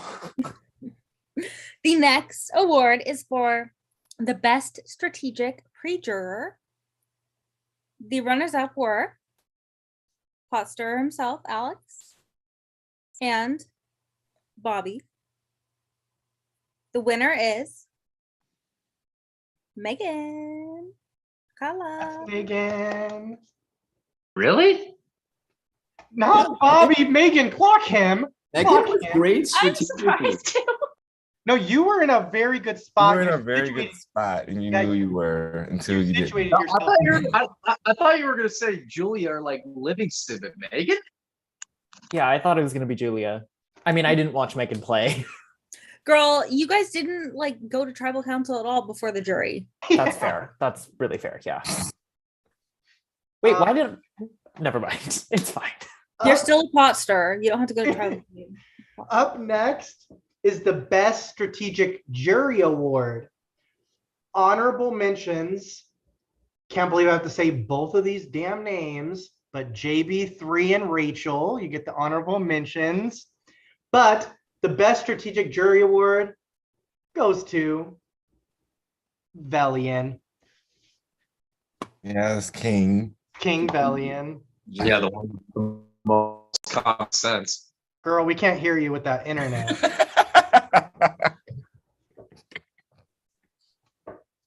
Rocky Kens, you're up. Most Team Spirit Award. We have Rachel and JB3 for the runner-ups, and the person with the best team spirit, most team spirit, was Benji. Well deserved. Benji. This is my favorite award coming up. Can we let Drew read this one? Yes, sir. Oh, I'm reading this one? Yes. Okay, so the Best Rivalry Award. Runners up, JB3 versus Blackbeard, and Calico versus Bobby. And then the winner is everyone versus Nasty Drew. Hell yeah. Agreed. That's what I like to hear. Okay. The Best Exit Award. Who had the best exit? Honorable mentions. Bobby, your exit was iconic. Romeo, your exit was even more iconic. But the most iconic exit award goes to Maxwell. Period. Most iconic or most cringy?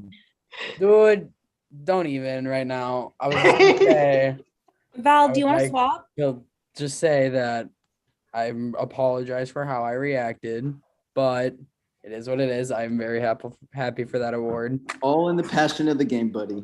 Exactly. So, girl. Bobby, don't even. You're The just salty that you challenge made it farther. threat. So. I will. Oh, I will, Vex. Salty. Yeah, salty one. Finish the awards. Let's finish the awards. The nominees for the Challenge Threat Award, the runner-up were JB3 and Taisha, but winning it is Nolita. Congratulations. Challenge threat, Nolita. Congrats.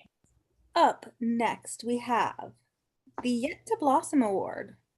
So it's very similar to the Potential Award.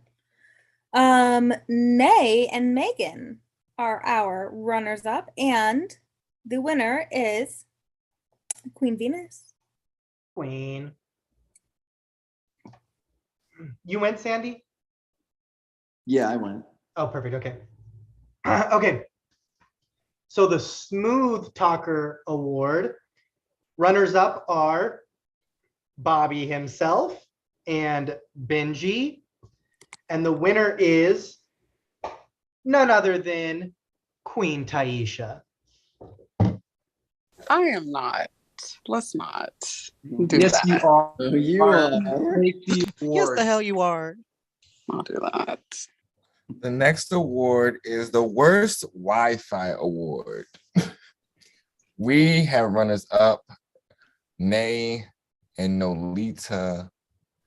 And the Worst Wi-Fi Award goes to King Bobby. How did Nolita not win? Because you didn't see Bobby's. Yeah, Bobby's Bobby's Wi-Fi was pretty bad. Bobby's currently frozen right now. Bobby was frozen when you announced it, yes. He's frozen right now. You literally made that award just to fuck with me. We had a lot of bad Wi-Fi this No, season. the winner. You had the to- winner- No, the winner last season got the same award. You guys had to deal with mine longer though. True. It At doesn't least help. you figured it out. Next But I award. Next award. The best at their role award. Honorable mentions are Nolita being a great cook and Benji being a great captain. But the best at their role award has to go to the most winningest captain of the game, Jazz. The way that Livingston was almost included on this one, forgot to cook one round. Listen, we didn't get to hear Jazz say anything. Sorry, go ahead, Jazz. Oh, I just said I'm honored. Queen. All right, is it my turn? Yes. This is my favorite because I love this person that won this award because, baby, this person was shady boots. The nominees for Worst at Their War, the Row Award. Nominees, runners-up were Missy and Zach, but the winner has to go to my guy, Villian, who was jacking the prices up and lying to y'all on Calico.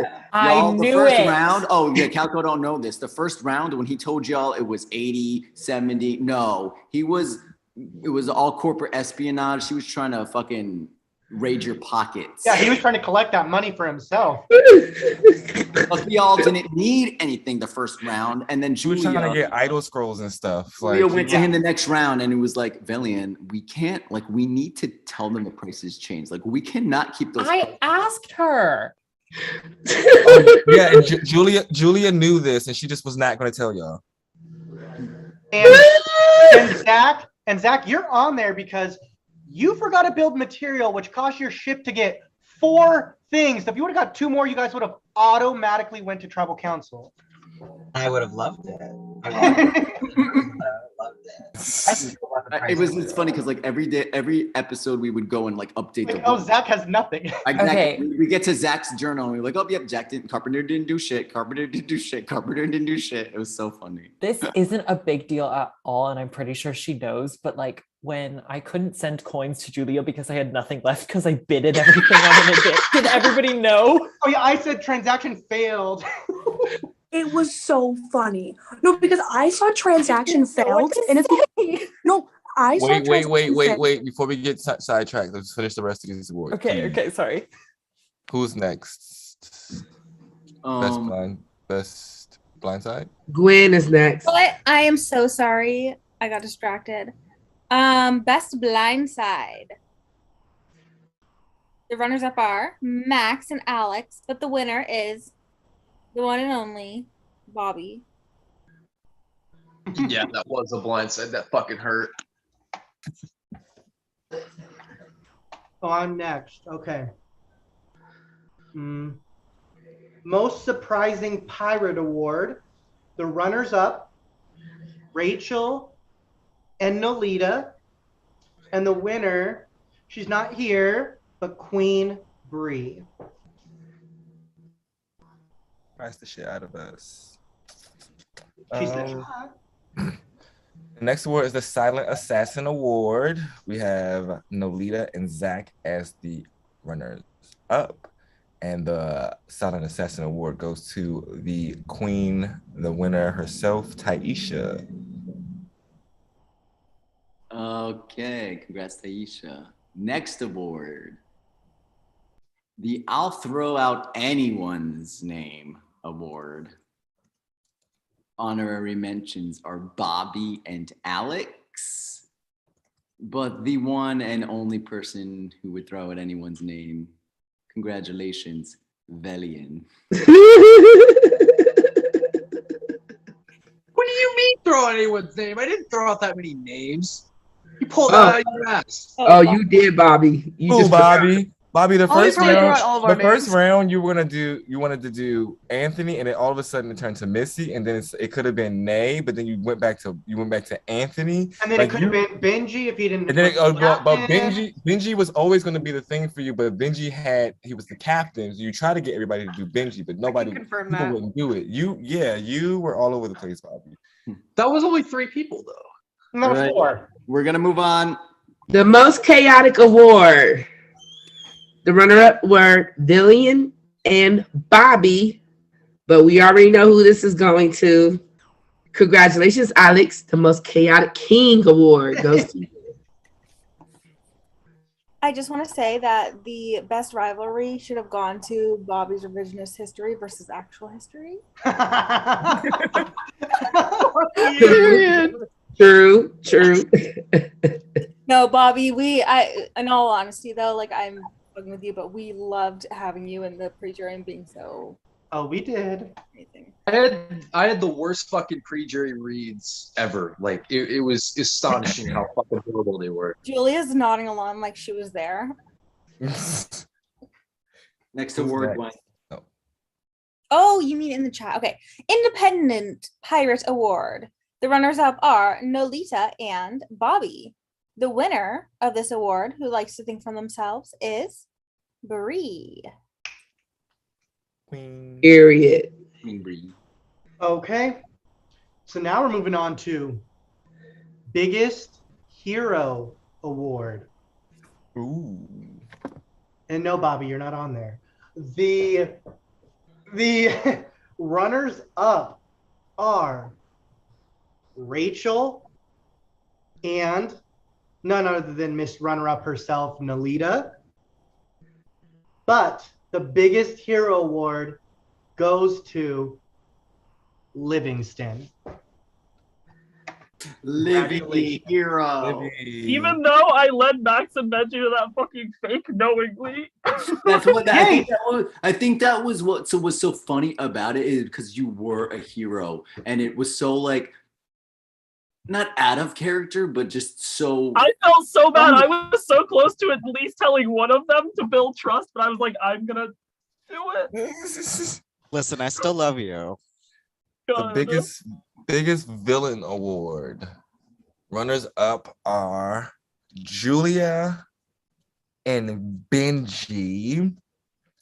But the biggest villain was the king himself, Velian the villain. Period. I called it on day one. Biggest villain next. Okay. I love poker. I'm a poker guy. Same here. Poker Face Award. Honorable mentions, Jazz and Zach. But the best poker face player is the queen herself, Taisha. Yes, Taisha. Are y'all sure about that? Okay, do y'all And this remember, is like, wait, when this we is would do also her something, poker I would face. have to wear my mask. That was like the blind sides. I would wear my mask so no one could see me smiling. Like during the Bobby one, I had to wear my mask. And this is like a telltale sign that either Taisha like can't take your bullshit, or if she has something that like she doesn't want to tell you, and like you're dancing around it, she'll go. So if you ever see her face off camera, just know that something's going through behind her mind. That's your poker face. Turn the camera. Welcome back, Bree. You have won some awards too. Bree, you won. Go ahead.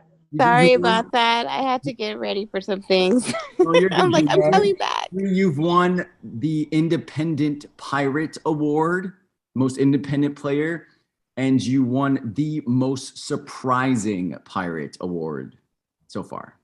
Oh, well, thank you. I appreciate it. I'll take it. We just did Poker Face, so Val, you're up.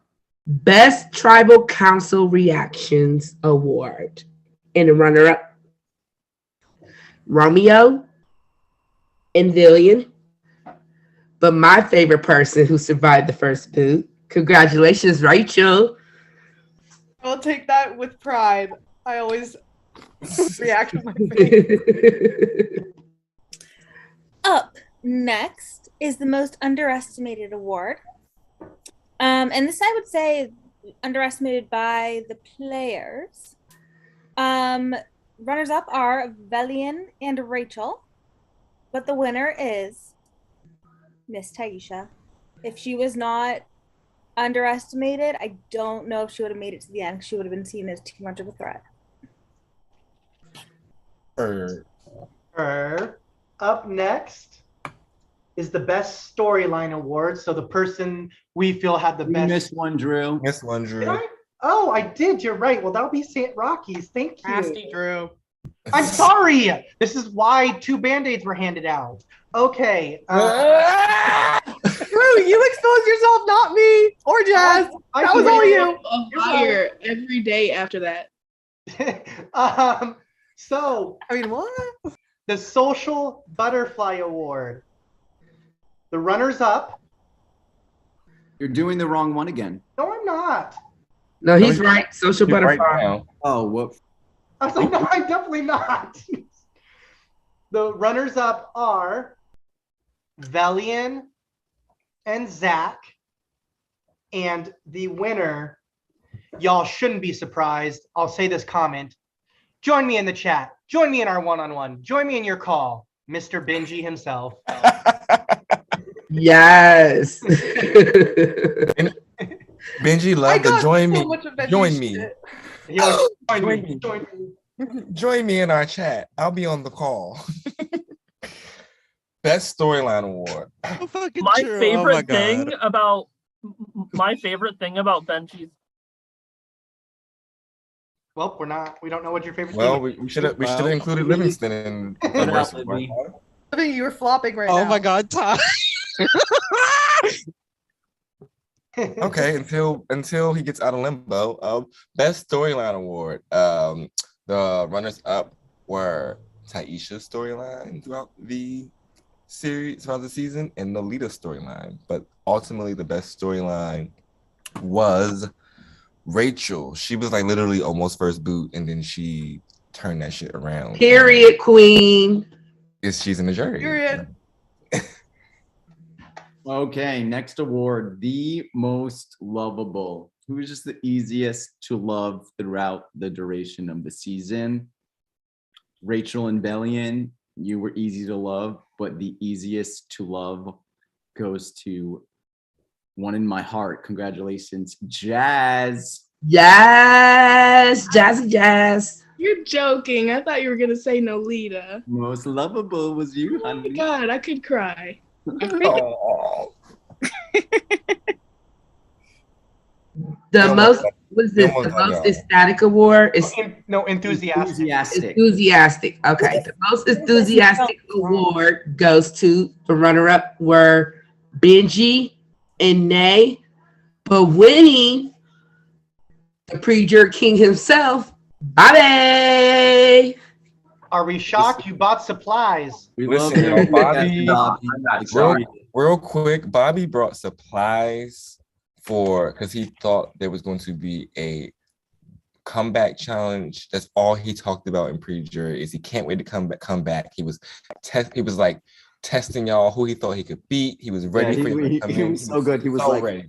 he was like, okay, I got Nay, I got Megan, I got Anthony. I hope Rachel's not here because if it's endurance, I don't want to have to go up against her. He was so good, so enthusiastic every day. I even wanted to come back and like work with Blackbeard for a vote, just to, like piss off Calico and just cause drama, but it never happened. So You pissed us off enough already, Bobby. yeah, but think about if I could piss you off even more. That would be so good. All right, Gwen. The Leadership Award, which I believe was won by me my first season. I'm an amazing leader. The runners-up are Jazz and Bobby, and the winner is Captain Benji. Congrats, Benj.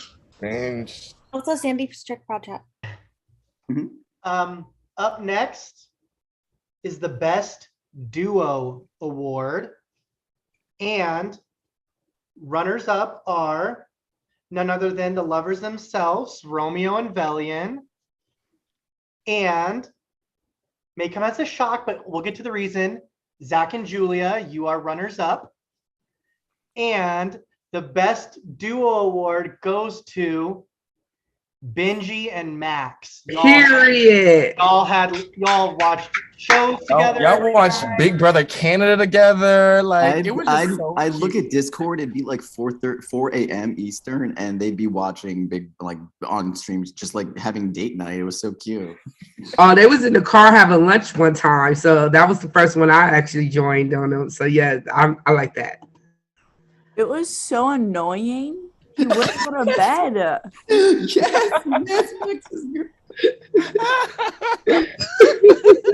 So good. He's like, I'm Guys, so glad this that's our fucking game 21st is best over. Yeah, I was gonna say, Max, she's playing next season, right? Like, Annika, yes.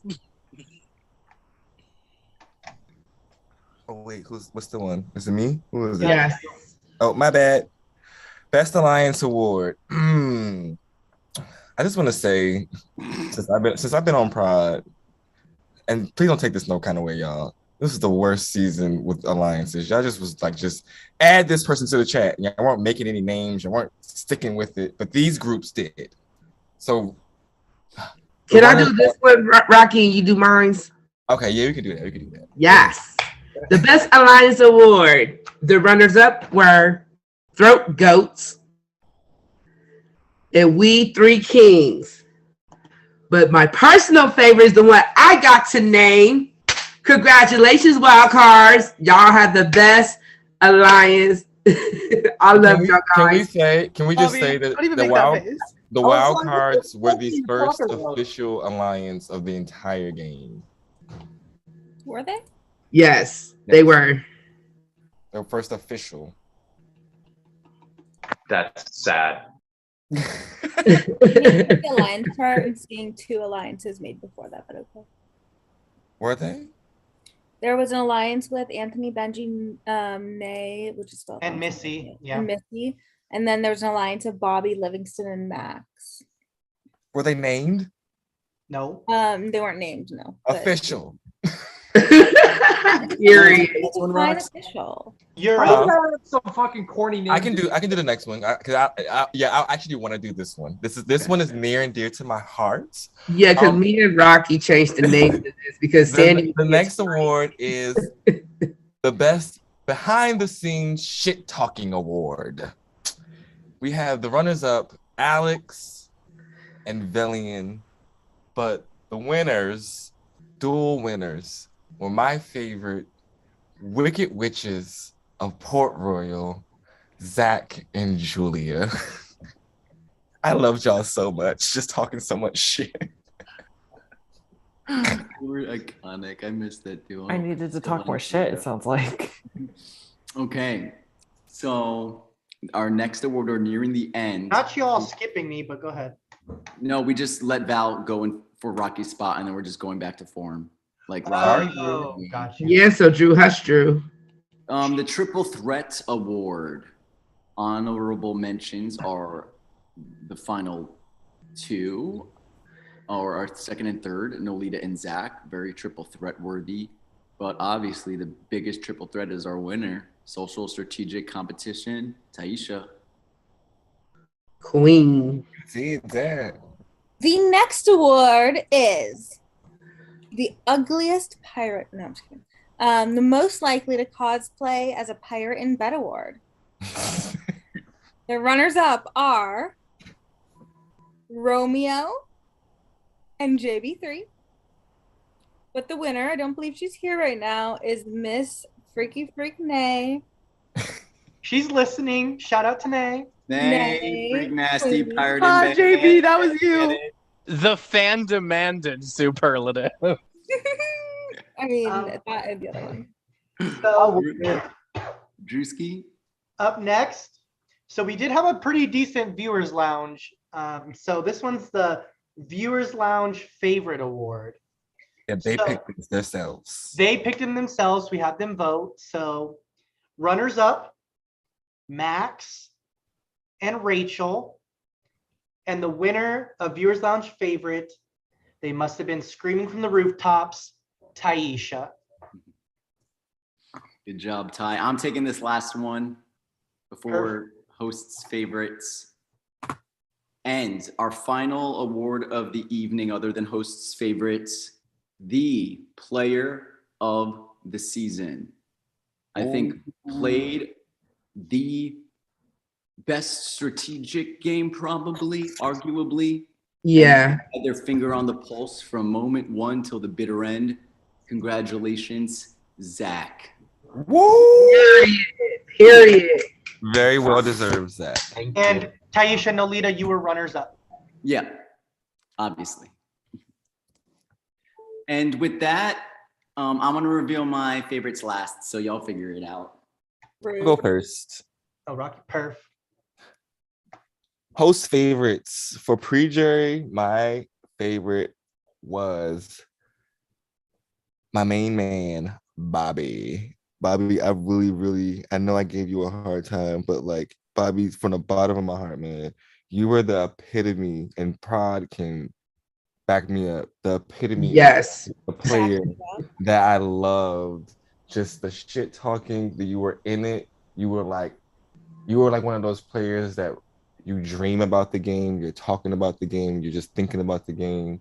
And you were just so good. Like I loved you so much. Even in pre-jury, you were just like so engaged. I really appreciated everything you brought to this game, man. Thank you so much.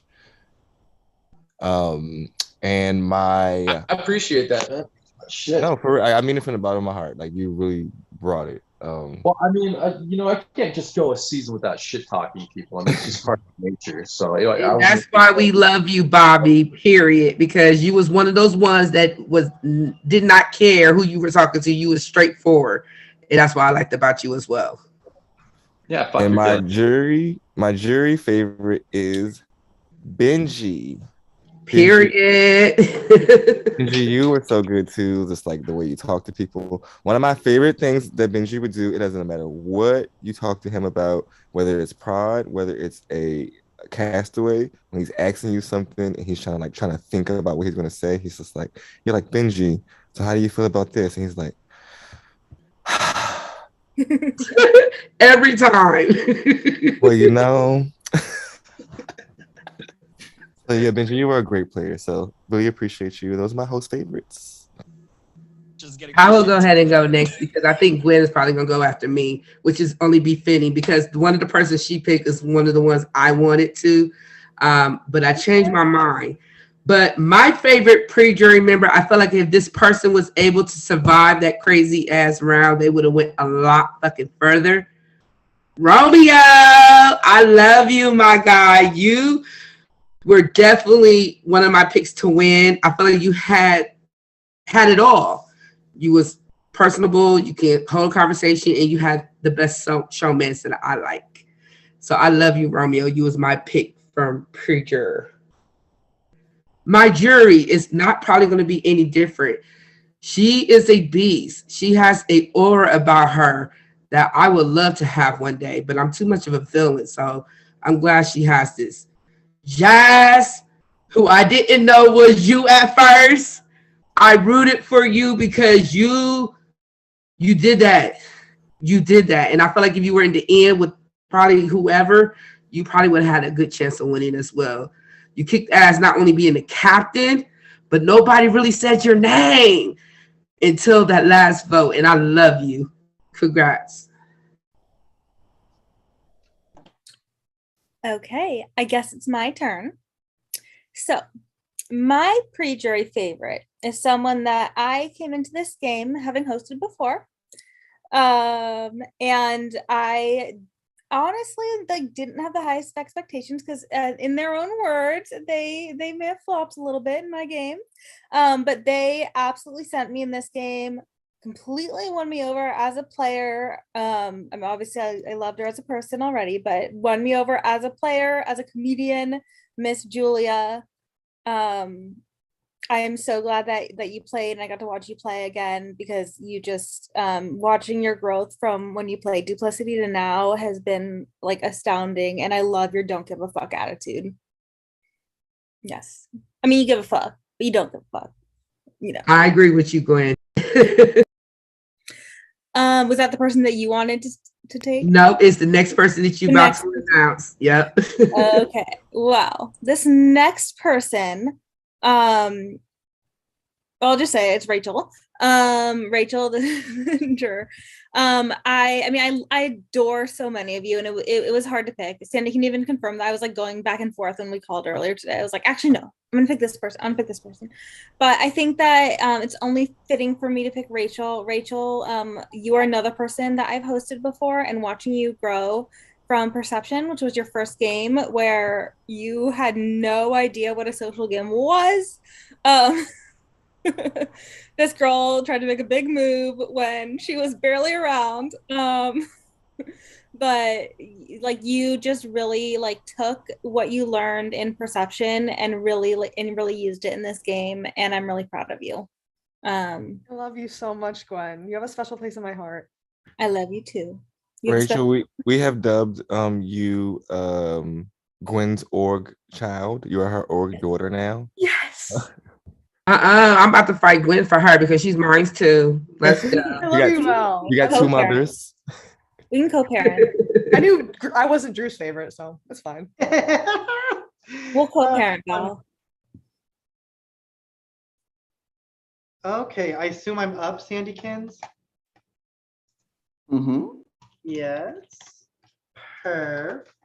Okay, so I went back and forth between my pre-juror favorite, but the person I'm picking is someone that I think was really like underestimated, and I just think they gave really good dedication to this game.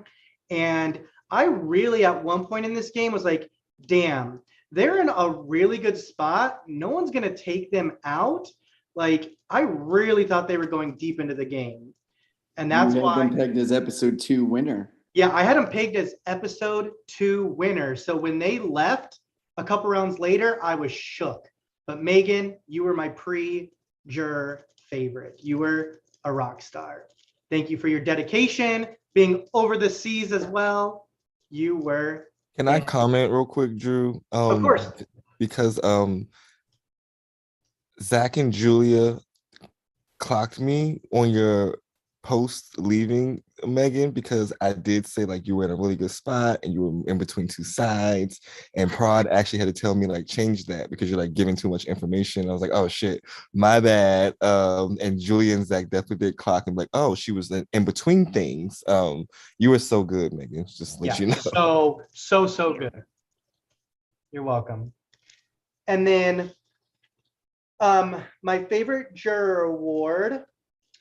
This person, I just loved watching them grow into their own. They fought and fought and fought until the bitter end.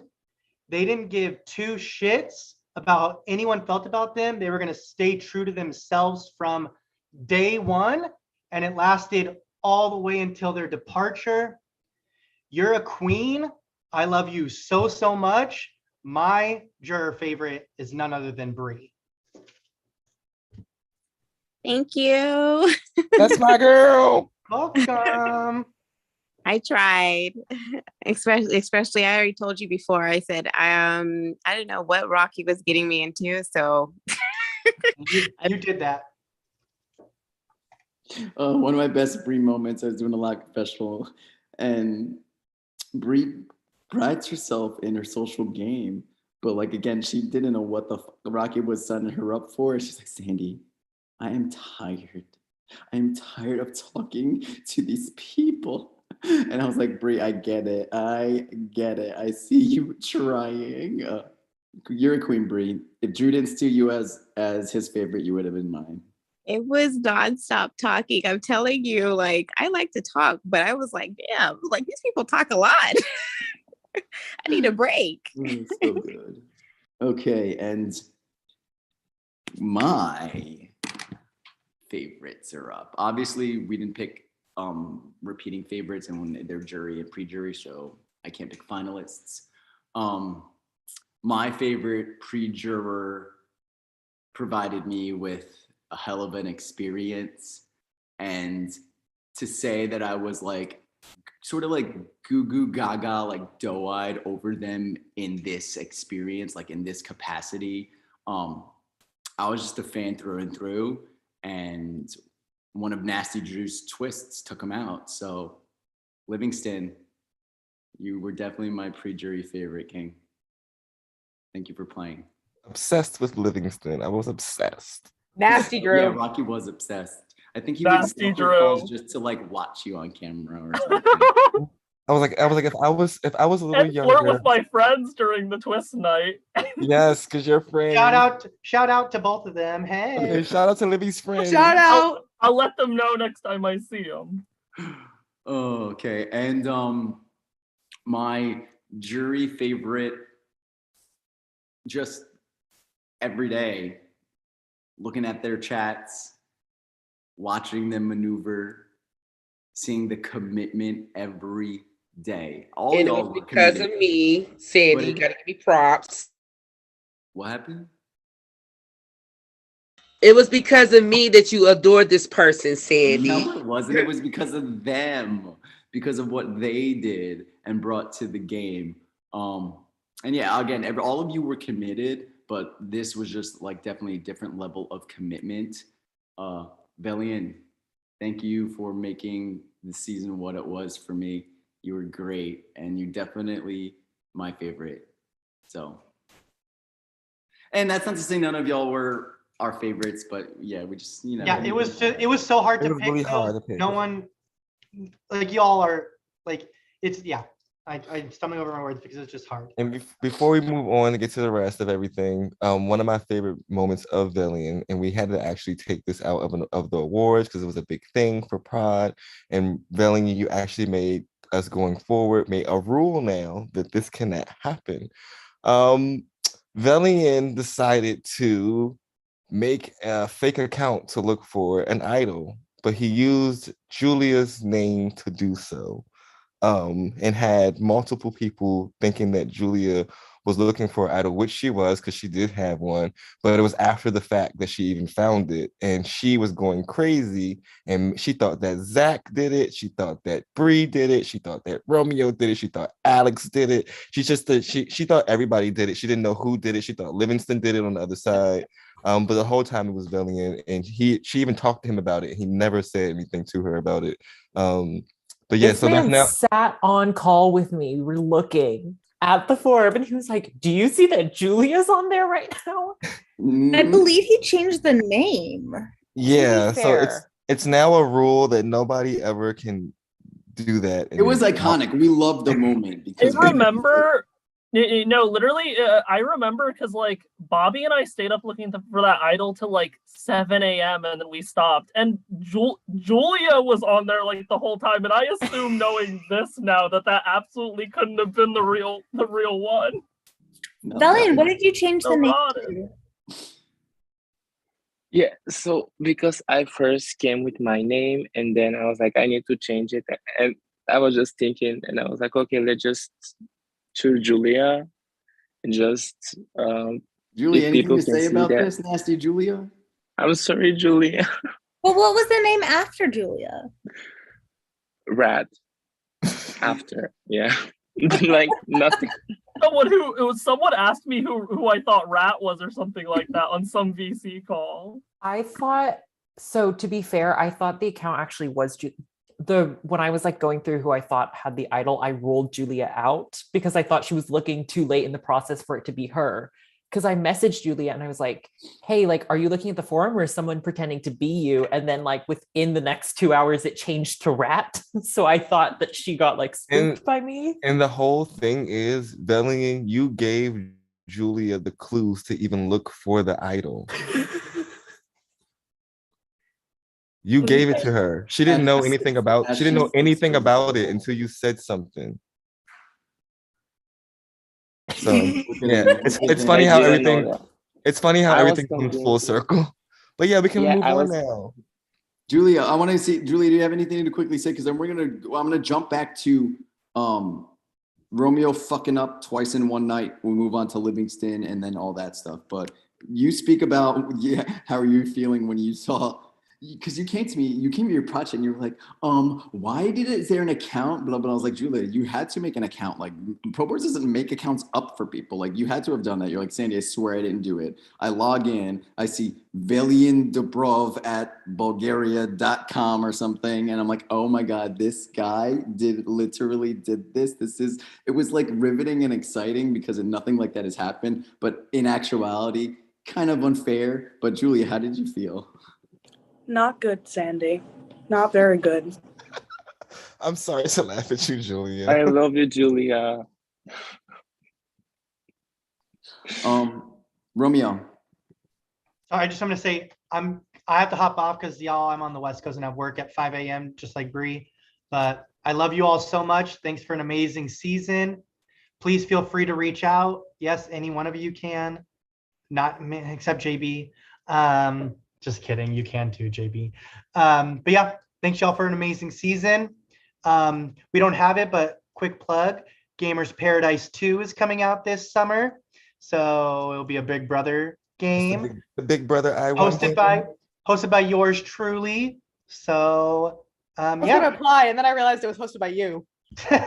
that is the next installment in the I1 Entertainment franchise. So I do have to say that Gamers Paradise, it's a Big Brother format, but it has a very unique twist to it, which is absolutely incredible. Made by Drew Ski. So thank you, Gwen. Drew was just full of great highly twists. recommend. Yeah. Thank you, Bobby. Yes. Although I take some credit for the earthquake parts. Yeah, no, yep. We won't here we go.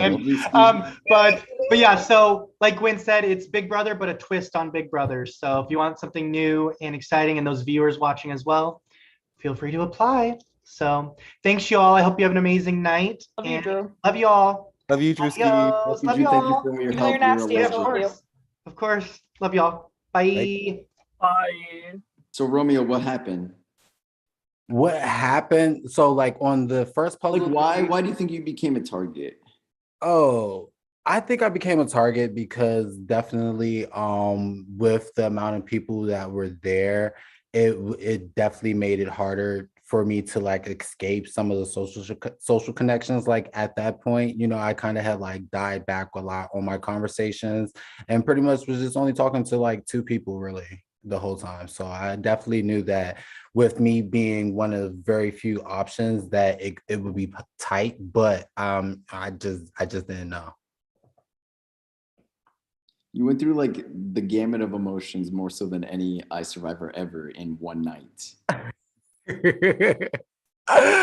I did, because I ultimately was like pissed off, you know, that I was like going to have to vote between the 2 people that I'm the closest to in this game. And I mean, and being honest, like, and we kind of both already knew, and like Velian already knew that like I wasn't going to vote Bree. That was just like, I wasn't going to do that. And it was very, very awkward between us throughout that day, because then I kind of like felt like now I have to kind of campaign, you know? And to like make it even worse, it was just like, I didn't necessarily say anything to throw him under the bus, you know, but I just did not want to have to go down that route. And so, yeah, it was really a topsy-turvy roller coaster of emotions. And I mean, when we were there, I'm like, fuck it, we're here now, so let's have some fun. Sorry, I was reading something. Any regrets looking back? No real big regrets, honestly. I think truthfully with the game, I think if I would have just screenshotted and sent it, I could have won, because I definitely had the puzzle finished. I was just like typing it in on my like iPad. Like I had all these monitors and devices. I like overdid it. Like that was really, I was just like over preparing myself. Yeah, I like had too many monitors, too many like devices, laptops, iPads, phones. It was a lot. I printed it out. I wrote on it. Like I was just doing a lot. What about tic-tac-toe? Tic-tac-toe, I did not know what the fuck I was doing. I honestly did not know what the fuck I was doing. I was clicking. I tell you, I was looking, like it looked like you were in a good spot. And I saw how Rachel was going. But I tell you, when I look away, I go to prod and I'm like, Romeo's doing okay, but I don't know if anybody's going to win. What happens if they fill up all the boards, but nobody gets tic-tac-toe? We got to do it over. And I didn't tell him that that's like, we were going to do whoever like has the most spots won on the board, even if you don't get tic-tac-toe. But because I didn't let you guys know that ahead of time, we were going to have to just start all over, right? And I was like, oh, fuck, it's going to go even longer. So by the time I had that conversation and looked back, Rachel came out of nowhere and won. I like started, you realize like I started my words because I was about to unmute thinking, oh guys, looks like we got to do this over again. And then I look up and I see Rachel wins. And I was like, oh shit, Drew had to interrupt me. So I don't know what the fuck happened, but in that minute that I was talking in prod, No, I honestly really did not know what the hell was going on. I didn't figure out what the concept of the game was until once I thought it was the first person to get 3 tic-tac-toes. And so like when I had 3 tic-tac-toes, I'm like, oh, okay, I did it. And the game was still going, and I was just like, wait, what? It was like, oh no, I have to get tic-tac-toe with my tic-tac-toes. And I'm just like, you know what? Fuck this shit. I don't know what the hell. It's up to God now and the survivor gods, because yeah, I was ready for this shit to end. I felt like, I had already exposed my alliance with Valiant, so I was just like, let me just leave, please. I don't want to do that damage control. Anybody want to like vocalize their reaction of when all that shit was happening? I don't know how I did it, but I did. I was doing it and I was like, oh shit, I'm totally losing. And then I saw I could only get it on the 3 bottom ones. And I'm like, shit, if I don't get this 3 bottom ones, I'm done. Like, that's it. And then I just did it and I was like, wait. And then like Sandy stuttered. I was like, did I do something? And I was like, yes, okay, thank God. But then the rest of that night was chaotic. Y'all like saw my friends in the background. Well, they were like out of frame wanting updates because they had been there for all my calls throughout the day, like all my strat calls. So, like they knew the few Blackbeard members, and they're like, okay, we know that one of your tribe members is against one of theirs, and they're gonna play by play. And I was like, Rachel's fucking up, like yelling across the Airbnb, and then I look up, I'm like, Rachel, it was so funny. Not that Rachel's fucking They were so invested. So Romeo gets sent packing after losing 2 duels. Then we merge. Or no, we don't merge. Rachel makes the merge. Max makes the merge. And that leaves 10 of you vulnerable to compete in an Aftershock challenge.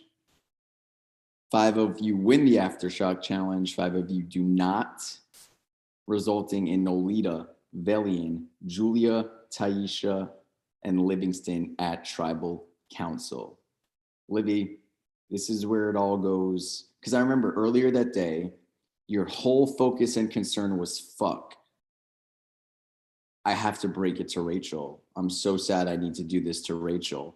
So the whole day you're more worried about Rachel and how she's going to be dealing with this and what may or may not happen. How did it, I don't know. And do not ask that question, Sandy. You were the one leaving instead of Rachel, like at the end of the day. Did you expect that at all? I think it's definitely important to know how things all went down on Blackbeard. So like we figure out the food chain thing. We get on call, like we 3 kings, me, Max, and Benji are talking. We're like, well, think of who's here. Think of who's vulnerable. It's Rachel. And like at that point, Ty was someone who like I liked, but I was kind of, I don't remember if I ever vocalized at confessional, but like I could tell Ty was kind of a beast. So I was like, let me just keep Ty at like a decent like distance. So like it's easy when I have to do that. But no, Rachel was the only decision. So Julia made the offhand comment when we ended the food chain call about like, oh, what if it's like our boot facing the other tribe's boot? And I was like, okay, this is how I'm doing this. I get on call the next day with Benji because Max is at work, and Benji and I talk it through and we're like, yeah, this is what we have to do. And I can tell from Benji, I'm like, because Max is at work, Benji doesn't seem to want to push it. Someone has to bring it to him. I'm like, okay, I'm the one that has to drive this. And I don't remember if Benji remembers this, but I told Benji on that call, I was like, I really want the Blackbeard 5 to get through, but something in my gut tells me I'm not making it through this. And Benji asked me why, and I said, I have no fucking clue. So I think when we get to Tribal, I get in a position where I'm like, everything I wanted to happen with the Rachel thing worked. The first half of this night, exactly how I wanted it to go. And then me holding the real idol that Bobby willed to me, I was playing a little bit too safe because I was like, I'm going to get the idol to merge. I'm going to pretend it's the merge idol, and then that's going to cover my ass, and I'm going to reveal it to Blackbeard, and then that'll help solidify our group even more. But I played too safe. I got bamboozled because Velian, you are not a variable I don't think anyone could account for. I saw how Calico's boot went, and I was like, okay, I think Velian makes sense, but I didn't want to vote out Julia, so I was like, please, someone give me an excuse to flip it on Velian or Nolita, but I was like, I think Velian, Nolita will go with us, and if they don't go with us, Ty seems scarier to me, so there's no way they vote my flop ass out over Ty if it's a Blackbeard. It was worst way to go and the nastiest twist ever. And that was just everything in my brain that night. And you went, the curse of Bobby's idol takes its first victim. You have an idol and you go home with it in your pocket, just like fucking Bobby. Until The he didn't. fucking thing was cursed. You had a good time, Libby? I had a blast. Like Blackbeard, like it got repeated a lot, and especially if you guys go back and watch those tribals, like especially that final like Blackbeard 5. No hate to the others, because like all love to the others, but when it got to that 5 and we were like, okay, we made the earthquake, we merged, and then we didn't, it all became like, okay, we need the best chance of getting the 5 to the real merge. And just like I don't think I've ever had like such a blast playing with a group of people. So like I loved it. It was so fun. And my loser ass was the reason why we did not make fun. I had so many regrets about not playing that idol back in the day. I was like, the other people that were at that tribal were just better than me. So like that's just it. My favorite Livingston moment is where I don't think anybody was paying attention, probably but me, when those two guys was taking over your screen and you end up with no shirt on. I said, what the is going on? I'm like this. I'm watching it. It was just... My friends knew it was a tense moment. They knew I was sad about the boot I was having to do, about me having to go to tribal. So they're like, let's lighten the mood. We're gonna fuck around in the background. They were paying attention to y'all squares, seeing who noticed. I think they saw like one of you like crack a smile. I don't remember which one, but like they're paying attention. They're like, okay, we need to see who notices this chaos happening, because we're like taking off each other's shirts and they're like kidnapping me and carrying me out of frame. And it was just crazy. It was so fun. And that wraps up the pre-jury phase of season 37. Here's where things start amping up. Do you just like forget I exist? You made the jury. Wrong. I mean, pre-merge phase. I mean, Yeah, pre-merge, because y'all are rotted. I know you exist, Julie. I was getting to you. This is where the game amps up, and the second power, or like one of the biggest powers in the game, came into play. I should go back and look at the data. We have a whole bunch of charts to send you guys and show y'all tomorrow. We have like a lot. We have a roll chart, voting history, power, like a lot. Edgic, it's all coming at you. I wish I knew off the top of my head who was close to winning this Inuit spot, because that could have changed really everything. But Benji ended up winning it, I think, and then giving it to Max, right? And then Julia, Zach, and Bellion their hands were kind of tied. Essentially, it was like a Pirate Master twist from an old show. Kind of fitting that this is the pirate season, so we brought back the piratey twist. Julia, where are you, Queen? You there? You don't have to get on camera, but if you're here, you okay? Doing homework? Sandy. It would have been Zach if Benji didn't purchase it. Zach would have had the Inuit spot. Okay. So Zach would have had the Inuit spot. There And you if go. I believe Zach did have it, and Benji put his bid in right before we closed it. See, so Calico could have the Inuit spot. Y'all win the merge with numbers, and Zach has not an easier road to finals or something like that. But Julia, you had a rough merge. My question to you, and maybe to Bellion, is Bellion really is, I don't know if Bellion's still here, but I'm gonna ask Julia. Oh, no, he's not. Bellion repeatedly throughout the season talked very highly of you in terms of like his trust level, or somebody he wants to see stay, but always did crazy shit to make you look bad to other people or make people not mistrust you. Do you think that played a part in you going when you did, or like your uphill battle? I mean, probably. I think a lot of things factored into my uphill battle, but probably, yeah, that most likely was a factor. Do you feel twist fucked? I mean, yeah, because it was a twist that ultimately took me out, but I was going to go anyway, twist or not. So it's like I don't really consider myself that twist fucked. How disappointed I don't know why I'm asking this. Now making the jury, how much do we hate Drew? A lot. Like a very, very large amount. How was it on the jury with Bobby watching everything play out? You were very close with Zach. How was it seeing him be so successful? It was really great watching Zach succeed. Actually, like, say, like, everyone say what you want about Bobby, like, how I went and how I felt about myself after I went, it wasn't really good. And, like, just, like, talking with Bobby, like, all the nights watching the stupid challenges and the tribals, and, like, it was, like, really great. Just, like, having, like, especially that first night with Bobby there, like, it was really great. And I really do appreciate Bobby. Like, I know you don't like people getting emotional, but, like, I do appreciate you. It's about being emotional at the right times. It was really nice to see both of you as pre-jurors keep the life in there. We literally made a voice chat for the pre-jurors because Bobby and Julia were so invested in watching, you know, the experience play out. So that was incredible. Honestly, you guys, I think we told you that y'all were more active and talkative on a daily basis than the jury. Even when the jury had all of its members, y'all were still popping off more than the jury. It was crazy. I think me and Julia actually danced at one point. Yeah, I have like pictures of Bobby like dancing. It's great.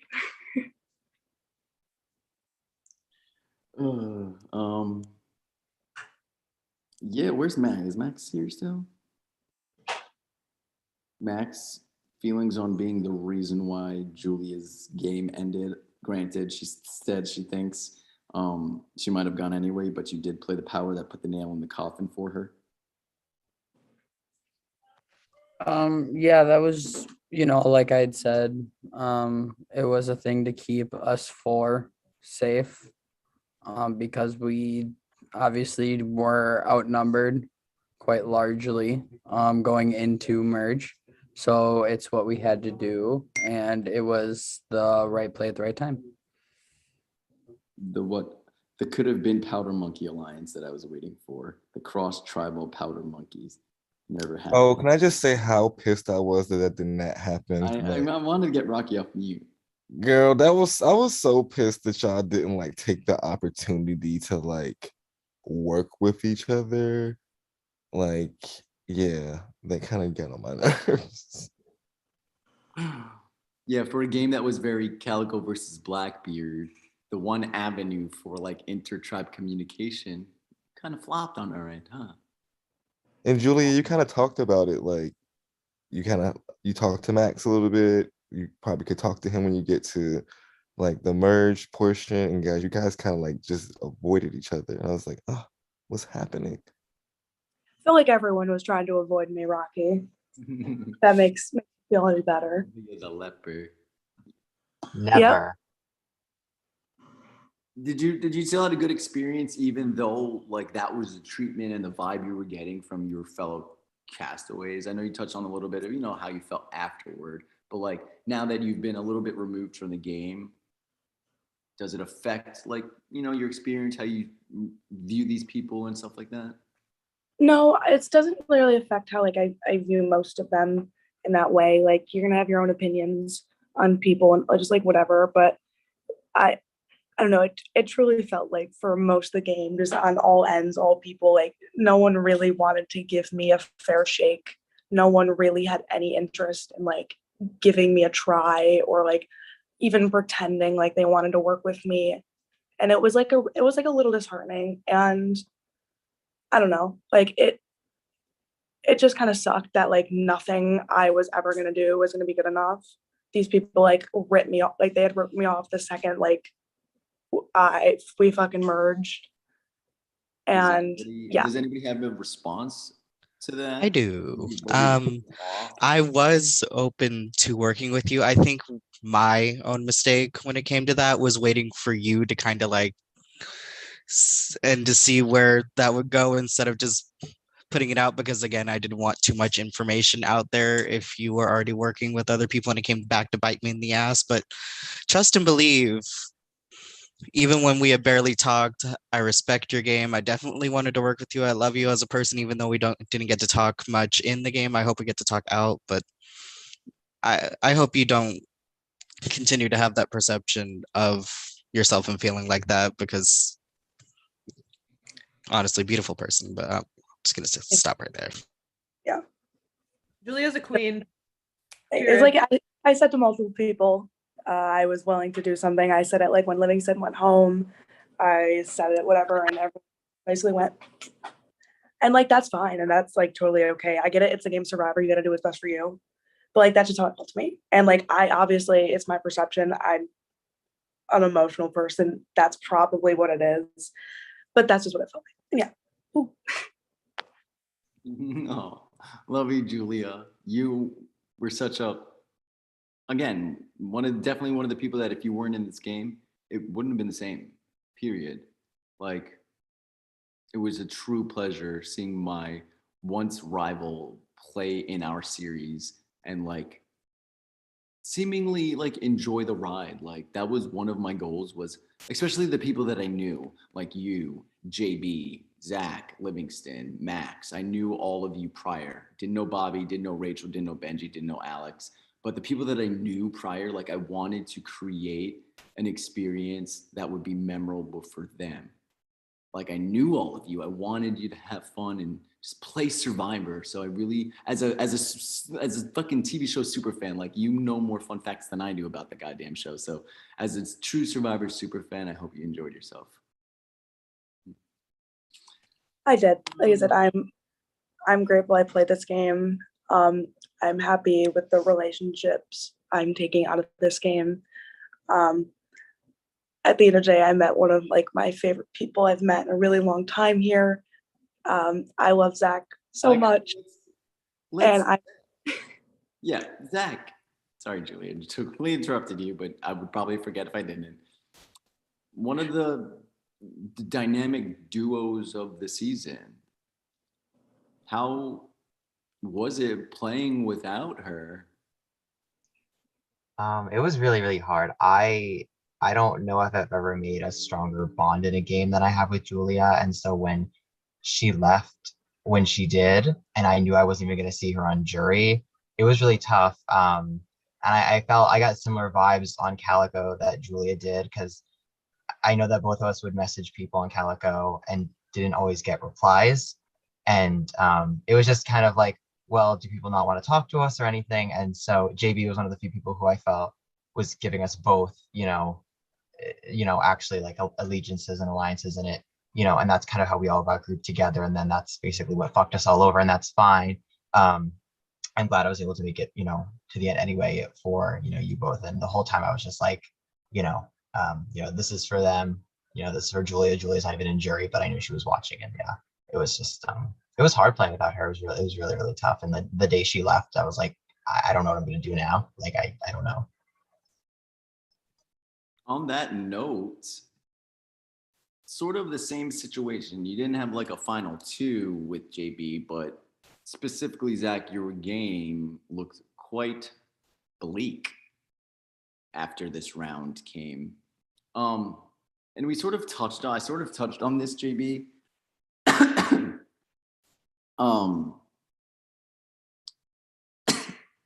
I feel like people, sorry, just take a hit. I feel like people overestimated what you were doing in the game. Not saying that you weren't playing. I feel like you played in your head more than you did in actuality. And like you always were like thinking in your head or typing stuff out. And maybe you played with Julia and Zach, but I feel like you played the game a lot in your head. And a lot of these players thought like you were making money moves behind the scenes and you were like some big head honcho that, we got to get the head of the snake. And from a viewer's perspective, I just never got that from you. So for everybody to like God-fearing JB, I thought it was kind of funny. Did you take it hard the challenge you left and in the manner of which you left? I took it hard, the challenge, more than that I left, because like I even said this in my project, like I didn't give a shit about all the bad ones I got. Like the one that I hated the most was the fake one, because I wasn't fake to anybody. Like every single thing I said to people was real. Like literally, like everything I got, I told Julia right away. Like I am so bad at keeping secrets. I'm so bad at being fake to anybody. Like when I got that one, I was just like, what the fuck? I'm not being fake to anybody. So that was the one that I was most pissed about, because I was not being fake at all. I think it's something about maybe how you come off to people and their reception of that. Clearly it must be. I don't know if it's just. Do you think it's just their imagination running wild in this competitive environment? I mean, like, I'm a competitive person, and I think the fact that I try hard in every challenge that I'm in and don't like want to ever, like, even if it's best for me, like I can't throw a challenge. Like I can't, like I'm so competitive that I have to win everything I play, that I feel like if you're competitive in a challenge, it looks like you're the person who's controlling things just because it's the most visible. I don't know. I feel like that's like one of the things. Can I jump in here as somebody who like tried to get JB out of the game both rounds that I was here and failed both times?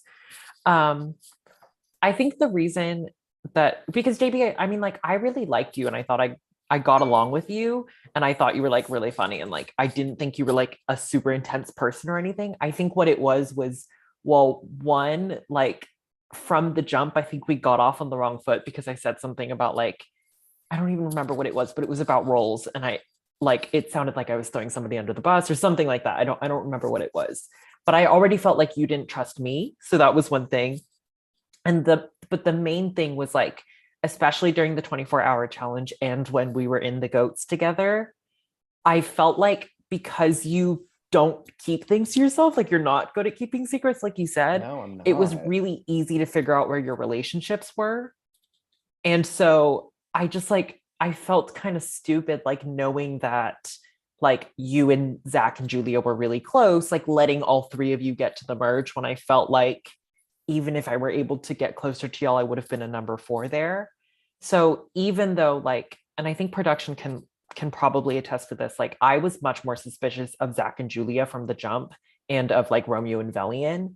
The reason that I targeted you was because I felt like you were kind of the one who I could tell everybody he has these relationships and they would believe me because you were kind of already telling everyone. Well, the thing was in that alliance, like, yeah, like in my head, you might have been like number 3 to me, which I guess puts you at 4.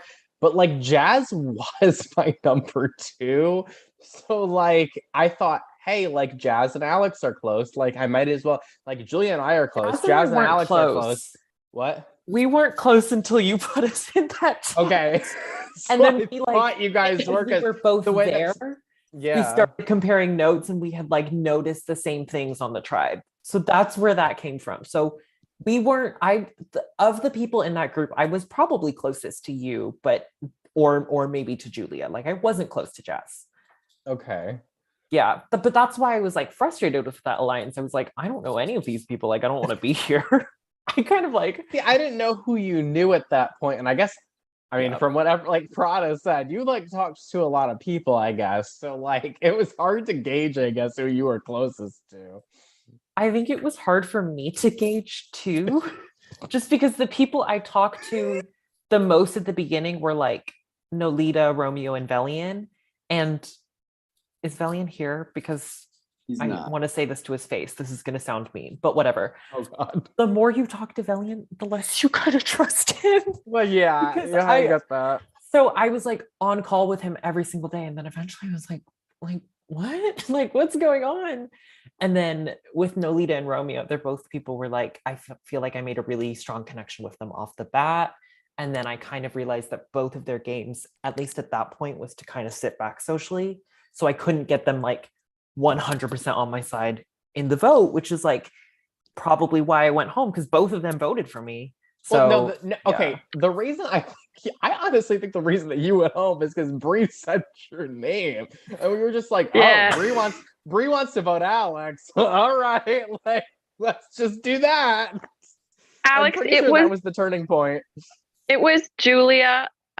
Until you told me, until you added me to that chat and told me I couldn't walk my dogs, and like, I was like, I was already suspicious of you because you were like so quick on opening chats. Like I wasn't in any alliance chat, and that was like the first one you added me to was like this random one, and then you yelled at me, and I was like, Oh, I'm gonna I'm walk sorry. my dog, and then I just voted you out. So I'm yeah, sorry. I wasn't trying to like I genuinely wasn't trying to like be rude to anybody on a personal level, but I do get like that when I'm like It was definitely a fraternising combination of too Bree hard. saying your name and then you saying Velian, and then like Velian and Romeo being like, well, fuck it. Hey y'all, for the jury and JB, for the people that we haven't touched on yet, Bree's not here, so we're gonna skip over her.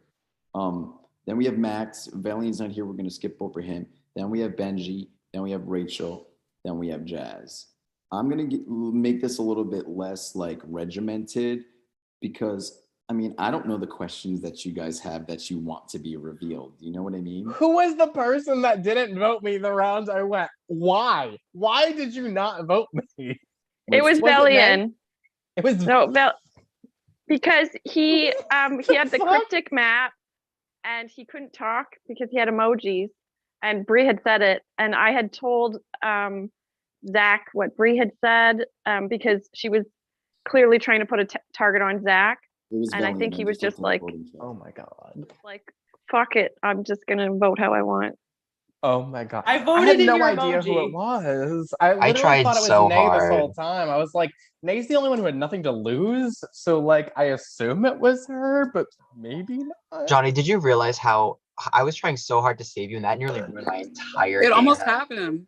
I tried so hard. I called with Nay. I didn't know Nay at all. I get on call. Okay, the problem with that round is that there was like 20 minutes in between losing that challenge and like having to go to tribal council. I genuinely believe like if that was a 24-hour thing, I think I could have talked to Max and Rachel and hopefully maybe diverted it off me, but I don't know. I was like Nay was down. Nay wanted something I to happen. know. Nay like was like You know, Nay was like Nick already. wanted Max out. Yeah, Nay was about to vote Max. Bree ruined the whole plan and then threw me under the bus and drove over me with the bus. I know, and I told you at the time, I was like, the only thing I think is to vote Bree out. Like, I don't think there's anything else that could work. Well, because Bree came to me before the immunity challenge and was like, honestly, as long as Max doesn't win tonight, I want to vote for Max. I don't care about JB. So then me stupidly thinking, oh, Bree will be down to vote Max. But then, of course, after the challenge, she's suddenly not anymore. And starts telling everyone, Zach's trying to get the votes. He's trying to get the votes. Like, we're not doing it. We're not doing it. And thankfully, God bless Nalita for telling me because I would have been screwed. So, but I tried. Yeah, Max, Benji, Rachel, do y'all anybody have any like questions from the jury phase that you want to like ask each other? I want to expose myself Oh no. for the reason why that I was most likely booted. I'm delusional, okay? I thought it was a good idea in my head that I could pull Zach and Nolita to take me, and the three of us could be a thing. And then I'd be like, oh, we send Benji packing, like Benji's in the jury. I think he'd still vote for me. Same with Ty. And then if it was the three of us, like, I feel like we all have a good shot. And I could prove that, like, I'm integrating myself with Calico. Like, look at that. And that just wasn't the case. And I literally made a confessional in the McDonald's drive-thru with my sunglasses on, like, I have a genius plan.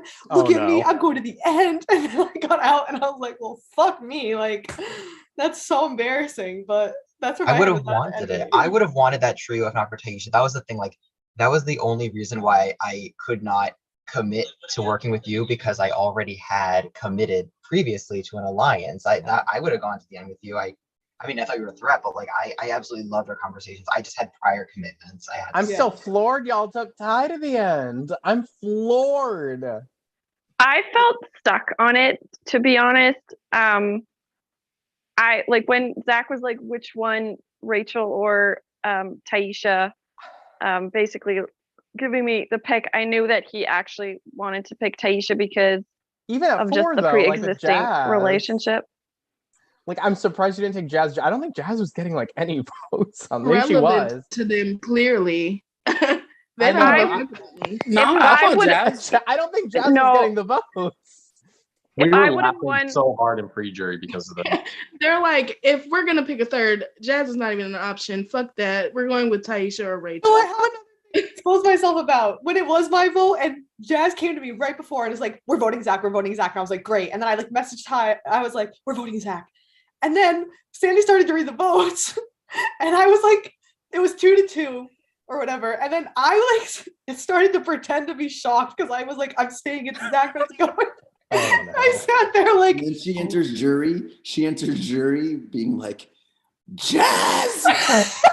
Jazz! Oh, she was sure it was Jazz too. Who I know. she was. I am so disgusted with myself. Taisha, can I ask you a question? Yeah. That vote, you took the longest to vote, and you literally were the split vote. You were the swing.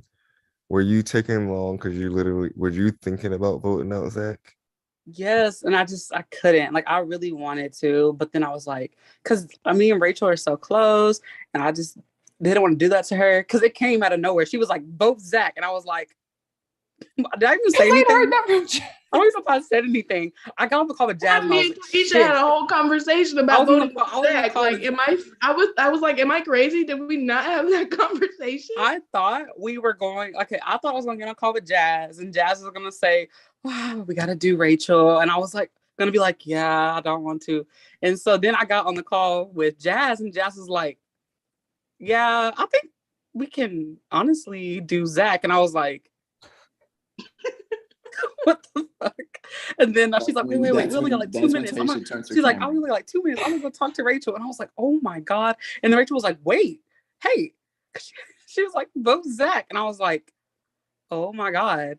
Like, what the fuck? Like, all day, like, I had thought, oh my God, it's gonna be Rachel. And then, like, literally, like, within 2 minutes, I had to make a decision. And it was really hard for me because I didn't want to break my promise to Zach. But I also feel like I kind of had like a promise with Rachel too. So it was just hard for me. I was literally sitting there. I was like, oh my God, like I'm staying. What is this? And then I went and I was like, well, fuck. And then I was like, Jazz is a snake, blah, blah, blah. I don't know. With mine, I had like suspicions that I could have been getting votes that time. And then Benji gave me the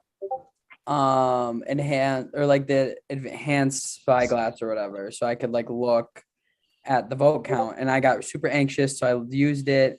And I saw that it was a 3-3-1. And I was like, ah, shit, this doesn't look good. I was like, okay, we should be fine. You know, like that's 4 for Nolita, hopefully, 3 for me, probably 1 for whoever. And I had suspicions that my idol wasn't real because like I knew that Bobby had found the original one. And like originally I'd never told that to Benji because like I just didn't bother to. And then me and Benji went to look for it, and then we got that idol, and we were like, it could be real, but like deep down, I was like, it's probably a fake. Then we get to my tribal, and I was like, well, I have to try to go for it, and it ended up being fake. And I guess I didn't realize I was as big of a target as I was.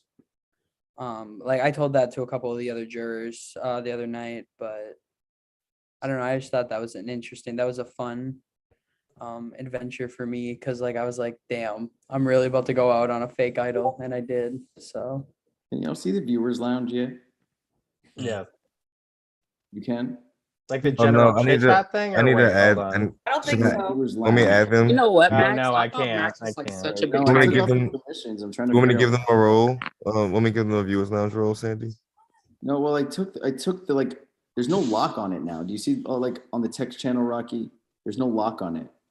So I thought they should be able to see it because I took the permissions away, so it could just be open to everybody.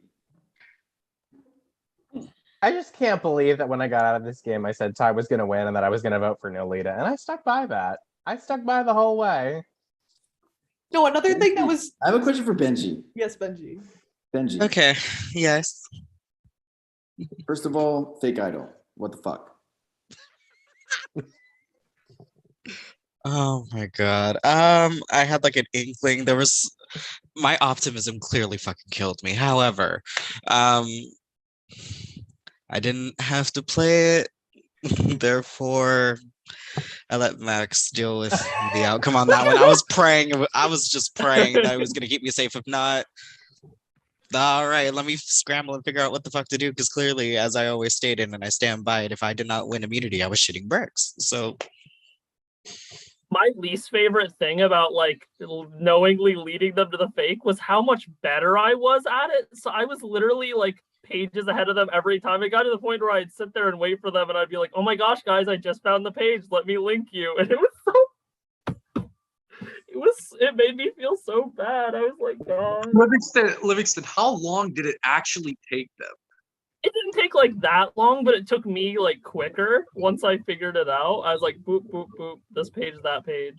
Okay, because you made it like, seem like and I was like waiting on them, and as Prod said earlier, it was like 3 minutes. I was staring at the page, and I was like, oh my gosh, guys, I found it. Like, who wants it? And I was trying to not make it obvious that I didn't want to claim it. That's so great, Livingston. Because that would look fishy. Yeah, no, it was probably like 3 hours we looked for it, but I had hoped that there was maybe a real idol still there because Bobby had gotten voted out. And We, at like, that point, I made didn't We know Three that you could Kings- relinquish stuff. So We I don't know like if you made think- We Three I don't- Kings like right after the Bobby boot. And I don't know if started you've seen Sandy's message. The viewers lounge is open for you all, but he made a message. Read at your own risk, because Read at your own risk. The viewers Yeah. watch this as if this is a show. Oh, I'm ready. I'm ready. If they don't like you, they're rooting against you. They cheer when you get voted out. You're a character on their TV screen. They don't know you from Bob, the hole in the wall, the fucking stop sign down the block. They don't know you. And if they do know you and shit talk you, then take it up with them.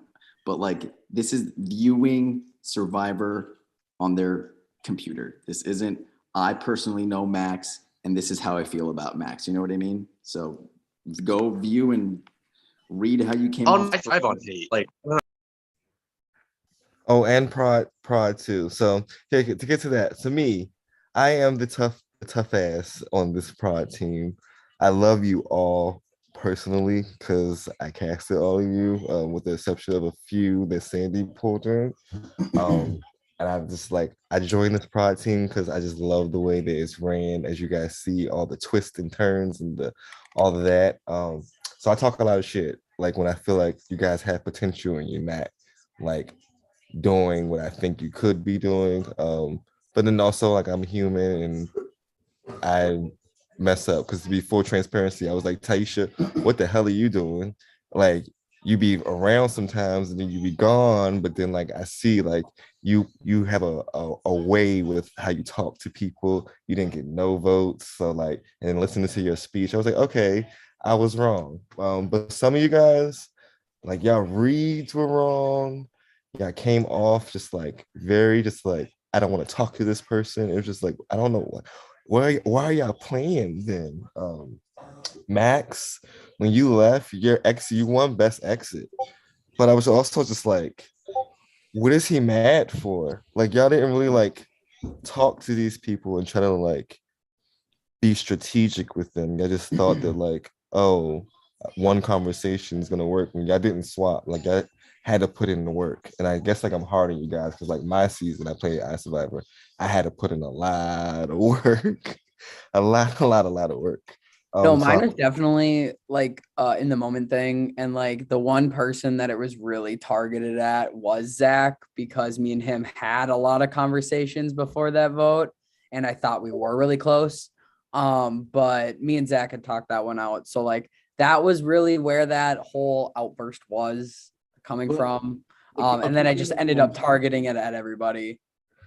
A key thing that you mentioned, Max, is heat of the moment, right? So again, referring back to the viewers lounge really quickly, sorry, Rocky. A lot of what is said is reactionary. It's like, oh, I just watched so-and-so say this. I'm going to type my reaction about this, right? So what people say in the moment isn't necessarily how they feel or their reflection a week later. Sort of the same situation. no, who cares? It's just another person's opinion.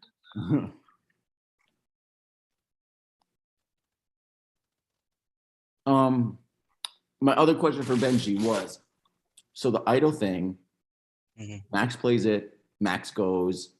You immediately use the express pass, isolating yourself so late in the game for a whole round. Then you come back and you have to pick up the pieces of where you left off at the final 8 is currently the final 6. Do you think that was a game tanker? I definitely think so. Having any non-presence, especially with so few numbers, definitely allowed for other connections to be made while I was gone, and everyone could clearly bullshit me all they wanted. I wouldn't have known the difference. So it's definitely something I balanced and fought back and forth with. But after Max got out and seeing where the votes were, because I thought I had 2 votes instead of 1, especially with the perception round, I thought I was going to be gone after regardless. So might as well save myself and use it while I can. And then just basically, I either had to win out or get off the pot, and clearly people made that decision how they needed to. But overall, yeah, big detriment to my game. Benji, would you have got me out if like we went a bit farther? Would you have taken me out? It was something I debated, same with Max as well, but it's something I never wanted to do because I had that connection with y'all. But I knew in my heart of hearts, if I had to do it, I would have, because there was no way I was, with the way they were perceiving Max, that I would have won against him. And there was no way in hell I was winning against you. My heart wanted to be there because I think I would have maybe had like some talking points that you might not have been able to have talked over, but clearly I didn't get to make that decision. But That's how I felt too. Like I feel like all of Blackbeard had something like Max. Like from early on, I was like, oh my god. During that, when I was safe during food chain, when I was safe, I was like low key trying to get Max to be the person they voted out. I was like, Rachel, like, yeah, like they're saying your name, like, you know, like I was like trying to get her like mad and irritated, and I was trying to get Benji irritated. I'm like, they're close. You like, I'm like, do you know Livy and Rachel are like this, and like Max is close to Livy. I was like, Benji, like they're close. That was the whole pre-merge. That was you, just like those little seeds, little droplets, trying to get people to go your direction. And honestly, Ty, you did a good job, because when I picked the buff for the merge or whatever, I was like, everyone was telling me Max like really wants me out, or like Ty was telling me that, and then like I heard it like Max is orchestrating this, blah blah blah. And then when I gave him the buff, I was like, okay, I'll actually say like my reasoning. Well, it's not really reasoning. I don't know. It's a really touchy subject, but I was like, it was gonna be you, Livy. You don't know mention touchy subjects. Fuck you. Livy knows it was gonna be you. And does anybody have any burning questions, like things that they've been sitting on and just want to know the answer to now that the game's over? Why I got voted out? I'm kidding. I already know why. Whether it's like a prod question or a question to somebody else. I guess for the remaining people that were here that basically planned my exit, how much of a clusterfuck was it actually, or was it actually a pretty smooth decision? Because when Sandy was like, oh, has everyone heard everyone's name? I lied my ass off and said yes. But in the back of my head, I was like, oh, as soon as I knew I didn't hear shit, I was like, okay, guess it's my time Sandy to put me go. on the spot with that question, and I didn't know how to answer because I didn't want to give anything away. Because like I did know what was happening, and I already told you that was the reason why I lost this game. But I was like, Jazz. Feel better, Jazz. Jazz is leaving. Love you, Jazz. I love you. Hi, One of Jazz. my favorites. Later, Do you Jazz. have anything to say before you leave at all, Queen? Other than that? What is it? Sorry, I didn't ask you a It's question. not unmuting. Hey, Oh, I wait, hear is you. it muted? Okay. Okay, can you hear me? Oh Mhm. yeah. I just want to say, I said it kind of in that message, but I do love each and every one of you that's still here that I played with. And I'm so glad I got to have this experience. But yeah, I'm feeling really sick right now, so I'm gonna get off. I hope you feel better, Jazz, and love you. Feel better, Feel Jazz. better, love. so pleasant Love you. and so Love you, graceful. Sandy and Bye, Rob. guys. Love you. Thank you. Bye bye. Queen. Any burning questions, y'all? I don't know if my question got answered in the midst of all that. Maybe I missed I it. was But probably blabbing my mouth off. I was saying that Sandy asked me that question and I was just didn't know what to do. So I said I was like, I heard everybody's names. But that Out of curiosity, how long did it take for the idols to be found? Bobby. No. You don't get to do that, Sandy. No, I was trying to see who found it first between you and Julia. Julia, more than likely. Julia found it first. Okay. I think it was like I have said Daisy. several times that my biggest regret in this game was not finding that idol on day one. Oh yeah, for those who don't know, there was letters hidden around the forum. How I didn't see that, I don't know. There's You're like stupid to find that. Ship's picture. There's like a little A at the top, and out in the actual logo on the forum. I said on day one that logo. The T and out in the logo is literally a completely different T. So if you gathered all these letters, broke it, and unscrambled them, it was Avast Ye, and then it brought you to the clue.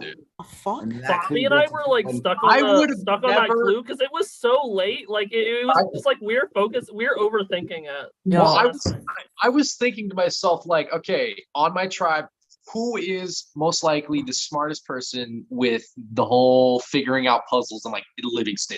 Gotta bring Livingston really in isn't because me. I'm not gonna be able to figure this shit out. And Livingston figured out the first half of it. I was like, I'm gonna look. Okay, Julia found her idol on the 14th, so 3 days after the game started. And Bobby, where's his confessional? Bobby found his on the 16th. Okay, but to be fair, I didn't know you could go off the page. Me and Livingston were literally looking at that fucking page for like 2 days straight. Like, it's not fucking here.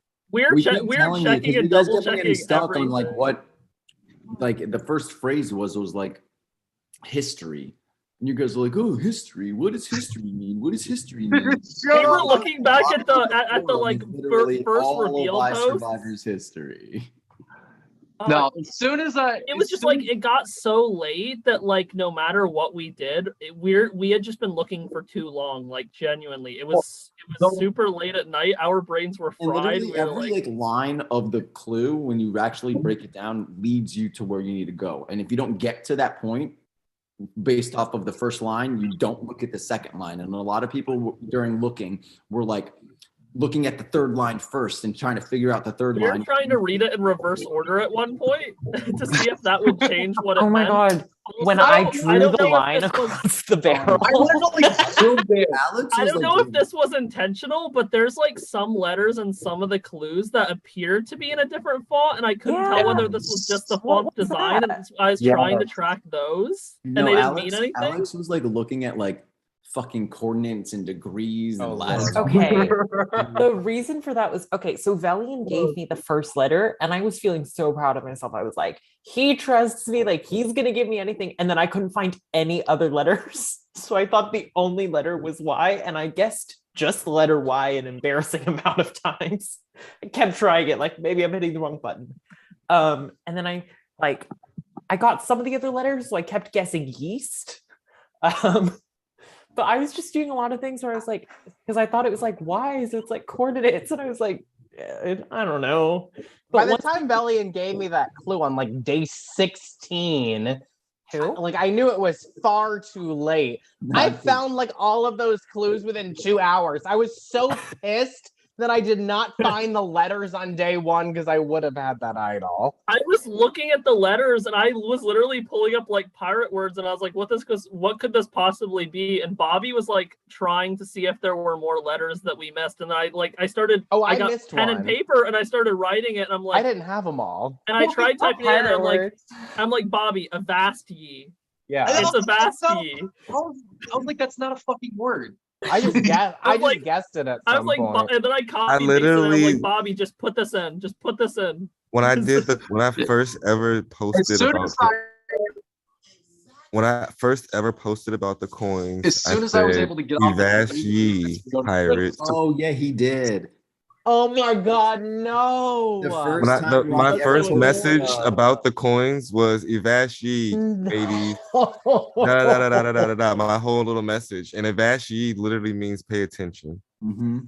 I hate that. I didn't I even think- notice that. Me neither. Honestly, I got the rest of the clues pretty quickly. I just got stuck on the first one. So if I had been able to like figure out, because I don't know what I did. I think I just like skipped over that page when I was looking at the awards. And if I had just gotten that first one, I think I could have actually got the idol. Did y'all hide the like board that the idol was on or something? Because I got to that point and there was nothing that like no board there. Wait, you got to Queen Elizabeth Island's Terror Tribal Council number 1? I don't know what I got to. Maybe I was looking at the wrong thing. Who knows? If you look at your guys' board for your season, you scroll all the way down. It shows you all the boards for all the old seasons. So basically, if Ash Yee brings you to a clue. Oh, I think I was looking at the wrong thing. Never mind. It was the last clue though, because it was the the last clue brought you to iSurvivor Queen Elizabeth Islands forum. Then it brought you to the tribes and camps and voting. It brought you to the Terror Tribe ship. I'm an idiot. I went to the wrong thing. It was the last one though. Yeah, and it was hidden in Tribal Council number 1 of that season. Okay. This is off topic, but I was looking in the viewers lounge and Ty was actually the swing vote for my number 1. first, like me staying the first round. Oh, she was, because she could have went with Nay's side, Nay and Anthony's side, and it would have been 5-5, or she could have went with Bobby's side and made it a 6-4. So she was swing from round 1. Crazy. Oh, we wanted you to tie it up so bad. Oh, we wanted to tie. We did want to Really? tie. We were like tied up. No, Anthony was I thought Anthony was a threat. I wanted Anthony to go, but I thought Bobby, like I literally wanted Bobby out so bad. Sandy, I thought the horror thing or the terror thing was a different season. No wonder. Oh yeah, terror was. I thought it was Paveglia because it looks like a horror theme. Oh yeah. And then I clicked camps and voting, and there was no boards. So I thought y'all just hit it. Sneaky. Paveglia doesn't matter anyway. But Paveglia was my first season ever casting. Yep, amazing. Amazing season. A quote from Benji. I'll say sorry after the Oh yeah, game. we give more quotes. Yeah, quote from Max. I'm sneaky and they're just not ready. Period. Zach, he's full of mistakes. Julia, every pirate is their first mate. Zach, you let someone who plays like a toddler beat you with that. We already did that one. Those yeah, are a lot of your quotes were episode titles. none of this mattered except for the reveal in the finale that Velian is not straight, and then Julia thought he was straight, and that he's not. That was a storyline too. I don't give it. By the time we got to the winner, I didn't give a shit about it. Like when we got that didn't matter compared. Wait, to is the this. toddler thing an episode title? Yes, that's the Romeo episode title. Yeah. That is so funny. But so I want to see the edgic. Where's the edgic? I could take a screenshot of it. I'm waiting for my triple over the top negative edit until I left. OTT and N5. I think my boot episode should be Rachel fucks up the challenge and she had to play it twice. That's so... Wait, yeah, but I'm looking back at like screenshots and stuff. We were saying Zach. We weren't saying JB. Me and Jazz were going to do Zach that day, right? Oh yeah. Not sure, honestly. Got me finding when Benji and Bobby were going at it in the crew chat because Bobby sent the I'll team. provide you like a better screen cap later, and I'll link you to all these documents. Sorry, what's going on here? I wasn't Forgot about that. Holy Bobby, shit. when you posted the roles in the crew chat and Benji got so mad about it. Oh my god, literally I was just like, I thought there was a misunderstanding. Listen, the misunderstanding for that was I thought he was like posting for that shit, and I was like, no, like I gotta do it. And then there was like that whole shit that happened afterward. I literally just thought you were posting and like misunderstood or something. That's okay. So I'm gonna preface this. I'm gonna preface the Edgic saying Rocky and I are not Edgic experts. This is our first time doing Edgic. We're not. But like, if it's a hot mess, just YOLO, whatever. I can't wait to see it anyway. This is from mostly mine and Rocky's perspective. Oh Lord. Where are I'm you not ready. I posting am never this? ready. Yawn. Uh-oh. Uh-oh. I'm gonna put Taisha at the top. That's Alex's line is so good. Wait, what is it? Oh my god. Oh, there's so much. So for someone who has never read an Edgic, what the fuck is going on here? Wait, Okay, what is so I'll it? So explain that. UTR, Not me getting complex UTR, personality 2 rounds in a row. UTR I figure is under UTR is under the radar. Under the radar. Okay, yeah. MLR's So MLR's invisible. middle of I'll read the road. definitions. Invisible, a character within the episode that is edited to be irrelevant or insignificant to any of the stories. No professionals or tribal council questions. Almost absent from the episode. No complexity. No development. Under the radar. UTR, a character within the episode that is edited to be either underutilized or deliberately hidden. They may have a role in the story, but are kept out of focus. When episodes ends, the character's overall development is virtually unchanged. Yeah.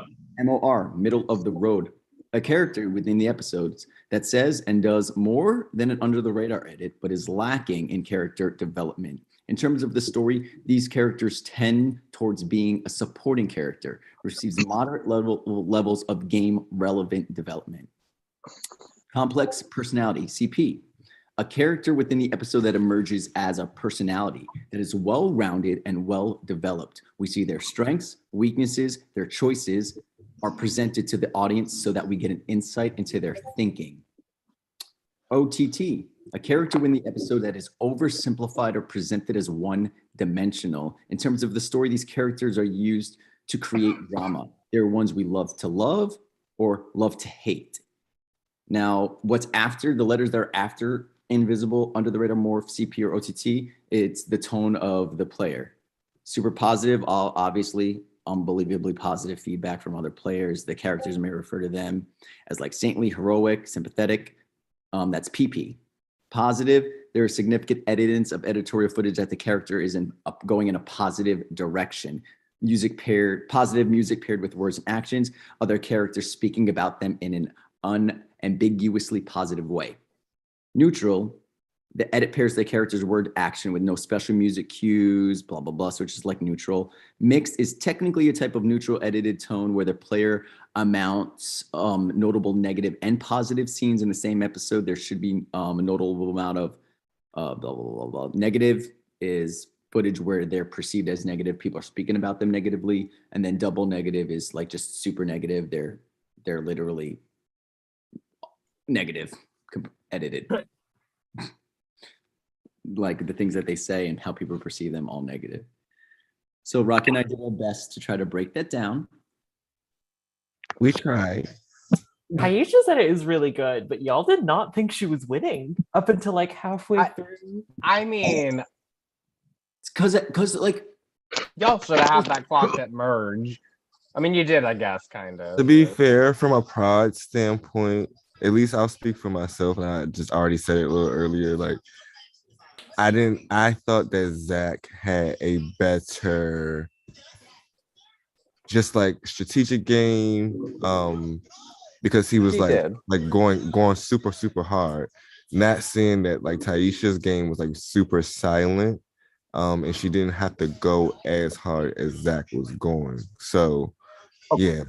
Okay, I'm surprised that vote was as close as it was at the end, because I thought Taisha was winning like 6-1-0 after that jury round table. Wait. So tell me something about this exit chart, because I'm not getting this. Invisible just means invisible. What do you mean invisible mixed one? Yeah, like, I don't know if they're invisible, they shouldn't have. Yeah, they're just tone. Invisible. They're just invisible. Yeah. And if you're invisible, there shouldn't be numbers. There shouldn't be any tone at all if they're invisible. Noted for next season. Did y'all miss the preface that Rocky and I don't know what we're doing, or did that go in our heads? No, because no. So who is that for? Venus. Venus.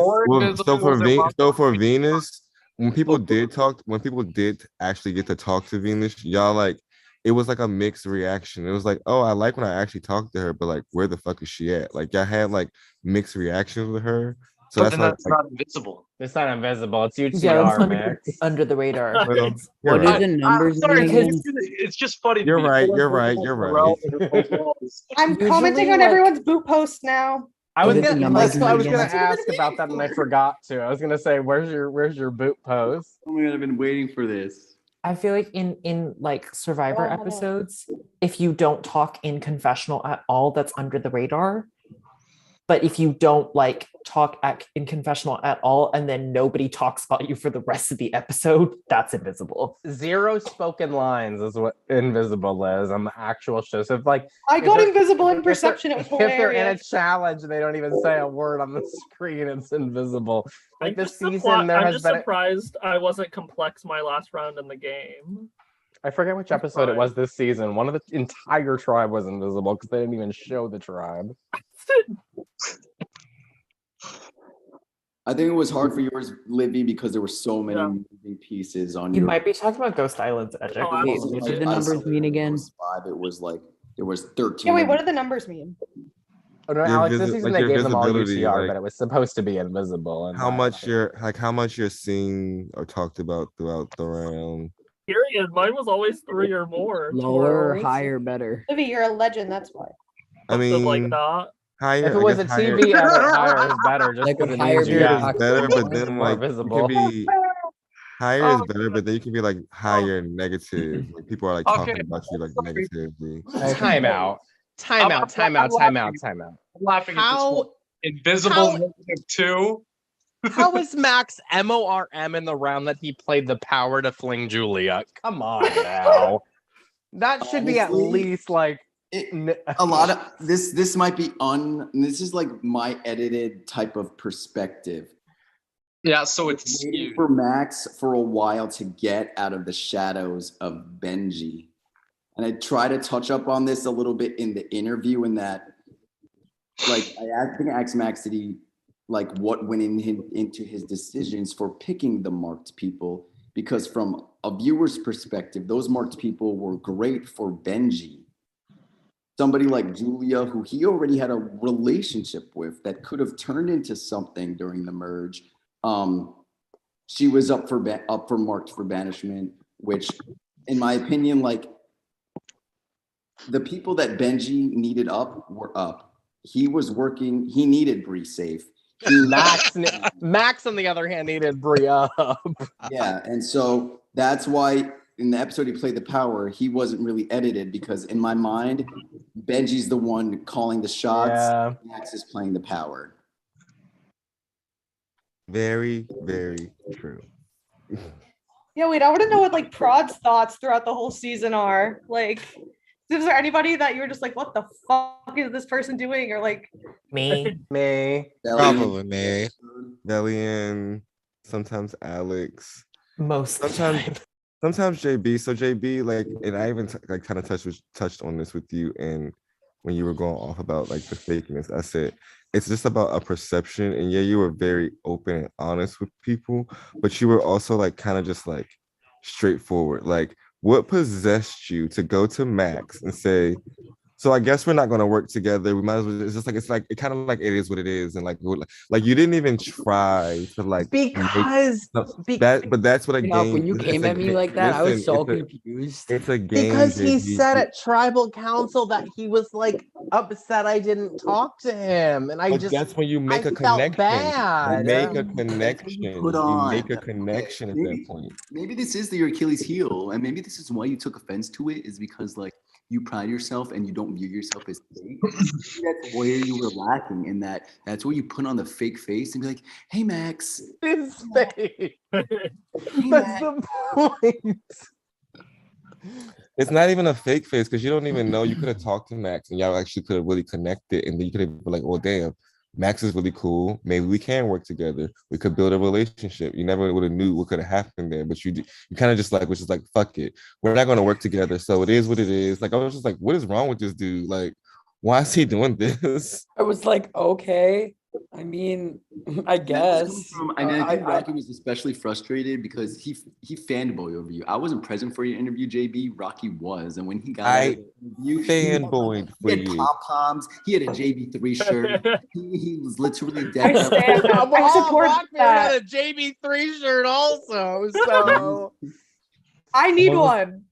And then like I guess because I'm the casting director, like I asked you guys like direct questions, and like your whole thing was like, I don't want to be like this robot that everybody thinks I am from 10 Gauge. Like I want to be like a different person. I want to be like a new JB3. I want to come in here and be a whole nother person. I was just like, and then you got in here and you were a fucking robot. And I was just like, I don't think he was a robot. I think he was the opposite. I think he was crazy. and that's why I again, this wanted is from him a out. this is from a pride standpoint, Yeah, because yeah. he's in his pride chat, like going crazy in his head, and we're just like, JB, just like, but from behind the scenes, just like, be yourself, just be chill, be cool, be who I met at the interview. Like you were so easy to talk to, and you were just like so lax. You're like, I'm gonna go in here and be a whole new person. I and like be cool. it. I like JB and I really wanted to work with him, unlike I did last game. It like literally when he shipped over, I was like, if no one else is telling you anything, I can't right now. But I straight up told him like, hey, when we're on the same beach. And then during Earthquake, and then you got flung immediately. and then during Earthquake, I was still being a little cagey because I'm like, I'm not convinced. Like, I don't want to put all my eggs in like the JB3 and the Romeo basket and like the people on Calico I thought I could work with, and then have that rug like came up from under me. So I was still being like, I was like talking to him, but being like, I want to make sure I'm careful with what I do. It was so rotted. And then you got out like immediately. I was just like, "Are you kidding me?" I wish I'd like recorded my live reaction to the like cast reveal, because I swear to God, I saw Johnny from my very first org revealed as JB3, and I swear I probably like, took off my glasses. That was your first seen them. org? Yeah, that was my first org. I didn't know that. What the fuck? Speaking of like JB3, like obviously I like pulled up the Deception Island cast videos and sent your video to the crew chat for Blackbeard, because I was like, what? Because I was being very open about the only people I had. knew were like you and Zach. And that is literally it. Like it was just you two. I knew you, Zach, Julia Rowe, and then kind of Bobby. Bobby, I remembered from the Trinity Love you, season Max. before ours, but I didn't know Love that's you who so that much, was. Max. Love you, Max. Max. Speaking of Zach JB3, is like the only person I like. Zach was the person I knew the like most, and then it was only you vaguely, and then no one else. Oh yeah. I just want to mention, I know Johnny is Johnny. His name was Johnny on his original banner. I but couldn't keep track of what you were gonna call me. Drew and Rocky like refused. They were like, no, you're gonna change that to JB3. I was like, I thought the JB3 thing was like, the fucking corniest thing, but it like caught on as such like a meme, There's a especially after ring you to voted it. There's a over. ring to it. That's the reason why I loved it. I was like, It's just my Discord name. No, literally, it's his funny. name's gonna be a thing. His name's gonna be a thing. Y'all. I think Like, it was I almost had the alliance called the JB4. JB4s, yeah. I'm a third too, so I was like, oh, my initials 3. I was like, I'm 1 too. We could fit in. Me and Livy were on a call for like hours, just cracking the fuck up about I it. have never in my life called myself JB3. My mother called me it growing up because my dad's name is also John. People at work, because my like badge says the 3rd on it, because like you have to put your official name, so they put the 3rd on my badge. People at work always called me JB3, so I just like made my Discord name JB3, and my Instagram was like JB3rd, and I was like, I mean, you can call me it if you want. No, that's literally how me and Livy got so close, just laughing at the JB emoji. So funny. Yeah. Oh my God. I said The they only have person to. I They have to knew- make it. They have to make. They this have to. an idol next season. They have to make my face the idol. Ship arrives. Oh wait, let me pull up some memes. iSurvivor. Yeah, the only person I knew Ghost coming in Island. was Taisha. JB's face on an Which is idol. why. No, Alex, This I'm was so supposed mad to we be- didn't get to play It was together. supposed to be pairs. That's why I gave you the thing. Oh yeah, Inside not. Scoop. I want to hear the This duos. season- I forgot about Yeah, this. Inside Well, Scoop. This season was supposed to be duos, right? Well, not supposed to be. One of the initial. We had the pirate theme, right? And then the applications came in, and from our base pool, like the initial 30 we got, it was like, damn, this person knows this person knows this person. I really want this person, but they know this person. And I've seen these people play together and I know, oh, those two have played together. So I was like, why don't we just pair them up? Like you have a secret pirate duo on the other team, because JB knew 2 applicants that almost made it. One being CJ and this other woman, Jadine. So I thought they would be great pairs. I knew that Livingston and Julia knew each other. They got along pretty well in my experience where the both of them were there. So Julia and Livingston were going to be a secret duo in my head, as well as Zach and his best friend Tyler applied separately, obviously. And ironically, he made finals with Ty anyway. So yeah. Exactly. And so, and then I knew, we knew this after Jazz came in at like the 11th hour, right? I go and I'm like looking at Jazz's picture. She's getting me her meet me stuff. And on Jazz's, one of her photos on Facebook, the first fucking comment I see is Taisha being like, Queen. And I'm like, oh, shit. I was like, Taisha knows Jazz. So they were going to be super duos. And then I was on Twitter and I was like, just like stalking Alex. Like I already had Alex like in the cast. And then I was like just stalking his page and just seeing like a game. And then like, I seen like he was casting this game and then Taisha's cast with him. I'm just like, oh, does Alex know Taisha? And I'm just like, they can't be together. We made sure that Jazz and Alex were away from Taisha at the start of the game. That's so funny. That's why that happened. I was like, oh my God, Zach's over there. We tried our best. Like obviously it's hard to catch every relationship, but when we spot it, like we tried to separate. That's why I can't believe y'all found that, because me and Taisha, like, we know each other, but like we've not played together a bunch of times. No, I still need to know who the fuck. Oh, yeah. It's even if like we had the inkling, because like wow, Nolita and who started the rumor of Zach and Rachel knowing each other? Yeah, I want to know that pinned too. on me. What Because the hell? That was a rumor? I don't know who started it, but Zach Velian said it. Velian said that I said it, and it like apparently caught. Yeah, Velian said it Velian's like so funny. 3 or 4 times to me. What the hell? That's just not true. Well, I originally told me I don't even fucking know anymore. I don't know any of you. Like, I asked this is Zach my second outright, word. and he said no, so I believed Zach over, and Velian just kept bringing it up over and over again. Okay, but Somebody can we appreciate told me it. Velian using wait, asshole as an adjective? It's because Zach, when I was on Yes. call with him, he was like, oh, I know a couple of people from the other tribe. So then when I heard that it was Rachel, like in my brain, I had forgotten that Zach didn't give me a name. So I was like, oh yeah, he said Rachel, and I started repeating it. So I think Oh that my got God, it was catch on that one? too. I wasn't doing it on I'm purpose. though. dead. That's funny. My Was I favorite like part of the one of the- entire my favorite part of the entire finale was the vote that Sandy revealed spelled wrong for Hi guys, Tyasha. I lost it. You couldn't My tell me face that is wasn't fucking red. Valiant. I'm like, Oh, I That know was- it was Valiant. I know it was Valiant. Dead ass, because who else would spell it like that? he would do it in the How jury is it chat all the spelled? time. Every single time. Tyasha with an Tyasha. T-Y-A-C-H-A. Yes, T-A-Y-A-C-H-A. I Oh my corrected God, him I was on a it once. confessional with Taisha one time. Still kept going. I was on a confessional with Taisha one time, and she's pretty much like, if this boy calls me Taisha one, No.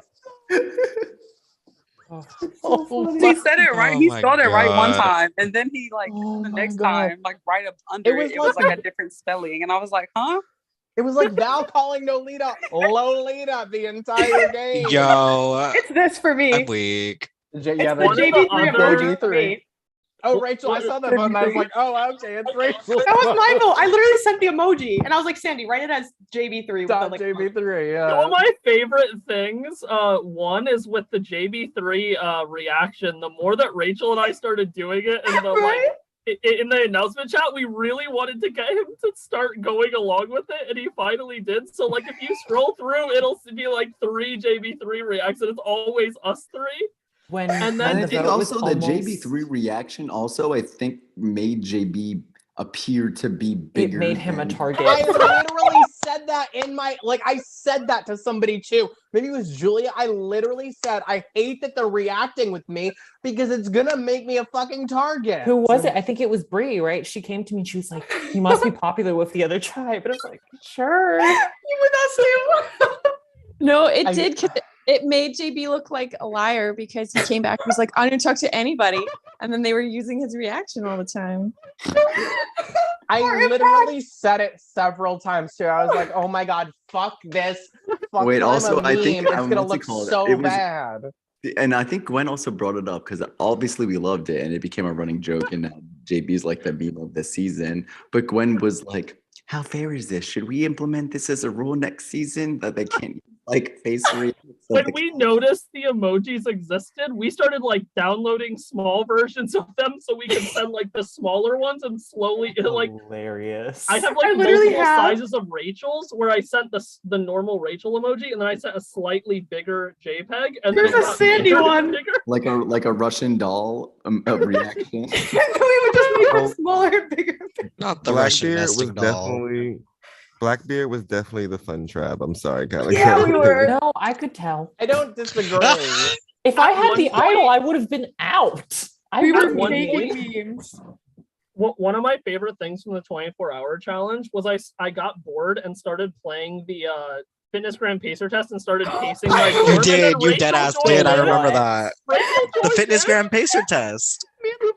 Pacer test. It wasn't even like The 2 hours Fitnessgram into pacer test is a multi-stage aerobic capacity Capacity test that test. progressively gets more Yes. difficult as No, it I thought you continues. started doing the fitness pacer Yes, test. I started Yes. We were playing the running. audio on my phone and We were then like- doing it on camera. That's ridiculous. Meanwhile, Calico was on We the were call. playing Throat Goat by I was gonna say St. singing Throat Goat over singing. and over again, and that's how the Listen. name of the alliance, Throat Goats, came to be. The gif of Julia going.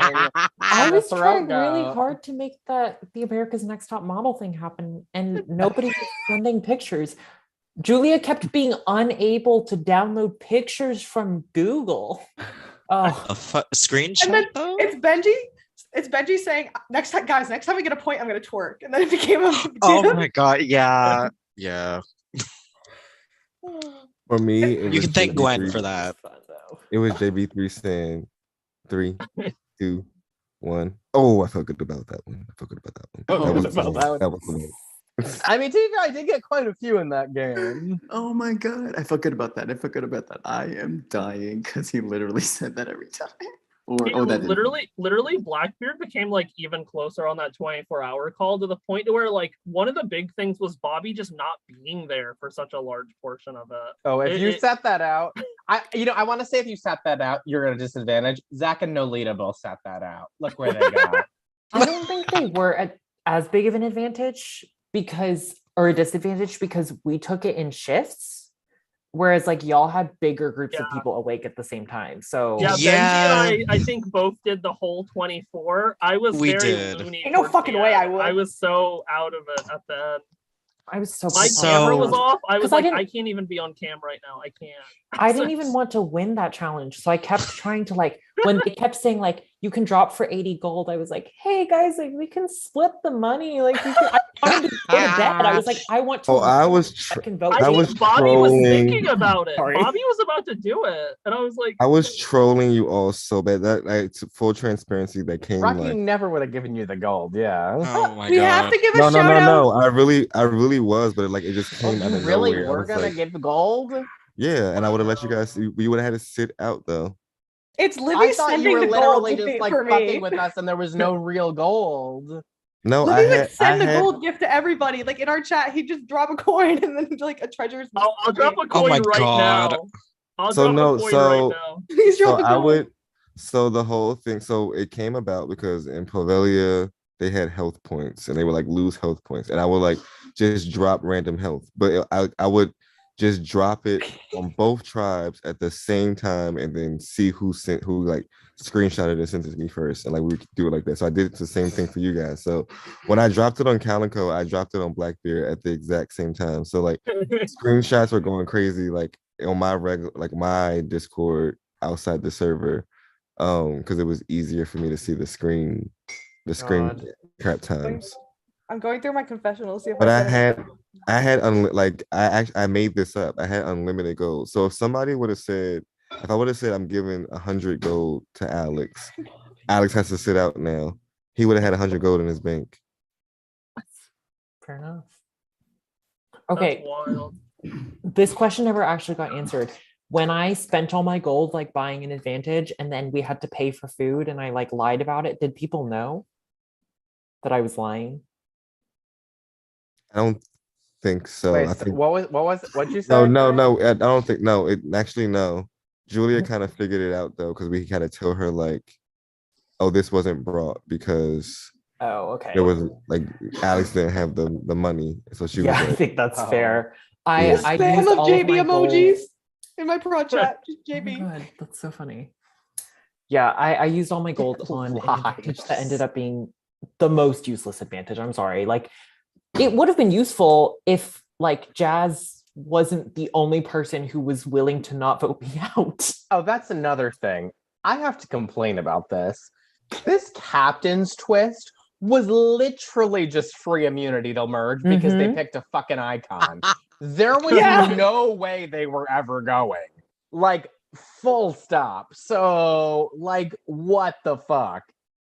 I mean, I kind of have to agree with that only because, like, there was you would have had to fuck up. You would have literally had to shoot yourself in the fucking foot. If you had even one ally, you were not going. Like, even It was like one. pretty much. This is Drew Jesus fucking up could about Band-Aid.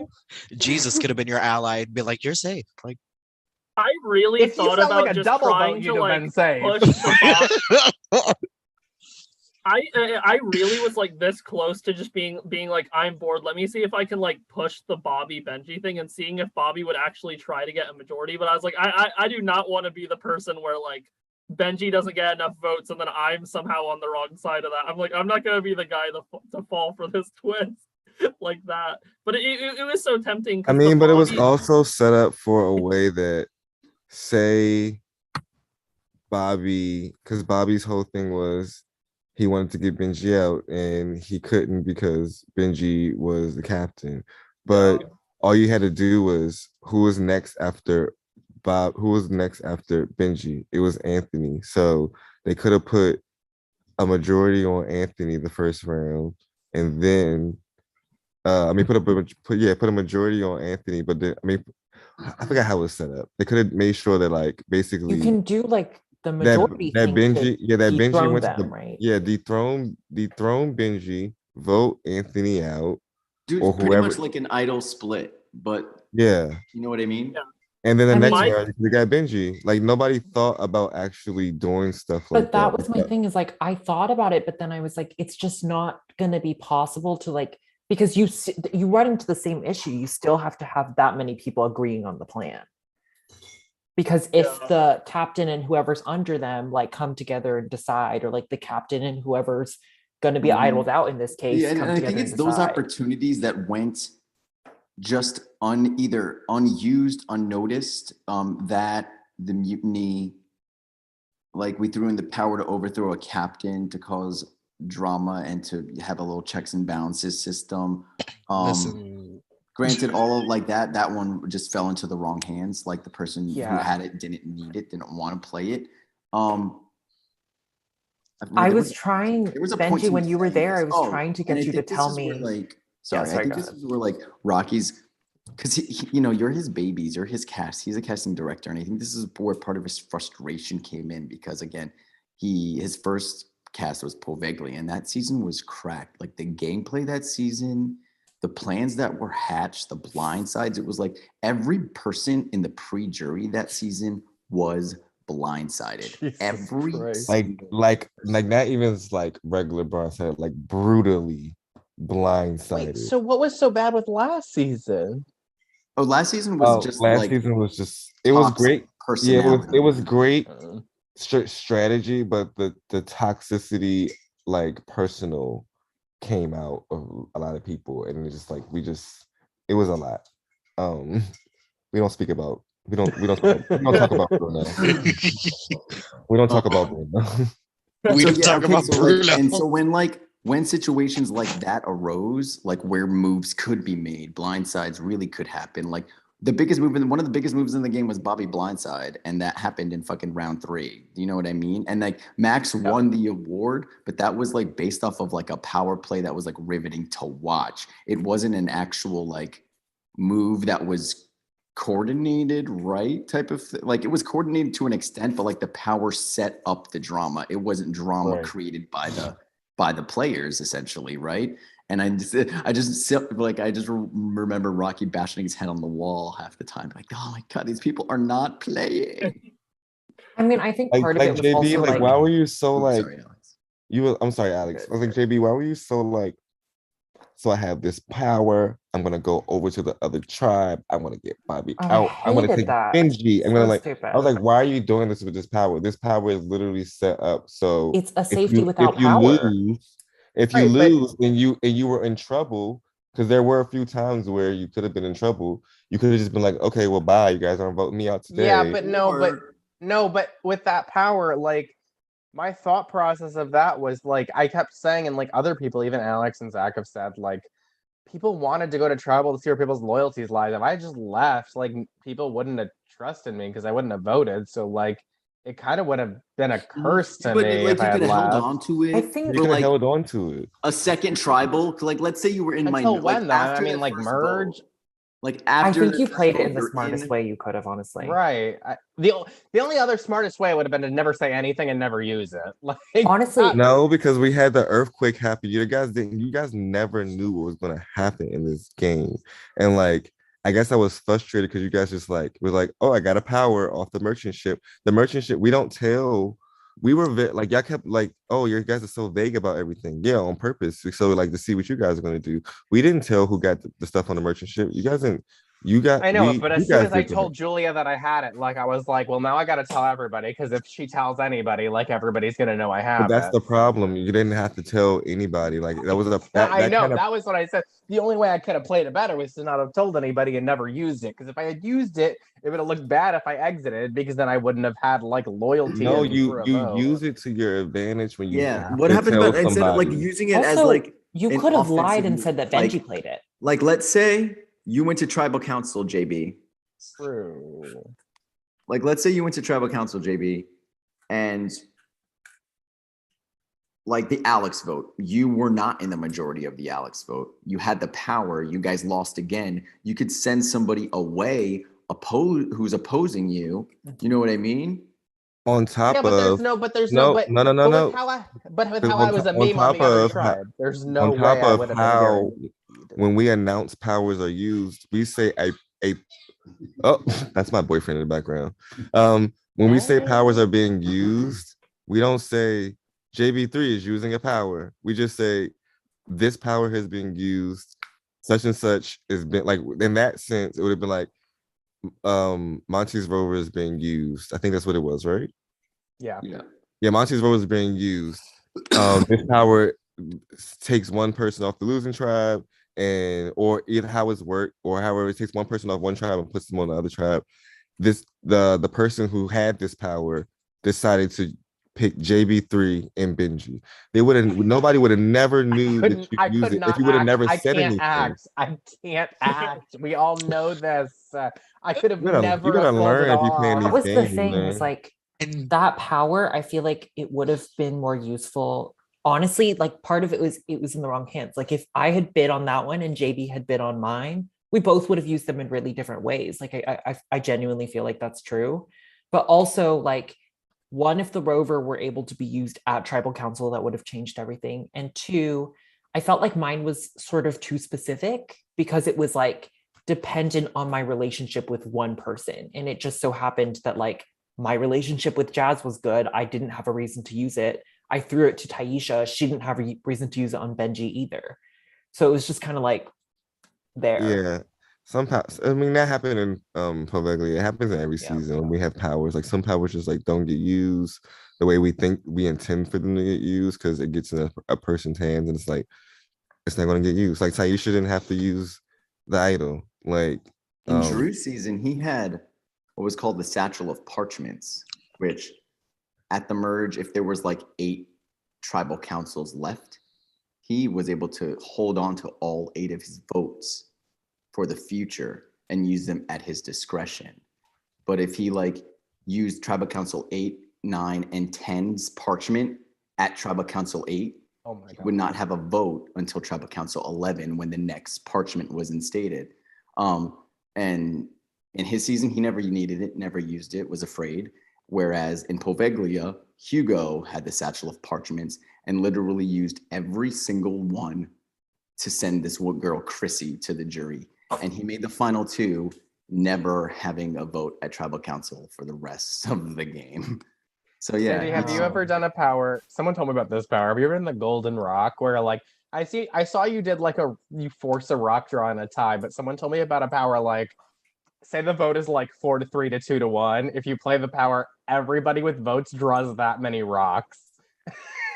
Like any of them can go. Wild. So if you play that power, you can cast 1 vote for anybody and they might get out. I just remembered one time in this game, this guy used 2 powers on me to double the votes against me. I was the second boot. I had never met this person, but he was threatened by me. In a quick Zoom game, I was voted out 28 to 1 to 1 to 1.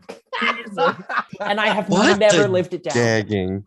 It is my nickname in group chats. It's never have lived it down. I don't think I've talked to him again. What the fuck? What? Before? 28? 28 to 1 28.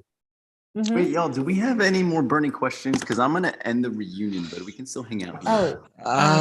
Burning questions like that you've been. I think you're about to ask me something, Alex. I think. I don't know. I think. I was gonna say that I was.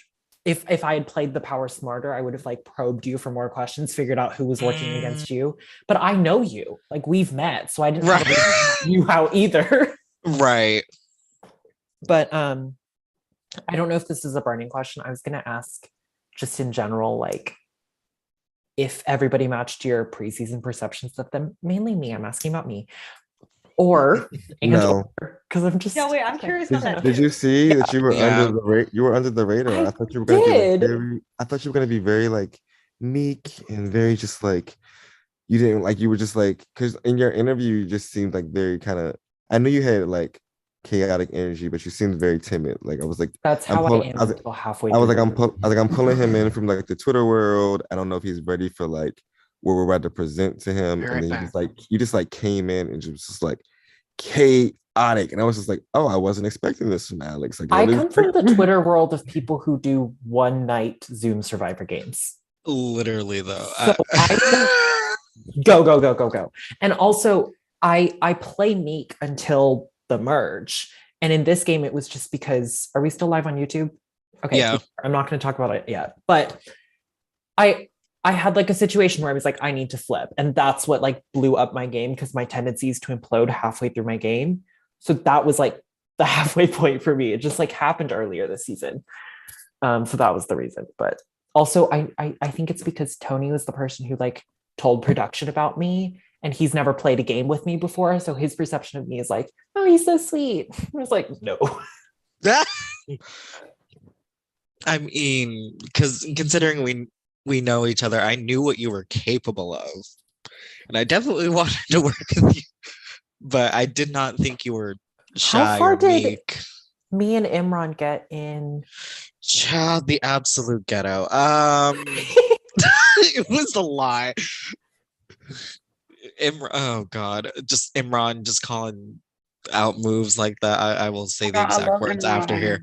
Listen, Imran called somebody's game move pussy from round 1 in my game, and I about fell to the floor. But me and Imran were so mean in that game. I'm sorry. Yo, we passed it. But no, y'all didn't make it too far. I think you ended up winning back afterward, and then you're like, I ended up having some things to work out, so I can't be back no more, or something of that nature. Oh, right. It was like a 2-night thing, and then I couldn't the second night. Yeah, that was awful. Yeah. I don't mean to interrupt y'all. I do not. Sorry, that was irrelevant. Yeah, go ahead. Host your game. I'm gonna just ask again. Anybody have anything that they like? Obviously, we're gonna open up the forum. You can go watch all the confessionals. Yikes. Obviously check out the VL, talk to each other now about the game. But before we wrap up these festivities, anybody have either something that they've been sitting on? Does anybody else want to go, or can I ask one more thing? Go for it. No, Lita, go ahead. I was just gonna say it was really funny listening to you all talk about the hours you spent looking for an idol, and I spent 30 gold. So Hey, Queen, you work smarter, not harder. I'm here for People were, that. like, wondering and looking and figured like, oh, Yeah, the everybody merch? was looking for that merge idol. Nolita got it off the merchant ship. We put it on. Period. you all There was were wait, hold on. There was drinking. an idol just on the merchant ship. Yes. Oh, Of course I there did. was. Oh, I didn't bother with merge because It I felt was- like it it would have was- already been out there somewhere. The merch. You It was guys- the last merchant ship before the earthquake. You guys were all You just drinking put an toilet idol water. there? Yeah, She said, "I'm gonna go find an idol. Y'all can go drink your shit." It was Drew's power from Oak Creek Canyon. You put an idol for 30 gold? Like, oh No, wow, it was- as if someone's it not was gonna the buy it. No, you could gold. bid. You Nobody could bid bid on on it. how much. Bid. Yeah, you Yeah. could bid. So she You go on a literally merchant got. ship. She But got it her was only yields between worth. two people bidding. No, I it was mean, for everybody It was left in the whole game game. bidding. Nobody I'm bid on so it. confused. It was on the last merchant ship from the jump. before the What was the it? Wait, which earthquake. power was it? Canyon Lasso. Yeah. Oh, The that was Canyon an Lasso. Fuck, idol? it was. It was Oh, funny okay. because I thought you meant like, like the powder no, monkey all ship. all of our sit outs were like basically disappeared. Like Julia disappeared, Romeo disappeared, Bellion was barely, or not Bellion, Alex was barely there, and then everybody else was busy with the scavenger hunt. So I just snuck in there. It's good. Oh, I was But drunk in the woods. Yeah, that's what that was. How many times did I misbid on the power though? Like, I feel like it was at least twice. Like I bid it wrong I would multiple have to times. go look, but I do remember at least twice, JB, that you were very close. I bid it wrong. I bid for Oh, them. I Davy remember Jones' bidding one locker, I under know when that. I actually. Yeah, it was Romeo's power. One I over. think, Yeah, Davy JB. Jones' locker. Romeo got that from you. Oh, okay. So it The wouldn't have fact that I been. wasn't even supposed to get a power and Drew fucked up for me. I mean, in the end, I'm glad I had my gold to bid on that immunity because I probably Listen, wouldn't have been JB was under. like- The way I was ready for this auction, and I was like, JB's gonna go for it. There's no way in fuck I'm gonna go for it anyway. Like, One last thing. So I'm just like looking at the Edgic. What did I do the week that y'all put over the top positive for me? And what did I do the next week to get over the top negative? Both of those weeks we didn't go to tribal. Probably just your confessionals because that's all they saw. Yeah, I just can't remember what happened. I guess the first one must have been the 24-hour. I don't know. I feel like we're doing a lot of contemplating. Oh no, I was looking like what you're round good. what It's- round that was. So that was I think it's the 2 and 3. 24-hour. I do know that because again, like Sandy said, this is our first time doing it. So like we were basing it off like how people were speaking about like you all, and like Gotcha. I think that round it was like Bree and Romeo were a little sketched out by you. Like you were like doing a little too much, and like people just didn't know like where you work. Like you just like talked a lot about kind of like nothing, because like there was no strategy to be done, but like you talked about strategy because like I guess you were like kind of amped up. You were ready to like do something. You just like, we're just not doing anything. Like, I think it was just like in the second episode, Alex was well received, and in the next episode, I forget the challenge. I just remember nobody really trusting Alex. Yeah, it was like out of nowhere, people were just like, Alex is sketchy. And I was just like, what did Alex do? Huh. But I think it was your interactions, well, with Bree, Velian, and Julie. Oh no, that's what it was. It was Velian. Velian started I spreading. noticed that just, like, Velian had like an overnight flip on me. yeah, 'Cause like he gave me Velian, all of the idol clues, and then the next day I like called him. he and thought he that was you like, had it and you were lying to him. Yeah. That's what it was. That's exactly what it Velian was. does, like, He started spreading that you were a liar. Velian's good at These this. people. Like if he doesn't like you, he will talk to other people. Nolita became a fucking powder monkey, and they were like, "Oh, now we better tell JB3 about the fucking clues." Like, Yeah, I was just sketched out by that because I was like, he gave me all the idol clues. And then I thought he had the idol, which is why I stopped talking to him about it. Oh yeah, you guys both were like in your prod chats, like Valiant has the idol, and he's like, Alex has You the guys- idol. you guys- it Meanwhile, reminded me Julia's of like like, a- "Do-do-do-do-do-do-do-do." It reminded me of like a Wild West duel. Like you both had guns and you were like dancing around each other, and just one of you were gonna shoot first. How interesting. I don't, because we were like, the day before we were talking about an alliance with Nolita and Romeo. But again, Valiant's messy. Like every day I woke up, and it I was could something tell. different with Oh him. no, It Lita was just like did. the No, one Lita person did not trusted trust that he was throwing under alliance. the bus, or I mean, like, she the told me tone he that. was saying is I did the not. completely No. Yeah, she wrong told me way. that to my face. She was like, I was like, hey, do you like Valley just proposed this alliance? Do you want to be in it? And she was like, no. I was like, so cool. Queen. Do you know? Do She's you know like, how "No." many alliances I refused? Like so many. Like Velian asked me when I was like, I don't like alliances, and then there was one with Rachel and Zach, and I was like, I don't like alliances because I don't like I was alliances. gonna ask you a question about that. I was like, alliances are a key part of this game. Why are you saying you don't want any? No, it's not a key part of the game. It's It works for her. It It like does the, work for her, the thing clearly. the thing about alliances is that I'm a person who I mean what I say, and I don't want to be put in a situation where I have to betray groups of people because I put myself into every single relationship. Everything I say to people is true. It's not always everything. Like I don't feel like I need to show all my cards, but I put myself into every relationship. So I would rather give myself opportunities and options rather than isolate myself. I find when people go into groups, they neglect one-on-one chats. They reveal their true relationships with other people. You can find out so much from communication in one-on-one that you can't find out in alliance chats. Like just the when people are messaging you, if they're only talking to you at game time, if they're talking to you about their day, which they don't necessarily do in alliance chats. And I find that it's a way that people use to control people. Like if you think about everybody talking about the millions of different alliances that they're in, are those true things? No, I want to play a game that I feel good about at the end of the day. And that's how I play. And I don't feel like saying, yeah, I'll be in this alliance. The other thing that it does is it makes people think, well, this Nolita really trusts me. She trusts me only, not these other people. So it reinforces the relationship with each of the people that I play with as well. You literally said you weren't in an Queen alliance shit. until the final 7, and it locked my vote for you because that is something that no orger would ever say. And That's the thing. And I was like, that is such a non-game bot thing that I have to vote for it because it is such an anti-org stance. So I was put in an alliance chat by Alex, which pissed me off because I don't like being in alliance chats. That wasn't an alliance. I know, but it was Needed in to like yell at y'all to not vote for me.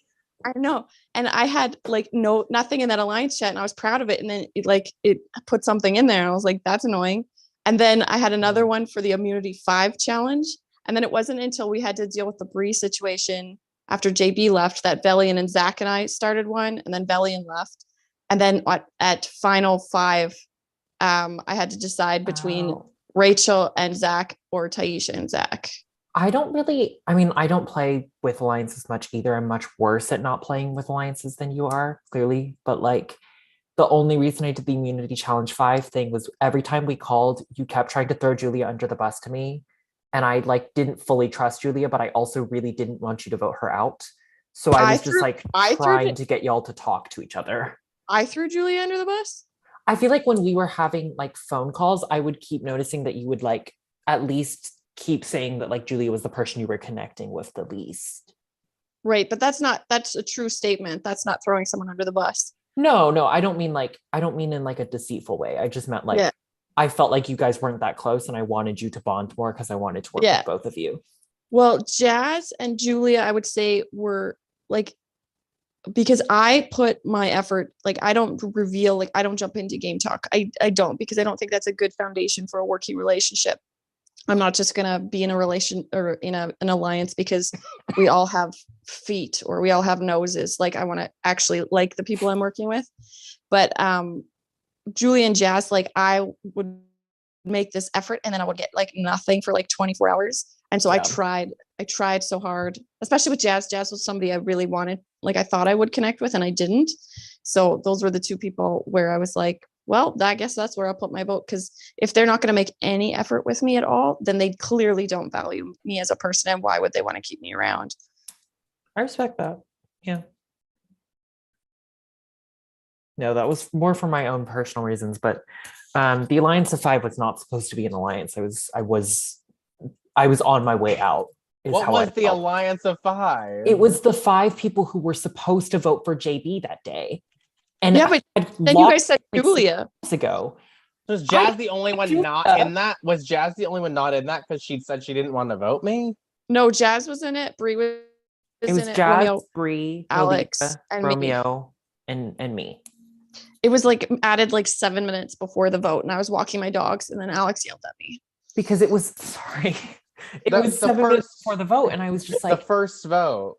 Or the second. No, vote? second vote.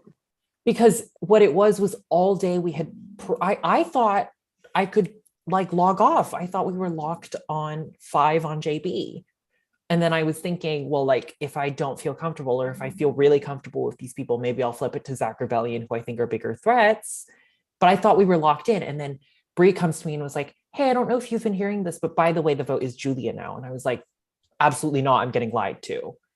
So And this is I played myself out of the game. okay. But yeah. Yes. So this was the day. I started off with you, and we talked, and you told me I was like, you're number one, and I did not believe you. You were at that point. Well, I did not believe you, but only because I didn't know where I stood with anybody really. And then Bellion got on the call, and Bellion and Romeo back and forth. They were clearly working together because they started pushing Julia. Like it was like in tandem. It was within like 4 minutes of each other that they messaged me. And it was the exact same statement. And then I had a good talk with Julia where we didn't say any names. And then I talked to everybody for like an hour that day. I was on the phone for like 8 hours with various people. And then finally I got put in this chat, and I was like, I'm just so confused. I'm just going to vote out Alex. So that was I get what it. happened.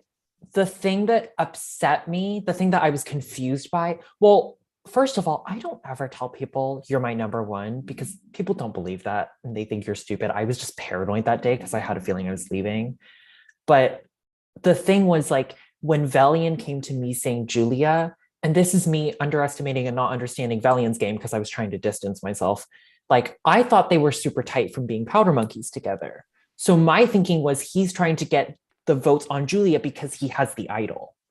So I thought I was getting idled out. So the thing was like when the 5 of y'all were doing Julia, like because we had that deal, I didn't want to do it. But when Velian came in and was like, I want to do Julia, I was like, this is like, they're lying to me. So that's where the like panic came from.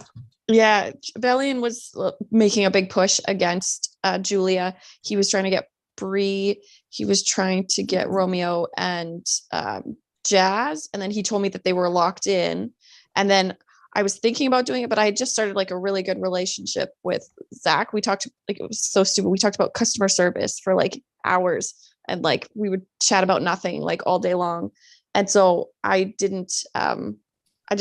felt like that was going to push any potential of working with Zach out the window if I voted out Julia, because I knew that he was close. Like I knew he was in alliance with Julia and JB and Bellion. You want to know what Julia and I bonded over at first? Because it's worse than customer service. It's our love of making Google Sheet documents and building charts in them. And she said that, and immediately I said, I can't ever turn against her. This is like so weird of an obsession that like I have to work with her.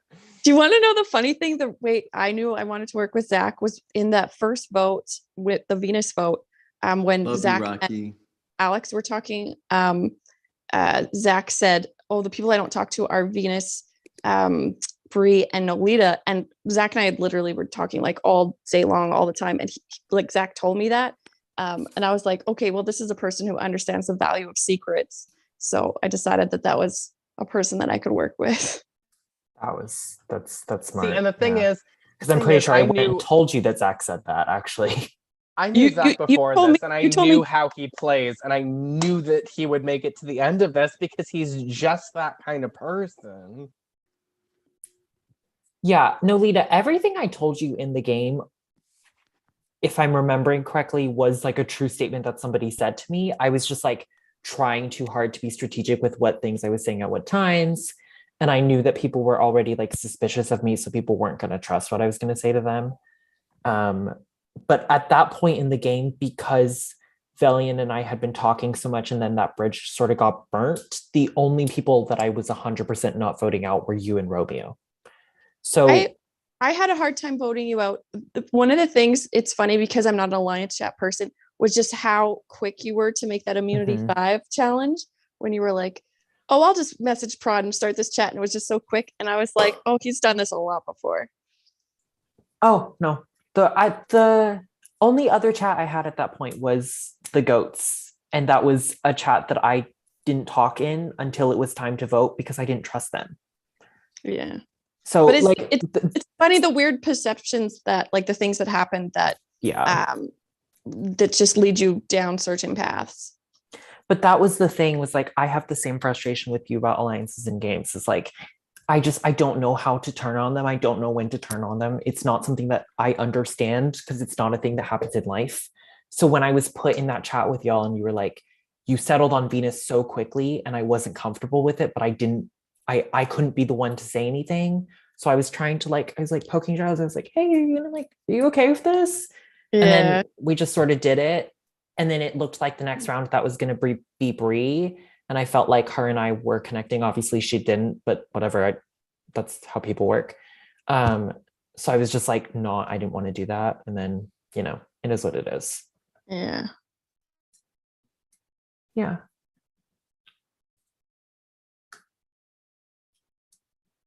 Is this just chat or is this still reunion? Because I think I'm A reunion. Let me just say goodbye to the viewers. Okay. Bye, viewers. Hi, viewers. Bye, On viewers. behalf All of my fans. all 0 of you probably at this point. Right, on behalf of iWin Entertainment and my production team, Drew, Rocky, Val, Gwen, on behalf of the cast, all 20 amazing pirates, this has been a season to remember, and it wouldn't be what it is without every single one of you. Thank you so much for this experience, for giving me another one of my favorite things to do, which is host Survivor and watch people play it. And I don't think I'm really I'm a fucking house husband, right? I shouldn't say this because I don't really view myself like this anymore, but part of me does. I'm not really good at anything. That's a lie. I'm not good at anything. I really feel like hosting and creating and this is where I shine and what I'm good at. And if this is what I'm good at, then I'll take that with me. And yeah, thank you for just being part of this experience and making it as good as I was hoping when we were creating the idea. So yeah, thank you so much for a wonderful season. Taisha, baby girl, you deserve the win. Thank you for playing. Thank you. Thank you for taking your nature shot with a plant by a window. I really appreciate you getting that in, queen. Yeah, you're a winner, baby. Thank you. Oh my God. Sandy is a legend. Also, I was literally trapped inside. I could not leave. They're like, get your nature shot in. And I was like, oh my God, I can't leave this room. And I was literally by a plant. You did it though. I was sold. I was like, oh my gosh, she's in the Amazon jungle. Perfect. But yeah, that's a wrap, y'all.